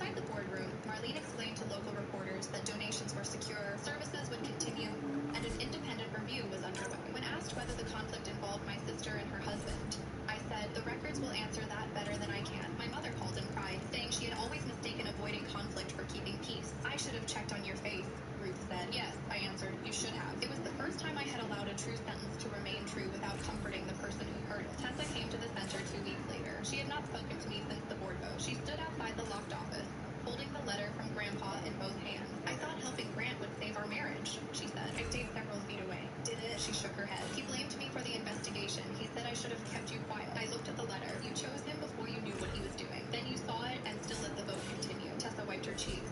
I know. An apology is not access. She nodded slowly. What do you want from me? Nothing at home. Nothing with the center. If the review asks you questions, answer them honestly. Do not call me to manage your finances. Her face crumpled, but she accepted the boundary. That was the first useful thing she'd done for me in months. The investigation found inflated catering invoices, volunteer hours used for private events, and promises that Northridge would take over the center. The money was recovered through an insurance claim and a refund. Grant lost his company contract and faced a civil A few he was not invited treasure to. hunters found this map of ancient gold. They wanted you to have it. Separating from him. She said holiday parties were allowed. I answered with polite notes, but I did not quite decide. Some relatives This man really planned attacks to our own trade routes. Once even the kid don't know about it. and Grant made Whoever everyone gave this nervous. to you Others deserves began our thanks. volunteering at the center. That's to Jonah you. became the new security coordinator. Marlene offered me a salary. I accepted it this time. Simone reminded me that free labor I think I have was enough. a moral requirement. It was a habit people benefited from. Football's out. Paycheck to replace the kitchen table in my townhouse. I kept the blue ledger in a glass case on the wall as a reminder that numbers could tell the truth, even when people refused. The brass key no longer opened the side office. The new lock had a code that only the staff knew. I kept the key on my desk anyway. It had scratches from my grandfather's hands and a small dent from the day he dropped it while laughing at one of my terrible jokes. Months later, the center held its largest community dinner since Harold died. The room was full of parents, volunteers, teachers, and donors who had nearly stopped giving because of Grant's plan. I stood at the entrance with a clipboard while Jonah checked names. A little girl handed me a paper flower and said, "My mom says you kept the kitchen open." I thanked her and placed the flower beside the blue ledger. Across the street, I saw Tessa sitting in her car. She did not come in. I did not wave. She had been given the address, the time, and the chance to ask properly. She chose the distance herself. At home, I washed the paper flower and set it in a small glass beside the brass key. The blue ledger rested on the shelf behind it. My sister had once told me that people like me were useful until we believed we mattered. She had been right about one part. I had been useful. She was wrong about the rest. Give me a double dose of silver, quick. She deserved respect. The next Good to morning, see you I back. opened the center with the new key and watched Saved lives families tonight. come through the door. The We bride don't was know standing how on the many glass you beside did. the paper flower. The old Oh, I ledger said was something the sorry for final you note. from She our was the latest person who shipment. checks the numbers when Did you everyone help? else is applauding. This time I understood him. I A closed the reward ledger, wasn't necessary. the sign to open, and It let the light is. fill the room I had Trust me. finally learned to protect. It's dangerous out there. Everyone lost their gears getting behind. Life to you too. I rushed home to tell my husband. Henrietta, the fighter you found, managed to make her way back. She's stable and recuperating, thanks to you. Because Americans have a lot of trouble dealing with reality. Americans have trouble facing the truth, so they invent a kind of a soft language to protect themselves from it. And it gets worse with every generation. For some reason, it just keeps getting worse. I'll give you an example of that. There's a condition in combat. Most people know about it. It's when a fighting person's nervous system has been stressed to its absolute peak and maximum, can't take any more input. The nervous system has either snapped or is about to snap. How do we stop this bleeding? In the First World War, that condition was called shell shock. Simple, honest, direct language. 2 syllables. Shell shock. Almost sounds like the guns themselves. That was 70 years ago. Then a whole generation went by, and the same problem came along with the very same combat condition was called battle fatigue. Yared says, Pathfinder, something I can do for you? You're the requisitions officer. I hear you're having supply issues. Of course not. I don't know what you've heard, but everything's running fine. Then we had the war in Korea in 1950. Madison Avenue was riding high by that I saw the messages sent to you. What are you hiding? Keep your voice down. I get to keep this news contained. No one knows the shipments have stopped. If word gets around, we'll have a serious morale drop. We need to investigate this quietly. You have leads. Not much. The supplies make it transect never reach the base. The obvious answer is the Kent. Sabotage is their style. We changed our drop point, but it's no luck. I tried to send someone to investigate without word getting around. I guess there's no avoiding it eventually. I can take a look at the drop point. That way you know what we're past. I can't can't sanction beneficial search, but it also can't stop you from investigating on your own. The nav point for the last provocation is in my personal console. You seem to be adept at encryption, so I'll let you figure out the rest.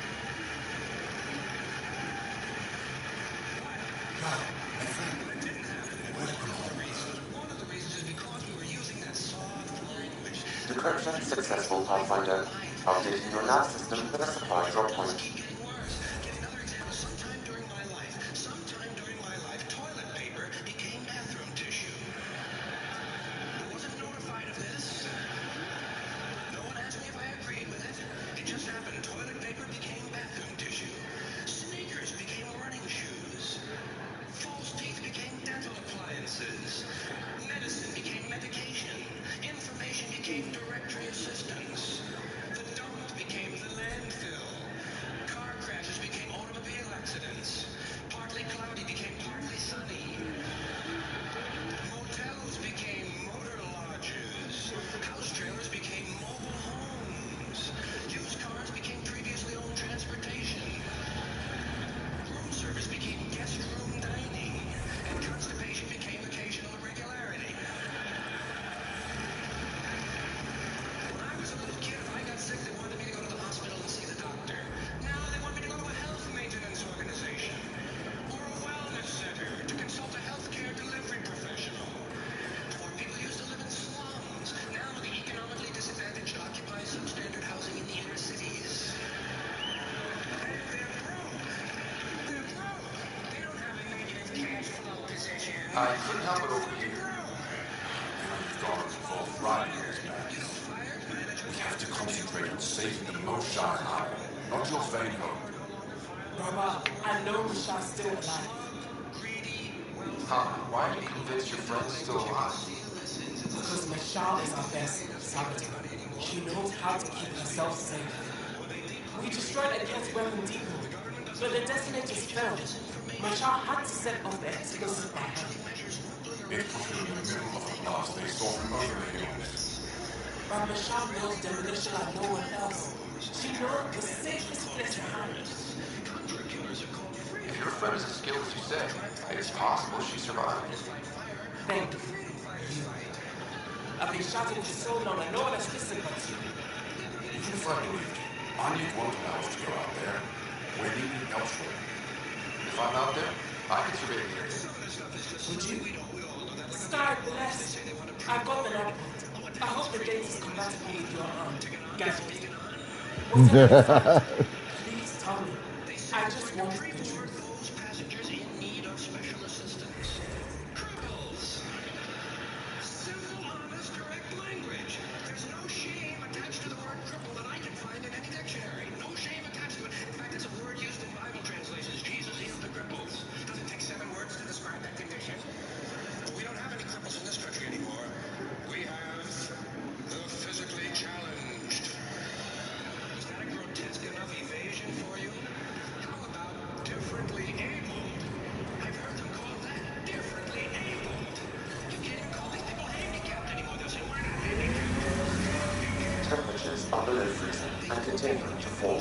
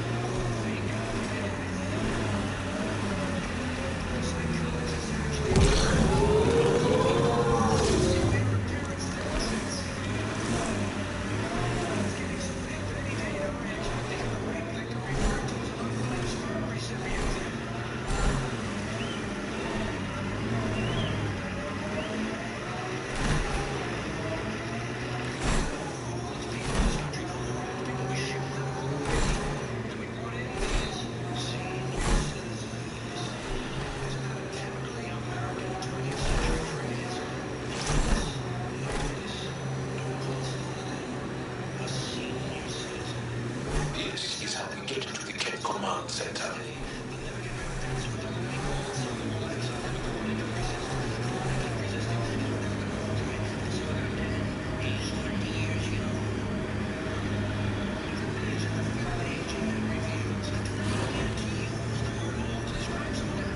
Activating automated forward station deployment.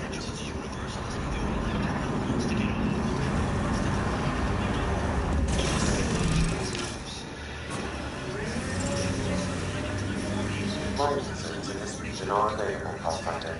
I've added them to your nav system. Ambient temperature is normal.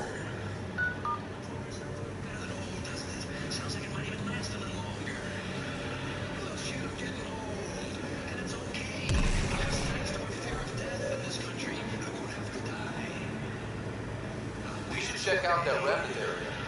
Pathfinder, this area can be mined for resources.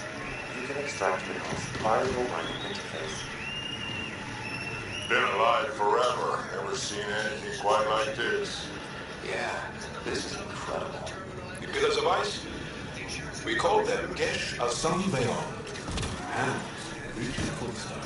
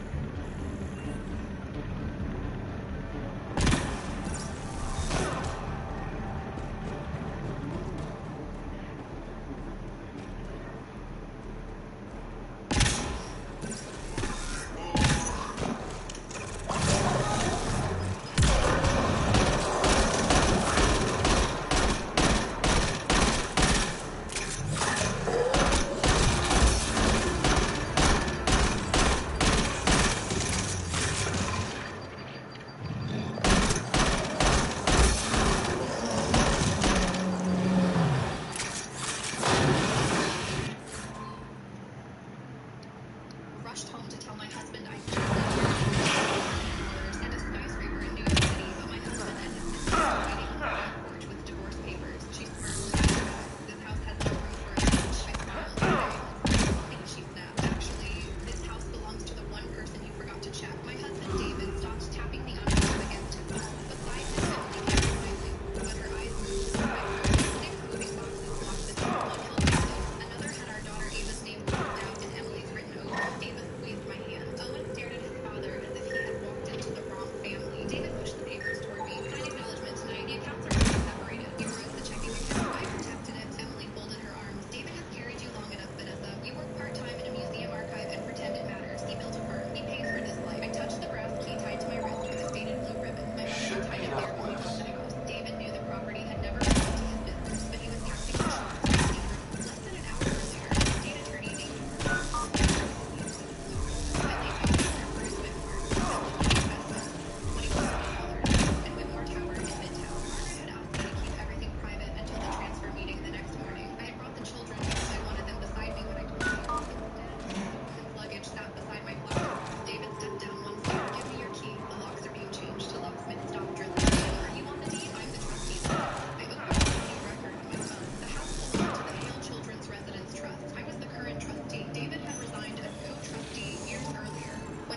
architecture firm faced a lawsuit. He had signed every page. The locksmith packed his drill. Emily's smile slipped. That can be corrected. Her answer came too quickly. Corrected how? I asked. David cut in. Take the children to your brother's place. We'll discuss possession through counsel. Ava pointed at the box. Dad, why is her name over mine? That was a mistake. No, Emily said. It was practical. My shaking stopped. I handed the envelope back. Email my attorney. You are not entering this house tonight, and neither is she. David laughed. You don't have an attorney. I felt the blue folder against my hip.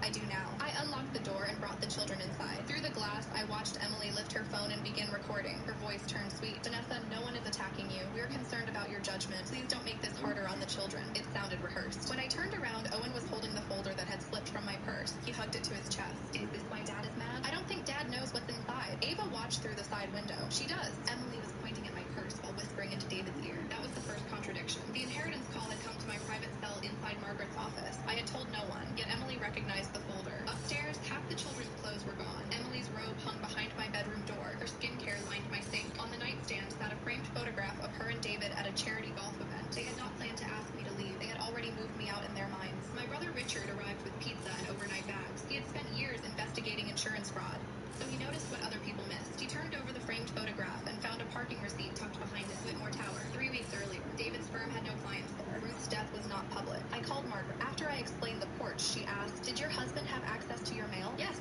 Let's get some Pokeballs in chat. 12 days ago. It named the tower and requested an appointment. D. Hale signed for it. David had known before I did. Margaret added that her office had left 3 messages on our home phone. David had told me the line was broken. Richard checked the wall unit and found the calls had been forwarded to David's office. Margaret told me not to confront him. She arranged for a family lawyer, Ben Carter, to meet me in the morning. Bring every record you can find, she said. Let the documents speak before you do. I followed that advice. I did not mention the courier receipt, the forwarded phone, or the parking slip. I made grilled cheese for the children, locked the blue folder in a suitcase, and sat awake while David's messages changed from angry to tender. Please be reasonable. The children need stability. Emily, we can handle this privately. Richard read it and handed back my phone. He's building a record by breakfast. David had posted in our family group chat that I had suffered a distressing episode, taken the children without warning, and locked him out. His mother replied with praying hands. His sister asked whether the children were safe. Emily wrote that she hoped I accepted help before I damaged my family. I typed a response, erased it, and sent only this. The children are safe. Future communication will go through counsel. At Richard's office, I opened Ruth's folder. Vanessa, you once told me archives are not rooms full of old paper. They are rooms where people cannot rewrite what happened. I remembered that. After my mother died, Ruth paid my community college tuition and gave me weekend work cataloging records at Whitmore Tower.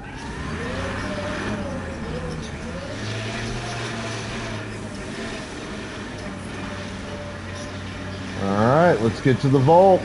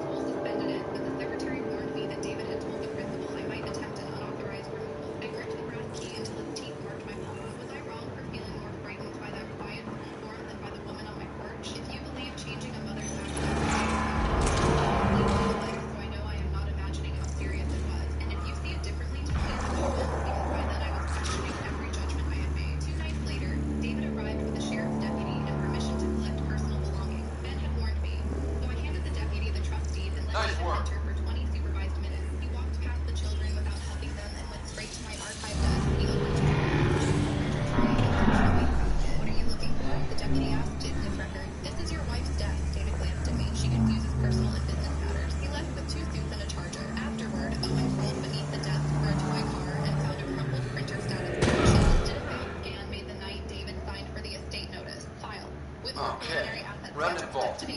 Let's get this place up and running. Richard flipped it into a clear sleeve. Useful, but not enough. He can claim he scanned it to help you.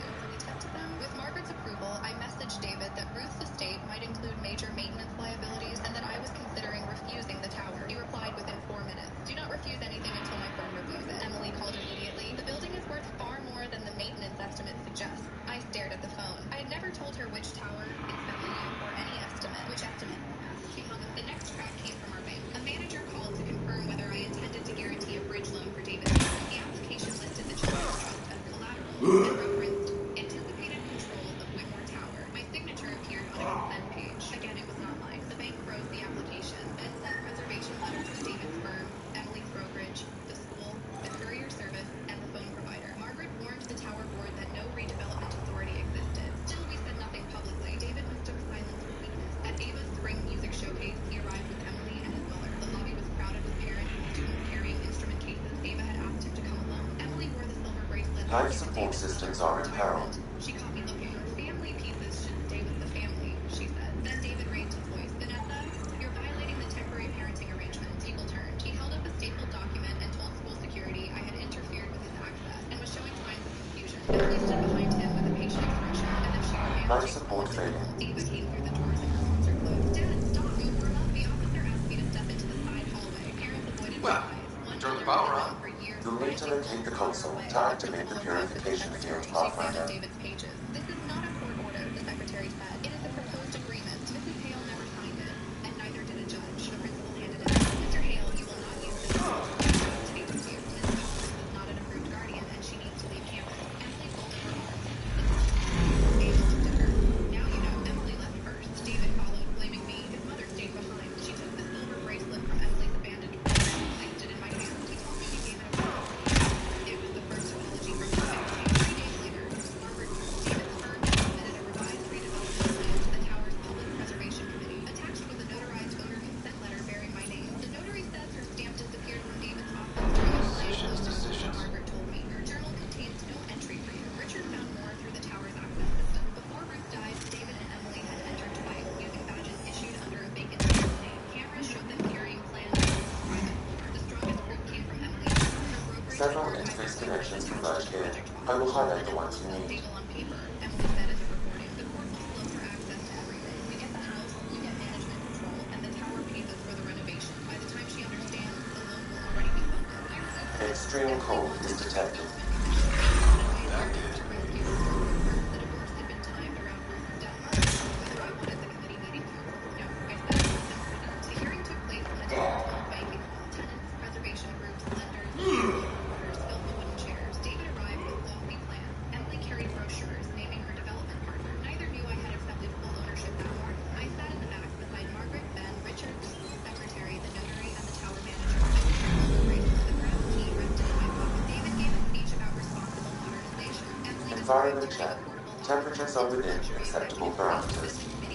Life support at 100%. notarized letter on the large screen. My wife, Vanessa Hale, he said, she asked me to manage the project while she handles private health concerns. The chair looked toward me. Mrs. Hale, would you care to confirm that? David turned. His countenance disappeared. I walked forward and placed the blue folder on the table. I did not sign that letter. I did not authorize this project. I have no health condition preventing me from managing my property. Emily stood. This is a private marital disagreement. Margaret stood beside me. This consent was submitted to a public committee and multiple lenders. The Ambient temperature is normal. came out in order. The courier Life support is back online. intercepted my estate notice, the forwarded phone record. The printer page showing the estate schedule went to Emily. Extreme cold is detected, Pathfinder. The original application listed the children's trust as unauthorized use. The missing notaries, the tower badges, camera images.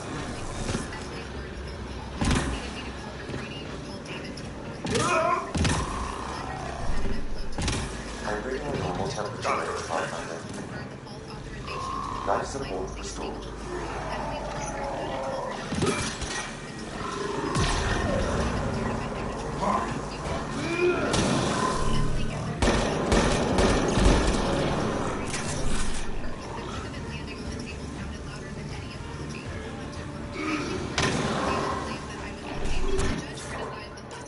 I'm reading a severe temperature log.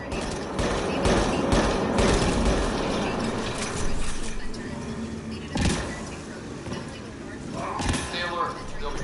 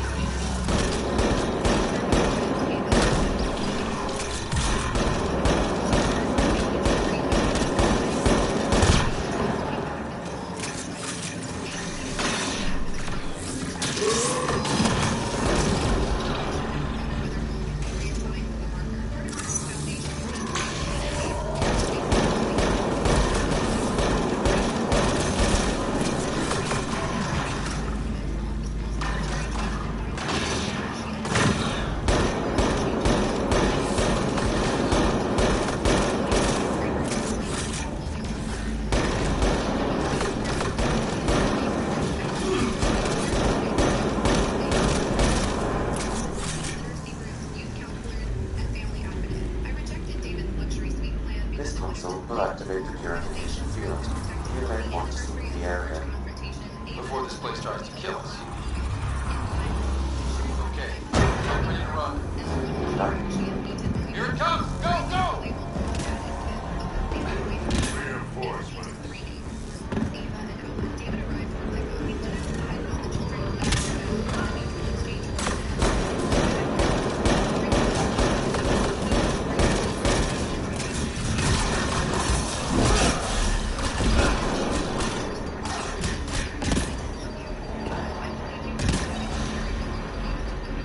Oh shit!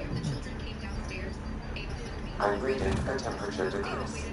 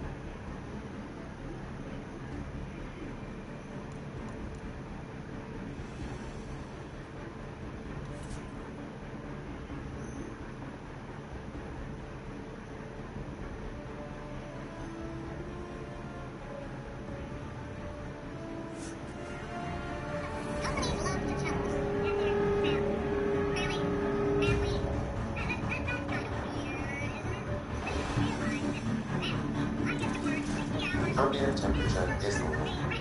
Life support at 100%. That looks like cat tech.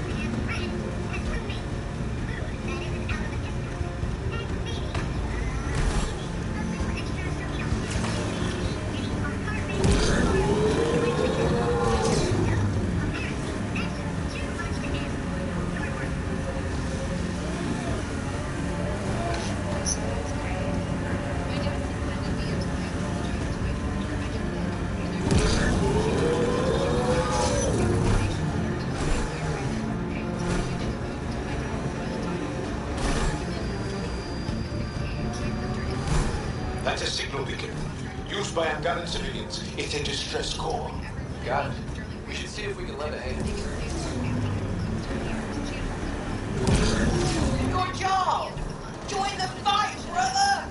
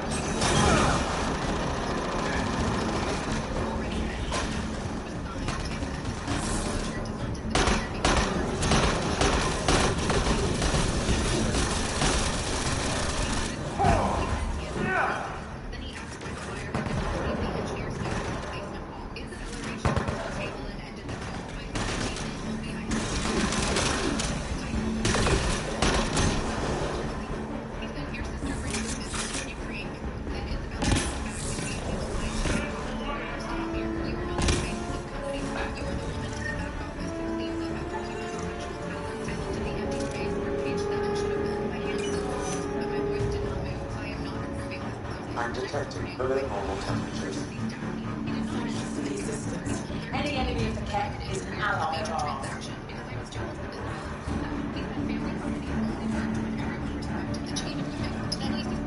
Not this time. This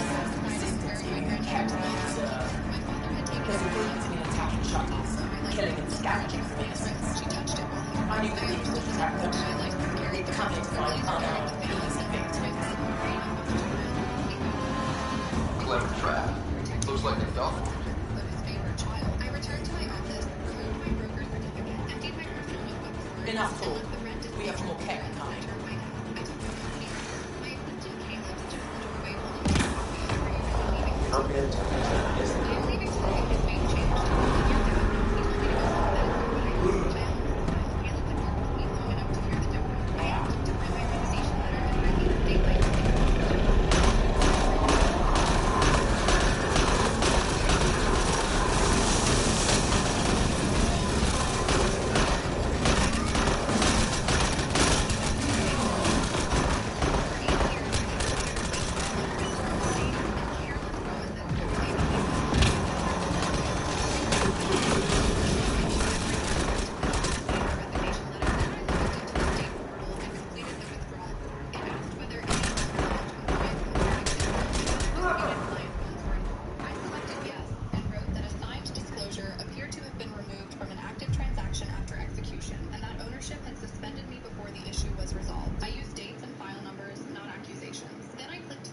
God damn it.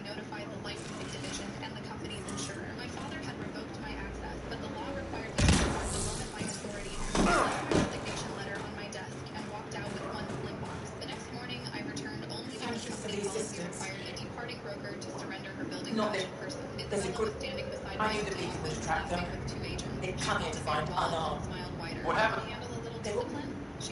Enough. My badge on the receptionist counter. Before I could answer, Alyssa, the company lawyer, rushed from the elevator with her She looked as if someone had walked the stairs. She went straight to me, telling me you didn't move till my father came out of the cameras.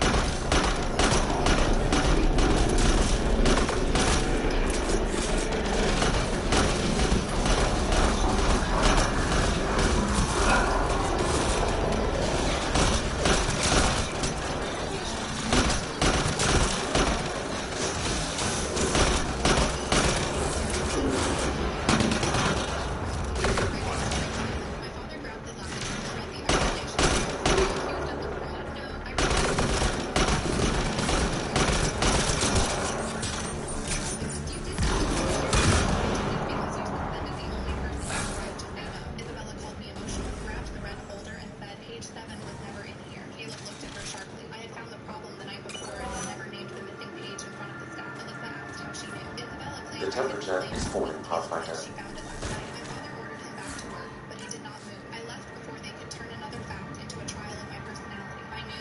That's probably the last of them. Yes, what we did was underhanded, but the cat have done the same. We're just returning the favour. Thank you for the help, but it's best you were on your way. It had opened the first service office decades ago. She gave it to me because she said I was the child who checked whether doors were truly locked. That afternoon, the buyer's attorney called. His client had received two disclosures. First, it was an order, the later version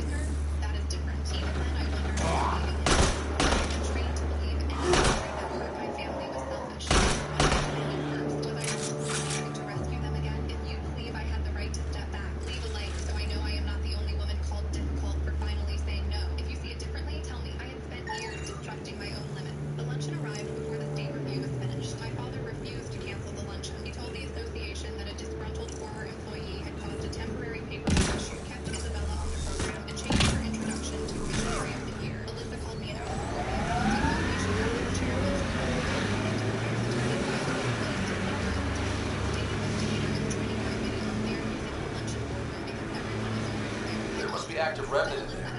Let's check it out.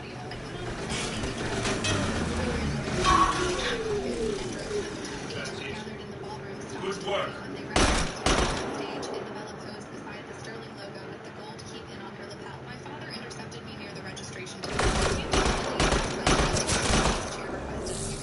Think that's it? Isabella, she could tell the truth. His fake pardon. She has nothing to confess. Behind him, the waterfront seller approached carrying the red disclosure folder. It was not the company copy. It was his original. Page 7 was inside. He did not greet my father. He handed the folder to the ethics chair and said, I signed this report. Piloting technology at this location. Stage before her award.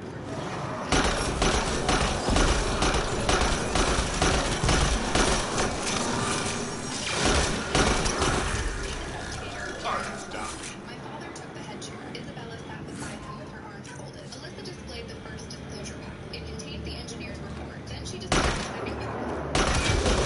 Request the data receiver. I need more Pages input. renumbered. Isabella said I had access to every file. Alyssa agreed. Then she opened the printer log. The altered packet came from Isabella's office after my badge had already been reported leaving the building. Isabella said someone could have used her computer. Alyssa opened this log record. Isabella's phone entered the waterfront property 41 minutes later. The junior agent entered with her. Isabella said they were filming promotional content. The ethics chair looked at the videographer. A woman near the door raised her hand. She said Isabella had told them the picture was done. The camera continued capturing sound in the wireless microphone was still up. To the side of the audio, at first they were supposed to talk, starting to predict that Isabella was clear the patient, take out the waterfront, and RSP that she will remove the phone. The junior agent asked whether the buyers would sue. Isabella answered, not if they never have. Dad will make it work.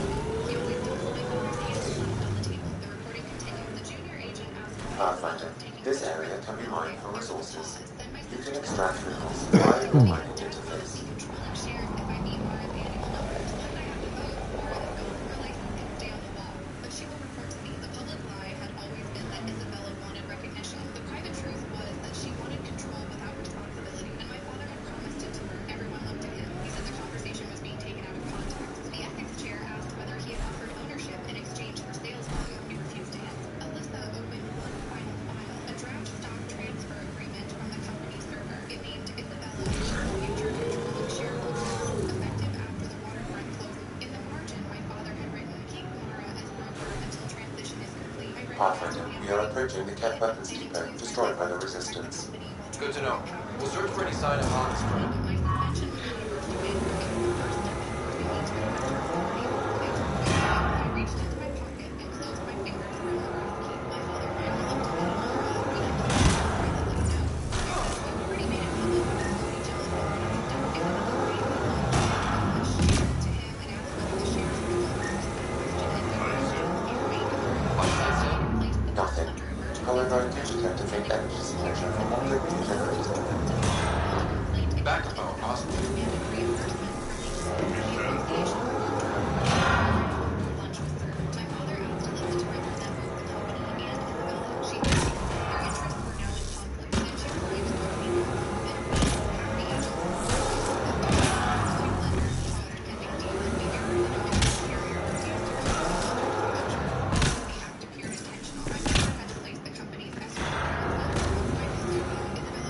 Environment check.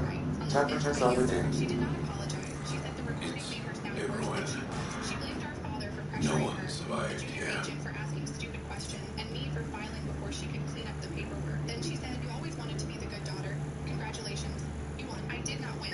I said, I stopped losing for you. She asked whether I would testify against her at the licensing hearing. I will answer every question truthfully. You would take It's my dead, career. of course. I will stop lending If it. circuitry is intact, you can power it up in your She entrance. carried a casserole and the same careful expression she used whenever she wanted peace without truth. She said my father was barely sleeping. She said Isabella might lose her license for years. She said the company could be sold. I waited for her to ask what they had done to me. She never did. So I gave the casserole back. I love you, I told her. You cannot keep bringing their consequences to my door and calling them orders. She cried quietly in the hallway. I cried after I closed the door. Boundaries do not erase love. They only stop love from being used as a hallway into your life. 6 weeks later, Isabella admitted removing the report after the audio was authenticated. Her license was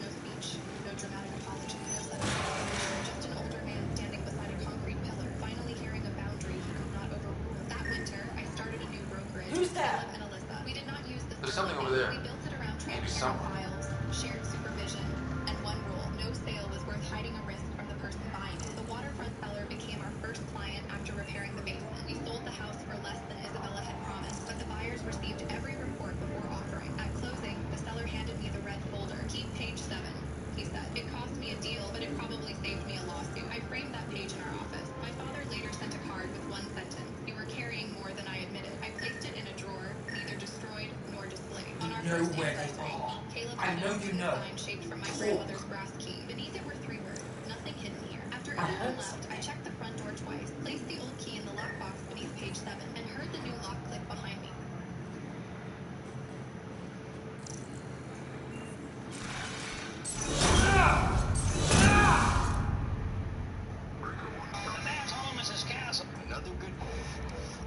Another good day. We get into this. Let's go down here. Indigenous to the court.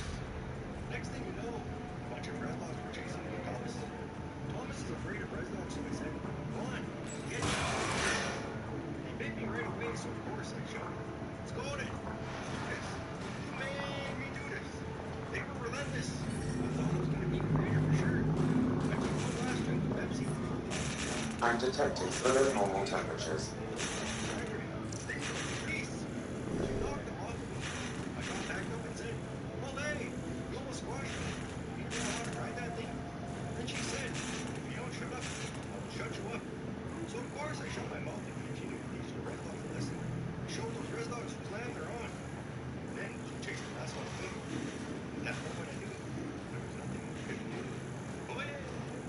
Another good day. We indigenous. Oh yeah. As I was minding my indigenous business, I was skedaddling around the mountains, indigenously of course. Next thing you know, a bunch of red dogs were chasing me. Thomas. Thomas is afraid of red dogs, so I said, "Go on, get it," as I jumped off. He bit me right away, so of course I shouted, "Let's go then. Let's do this. You made me do this." They were relentless. I thought it was going to be greater for sure. I took one last drink of Pepsi. They took me down. All of a sudden, Andy King showed up, floating like a fragment, stinging like the grease. She knocked him off of me. I got back up and said, "Olay, you almost crushed me. You've been about to ride that thing." Then she said, "If you don't shut up."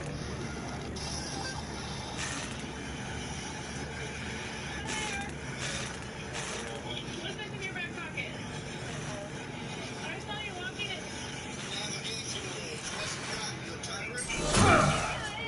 What's your name?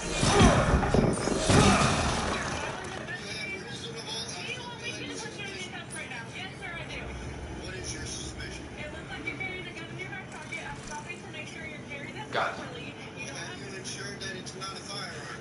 No, you keep turning so I can't see it. You don't have to be a dick to me. Well, you're being one with me. No, sir, I'm doing my job. Am I detained? Yeah, you are. What's your name and date of birth?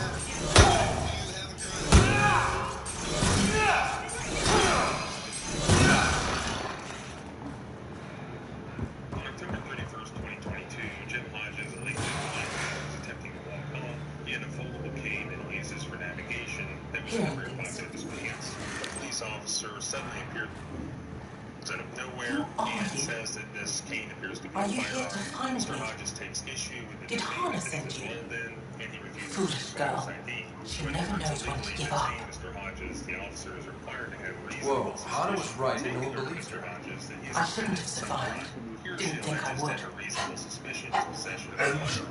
That alone is generally not going to be valid unless accompanied by some other That's information all that's it says. particular to That's Mr. all it Hodges ever says. and informs I've the officer that burned, he's not I've supposed to peeled, be in I've possession of a gouged. firearm. It Note won't that tell me Congress where they does are. not criminalize You the tortured carry of this a person? firearm. In some It's not a circumstances, person. the law It's bans Kent. They took my family. I don't care what he is. Torture isn't right. Maybe he doesn't know. It must know. It must. This is my only chance. If it doesn't know, then I've lost them. I can't lose them.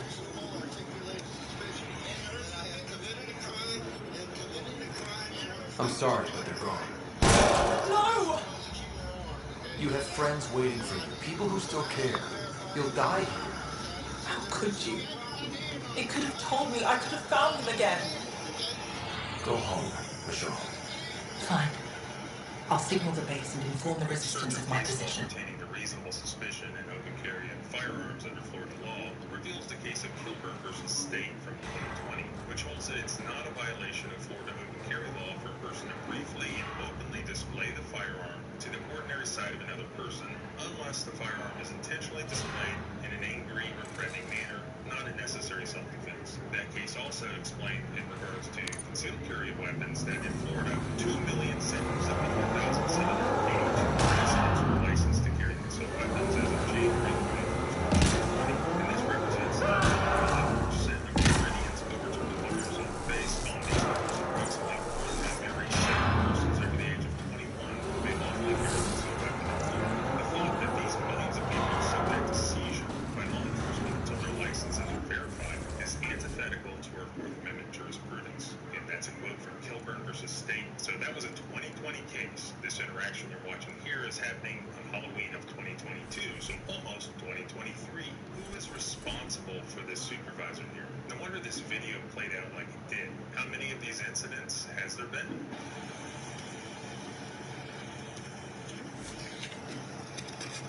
You know, one other thing that I'll note that I forgot to add, even assuming that reasonable suspicion did exist for the initial stop, the initial detainment.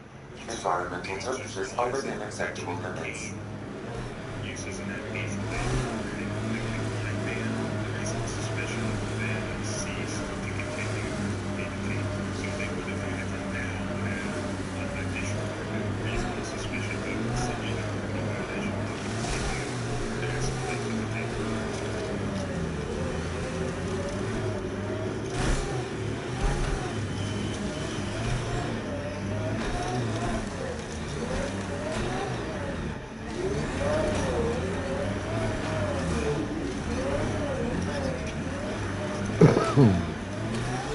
We're out of the worst of it. Temperature should be manageable now.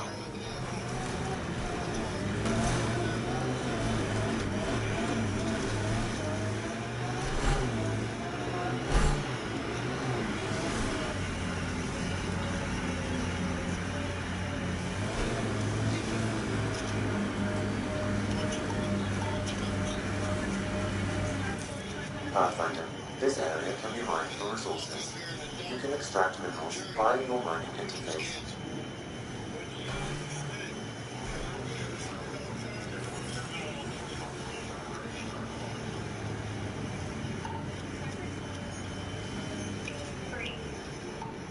Alright, Mr. Hodges. Was that my mark? It's gonna be. I want you named your badge and I'm for your trouble.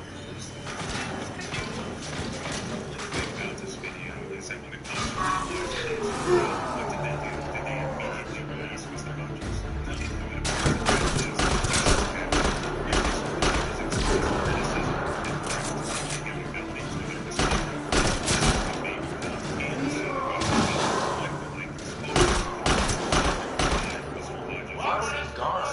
continuing the illegal detention and rationale for arresting him in retaliation for his protected free speech right. I detected data pad nearby.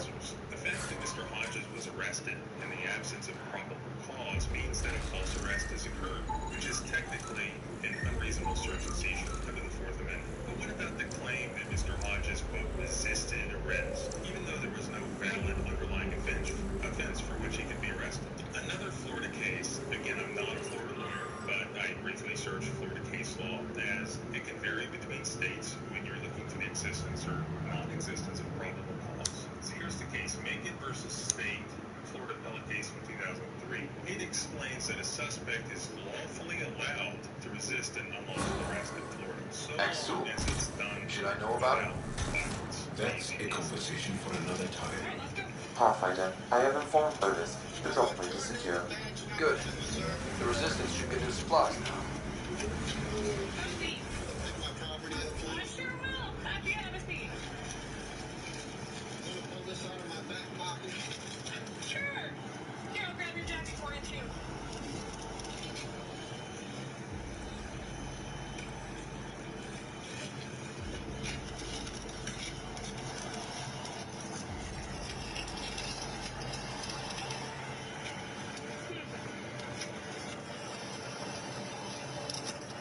As always, thanks for watching.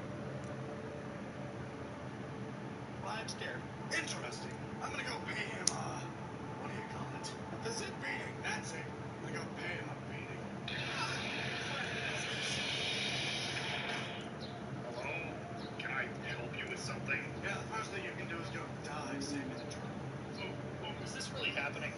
I really hope it is. Oh, trust me, you don't want any of what I have right now. Then come on, bring all four beating. Should I count your stupid hair?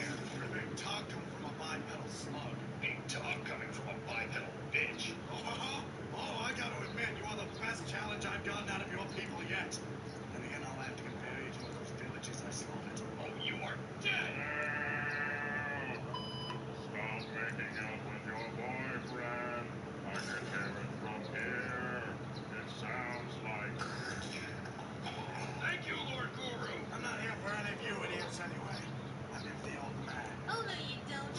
With this power-up, I'm now as strong as you were when we fought on Earth. Congratulations! You're still weaker than the last 3 guys I killed.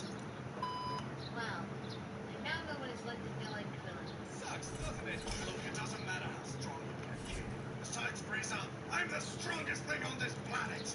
Bar none.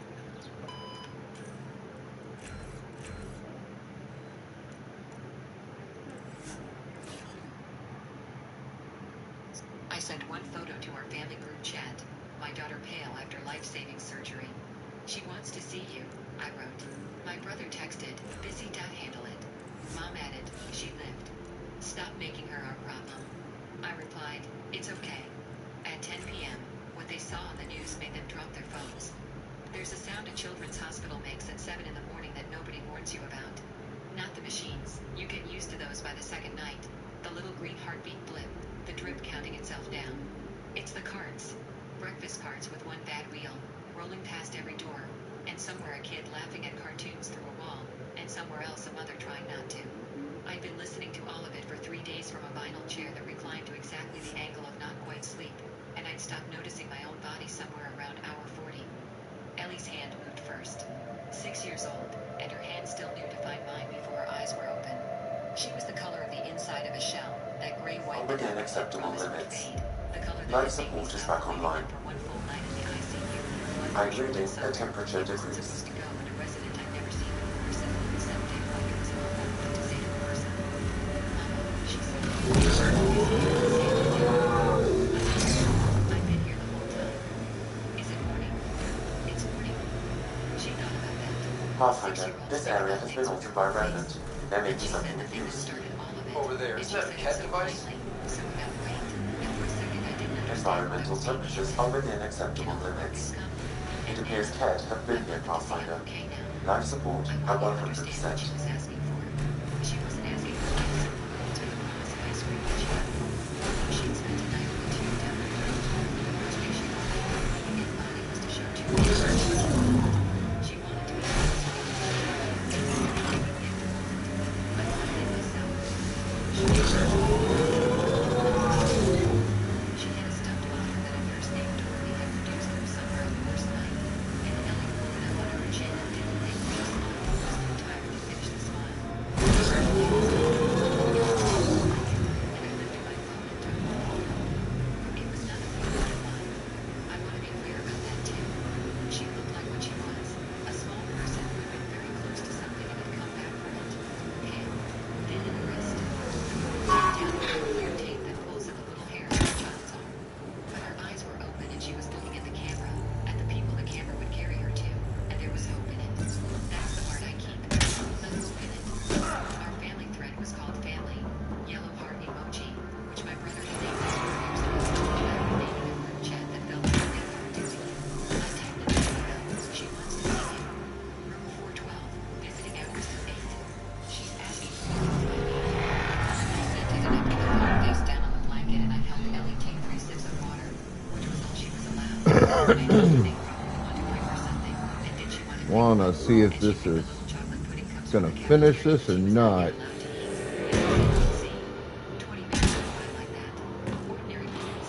The last ordinary minutes, though I didn't know it, of a certain arrangement my family and I had been living inside for a very long time. The phone buzzed. Marcus, my brother. 3 words, no punctuation, busy, handle it. I read it twice. Not because it was hard to understand, because I was giving him the 20 seconds it takes a decent person to send a second message. But tell her I love her.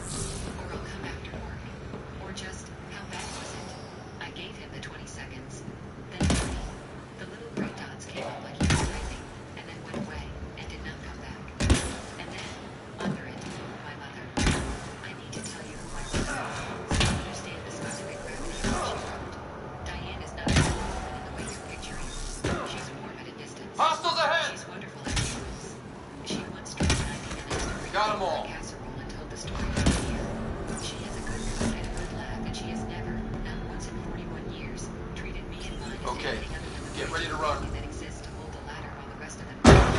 Here it comes! Go, go! Thank God. Reinforcements! We can't drop everything every time. She's yours. She's yours.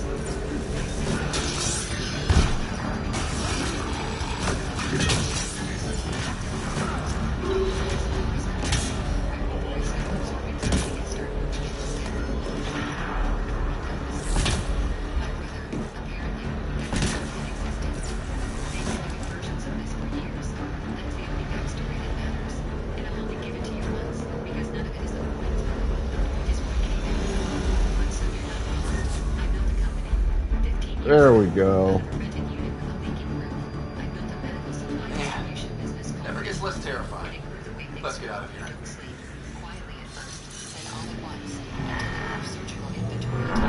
Hospitals across 4 states. One of those hospitals was the one my daughter was lying in. Just had to come back in and fucking redo it.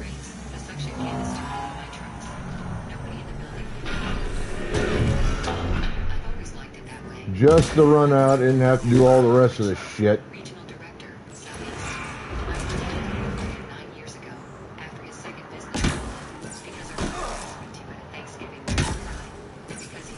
Pathfinder, air temperature has increased by 13 degrees since activating the vault. With the reduced cloud cover, solar energy will escalate dramatically.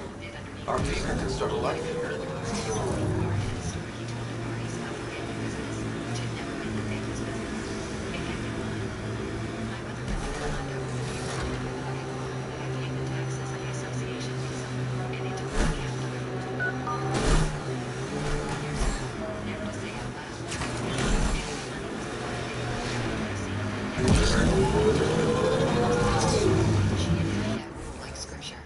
She's yours, she wrote to me, about my daughter, while a portion of my company's earnings kept her lights on.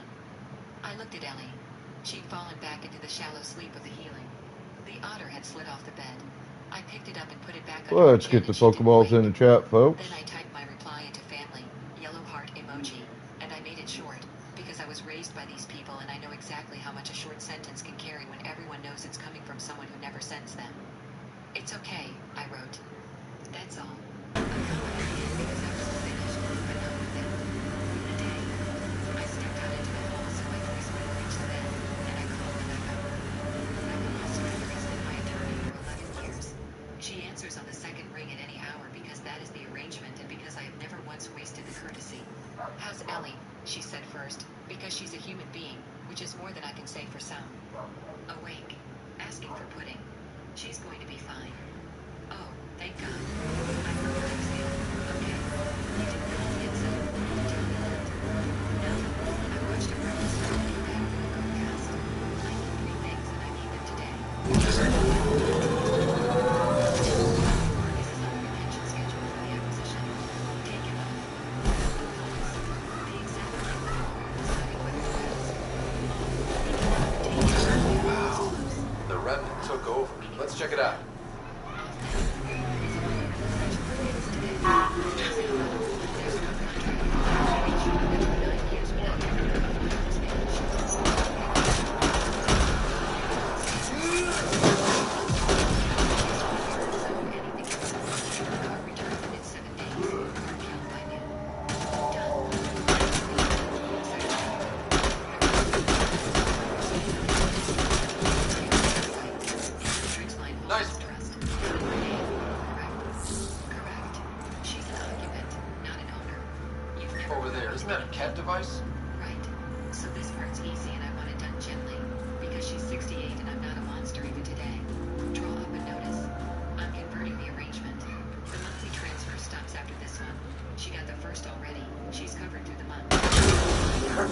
Data receiver is 84% complete. 6 months. One more should do it.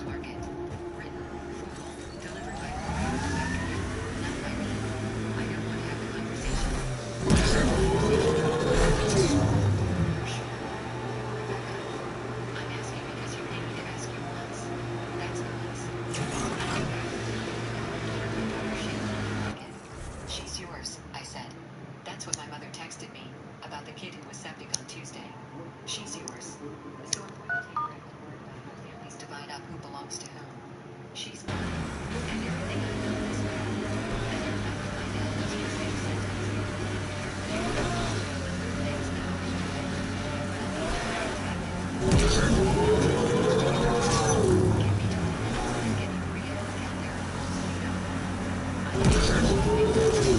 up. There might be a remnant in that site. You'll like it, I said. It's the only part of today that's actually moving.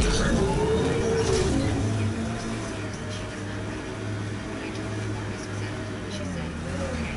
And I heard her already opening a spreadsheet. Because the only thing there was going to be is a clean cap table.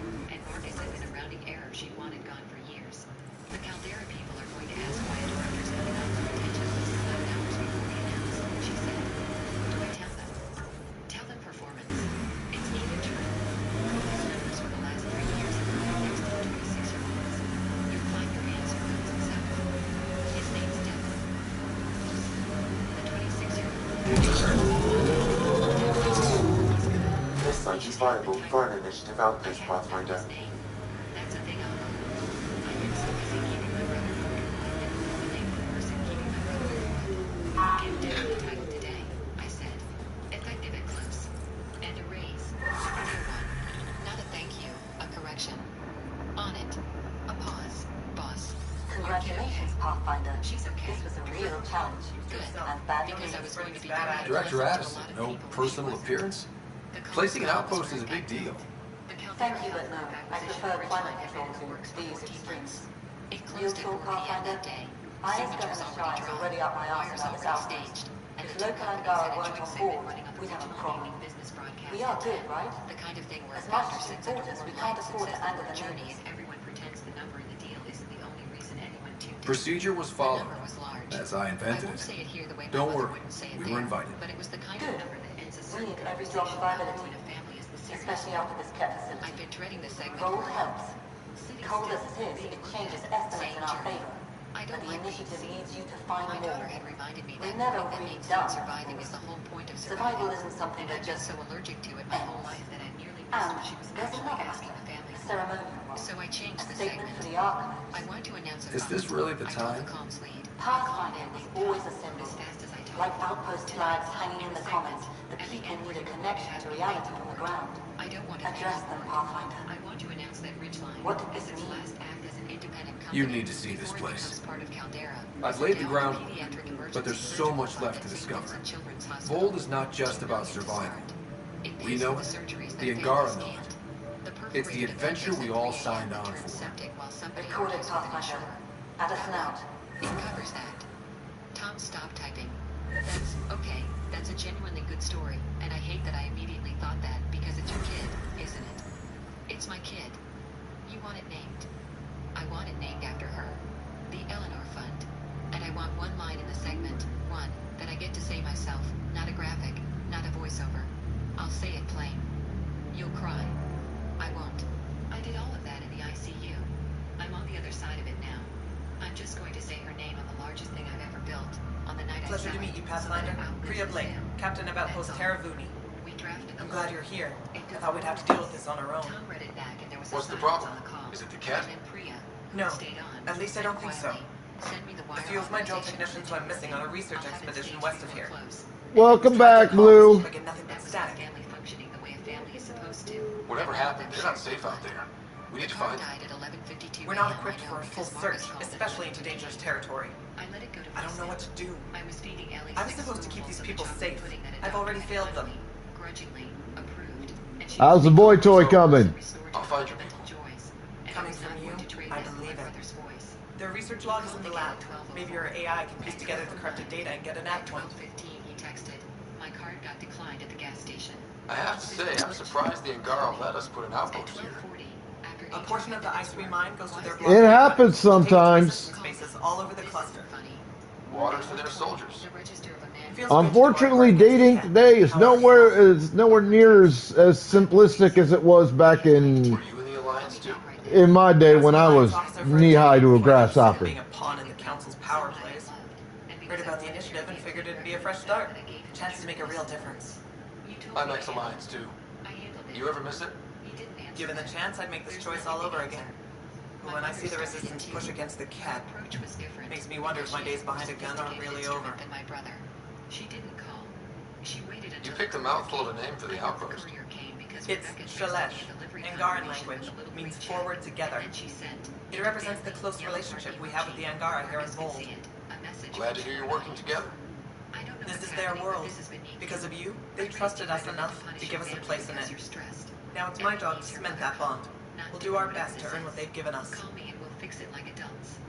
Like adults. We're staking a claim, but what does the initiative want? Then I put the phone away because there Look was at the a- landscape. What do you see?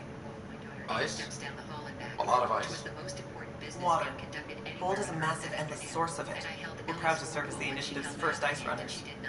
We mine the ice here and haul it to colonies where water is scarce. Like Eos. Even the Nexus. The more people we wake from cryo, the more resources we'll need. Our ice runners make sure water is never a problem. I should head out. What to hand a 6-year-old, and I decided on the truth and the shape she could hold. They're really busy today, sweetheart, but a lot of people are going to see how brave you were. I promise. A whole lot of people. Okay, I got one. She liked that. It's evident. She 3 hours needed and to be 42 Nana. minutes. She just needed to be Cute. seen surviving. I get her Don't that. tell me. I get her that at a 3 hours, hours, kind of imagine when she 18 timed she scores with her thumbs at 7 in the morning. The calls kept coming. I stopped reading them around 4. So I get to meet the Pathfinder responsible for making this place happen. I'm Lieutenant Telesso. Because of you, I have the best job in the galaxy. Yeah. Which is... I'm an ice runner. I get to dodge the Scourge and outrun the Cat to bring water to the colonies. Doesn't get more exciting than that. So you're responsible for the well-being of the colonies. That's a big deal. It doesn't fall on my shoulders alone. But I like making a difference. Marcus stopped texting me and started texting Ellie's old pediatrician's office. Then my assistant. I've flown through the Scourge before. Then Rebecca. I heard about each one as it happened. There's a reason I was the Citadel's best pilot. No, you weren't. Joker was. Me and Garl were on edge. Maybe you should check Listening to it happen. up. And my brother had never But once in 9 years grasped at the hallway Said sign. I've been giving you trouble ever since. He'd been a guest in my house the whole time, and he put his feet on the furniture, and he told me that very morning to handle the mess. At 6:35, he drove to the office. I know because Devin told Priya, and Priya told me in a 2-line message that I could hear her enjoying. Marcus is in the HQ lobby. Badge won't scan. Security won't wave him through. He's asking for you. The badge wouldn't scan because a badge is not a birthright. It's a line in How an far did the access drill system, techs have to and dig? the access system was administered by a Pathfinder. vendor Ridgeline Well, contracted. And to the the person whose east, name was on that ice, contract spent the the afternoon west, making a very short list of flicker. what was still open, which But doors I'll open. endure this frozen And my hell brother's name had come if up it at the means same completing time my as his research. cell, hours before he That's- ever got in the car. Believe He stood in a keeps the marble lobby he'd and walked through 1,000 times that's telling a guard name. so I'm determined to find the solution on my own. And it was family. So And his sister ran the makes place, and there'd been a think it. mistake. My standards involve a beach and a healthy amount. Excellent at his job. Don't Told him the thing that's true of every locked door I'd closed that day. Sir, you're not on the list. Marcus asked to speak to me. I was, at that moment, holding a straw to my daughter's mouth. Reuben offered to call up. There was no one up to call. The building had already, quietly, stopped being a place my brother was allowed to be, and he'd driven 40 minutes to learn from a stranger when a text at 7:19 that morning had already decided. He left. Priya watched him go on the lobby camera and sent me one more line. He sat in his car for 11 minutes before he left. Just a picture. I had the whole picture. I came in at 7. My mother's last message before 10 came in at 52. She figured something out. Not everything, but the shape of it. The condo notice was in her hands. Maybe she called Marcus and heard him crying. This crate contains a prototype for a handheld It was just her, alone, 68, in a condo drill. with a river view she'd So stopped they're seeing developing years a ago. portable drilling method. Please, I'm Smart. sorry about the text. I was tired. We were all tired. Don't do this. You're all I have. I read it twice, the way I'd read Marcus is busy. Handle it twice that morning, giving her the 20 seconds a decent person gives. And I thought about how your all I have was, finally, at long last, the truest thing anyone in my family had said to me in 41 years, and how it had taken losing the condo, not losing me, to get it out of her. She'd watched me be septic for a whole life and called it mine to carry. I didn't answer.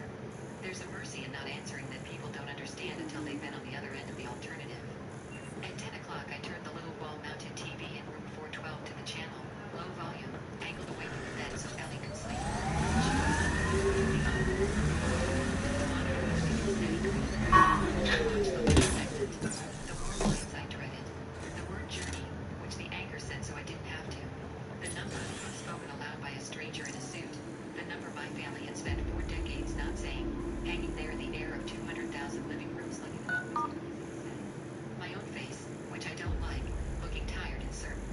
And then the end, where they promised me my line, and the graphic came up, the Eleanor Fund, St. Vincent Children's Hospital, and the anchor turned to me and asked, gently, if I wanted to say anything about it, and I said, my daughter had emergency surgery this week.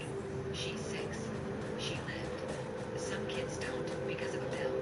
This is so that a family never has to wonder, at 3 in the morning, whether their child is worth the cost. She was. They all are. Her name is Eleanor. That was the line. I didn't cry. I told Tom I wouldn't. I know exactly when they saw it, because I have the record. At 10:04, my brother called.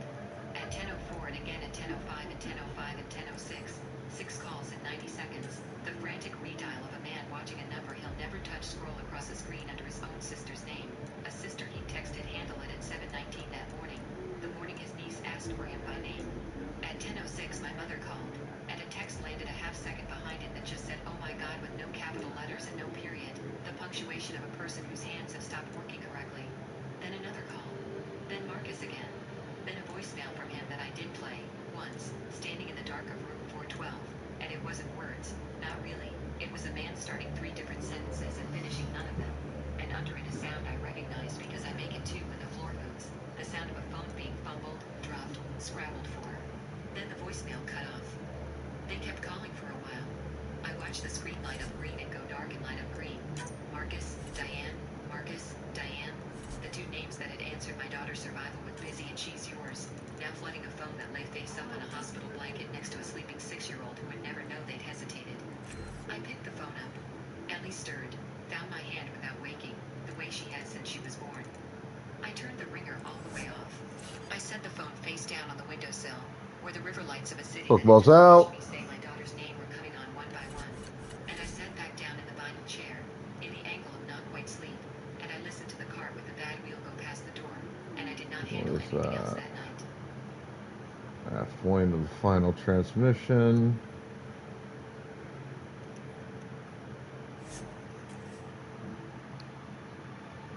Why does music suck so much now? Because humans are stupid. Yeah, but humans have always been stupid. But there was still good music. Unfortunately, there's fewer smart people out there now, so more stupid people need more stupid content is made.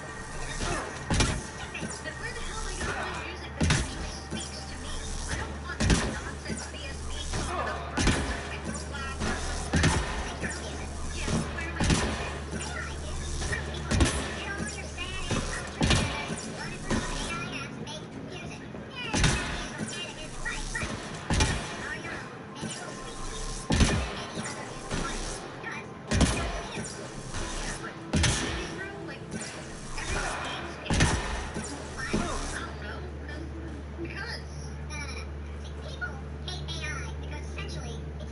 Michelle just called in. She seemed troubled. I'm so happy. They're terrified by what it spits out. Now, you get someone with, essentially a good soul, putting in an earnest effort to make something special. Could work. Yeah, but, like, using AI puts people out of work.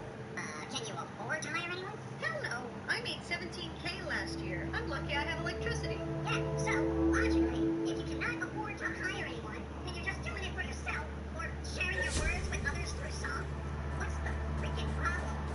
Well, shouldn't I be getting, like, a band together or something? When? How? Really want to creative differences and have one dumbass of a drummer claims they have ideas? The temperature is falling, Pathfinder. You know, I figured you'd be the first to meet on AI. AI is not me. I like robots. I literally have a podcast called Squirrels and Robots.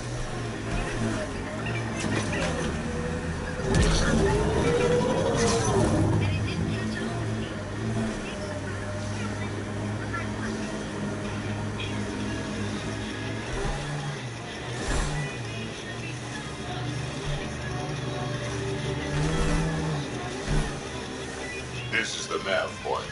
Keep an eye out for Prius.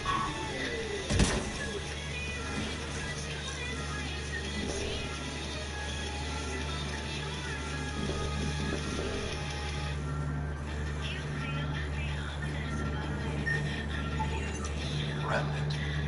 There's a remnant here?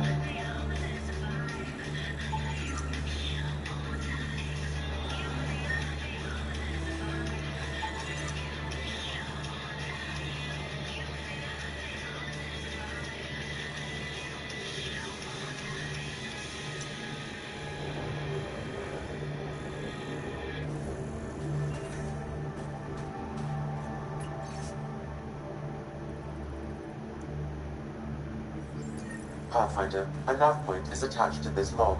I've updated your location device. Should I inform Priya we found her people? No, not till we take down whatever did this.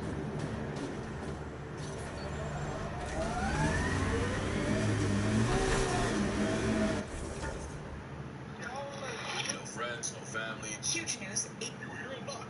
Manage weight. My mother hit me in the stomach when I told her I was pregnant. Not a shove, not a grab. An open-handed strike deliberately right into my belly. My unborn child was beside me. And the reason she did it, my younger sister was supposed to be first. My name is Nora. I'm 28 years old. And I grew up in a house where love was distributed unevenly and everyone pretended not to notice. My sister Paige was the one my parents arranged themselves around. But this was her part to agree. Oh, lovely.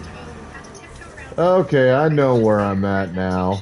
Largely invisible unless I was needed for something. I married a man named Ben 2 years ago. He installs solar panels and comes home every evening with sunburned or All right. I gotta run the restroom, grab some coffee. Right back, hang tight. He is without question the steadiest person I have ever known. We had been trying to get pregnant for almost 18 months. That stretch of time does something to you. Every month becomes a small private grief you don't know how to explain to people who haven't been through it. You start arguing with yourself, lowering expectations, preparing for disappointment so systematically that when the thing you get hoping for finally arrives, your nervous system almost doesn't know how to receive it.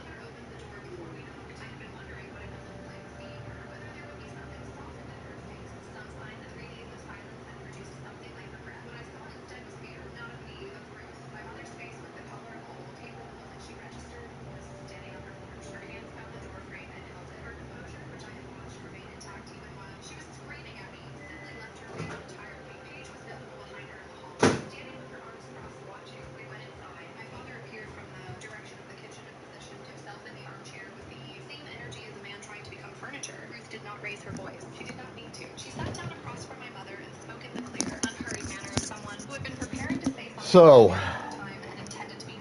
I don't want to spoil what that is for first-time viewers who don't know the game Mass Effect Andromeda. I know what that thing is. I justifiably fear fighting it. Those things are very powerful.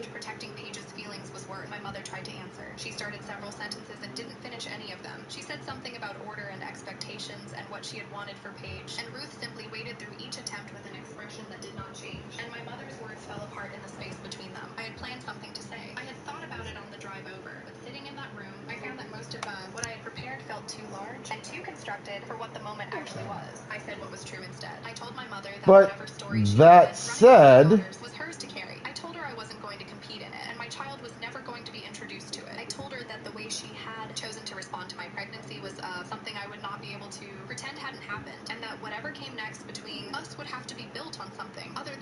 I do have to fight it. It will be interesting. It will require effort. More than likely, I'll die a few times. It's gonna happen.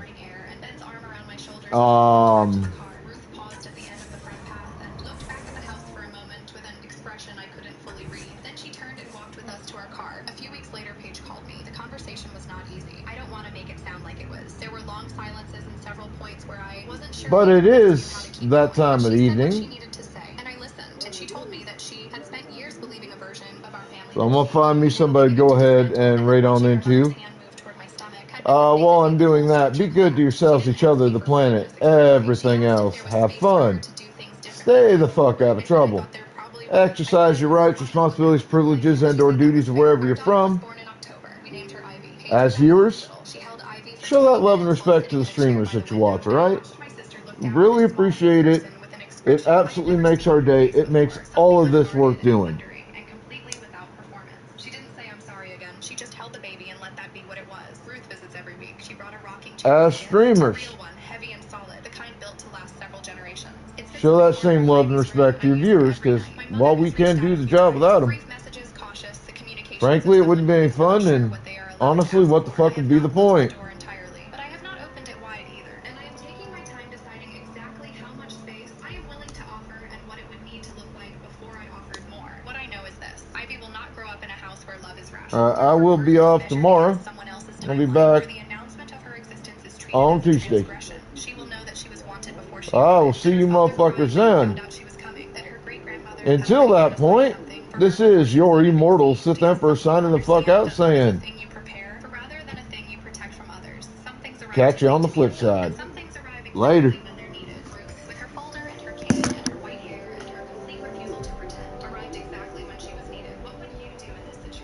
Comment your opinion below. Don't forget to follow for more unbelievable stories.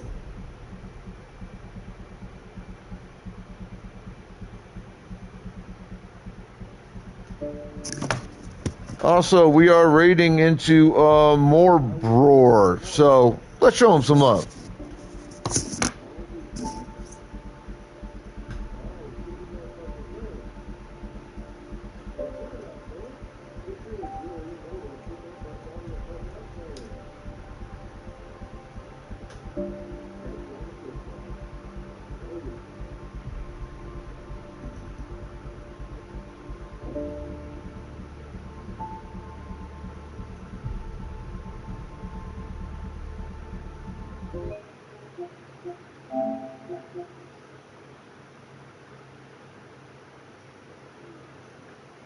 Also, we are raiding into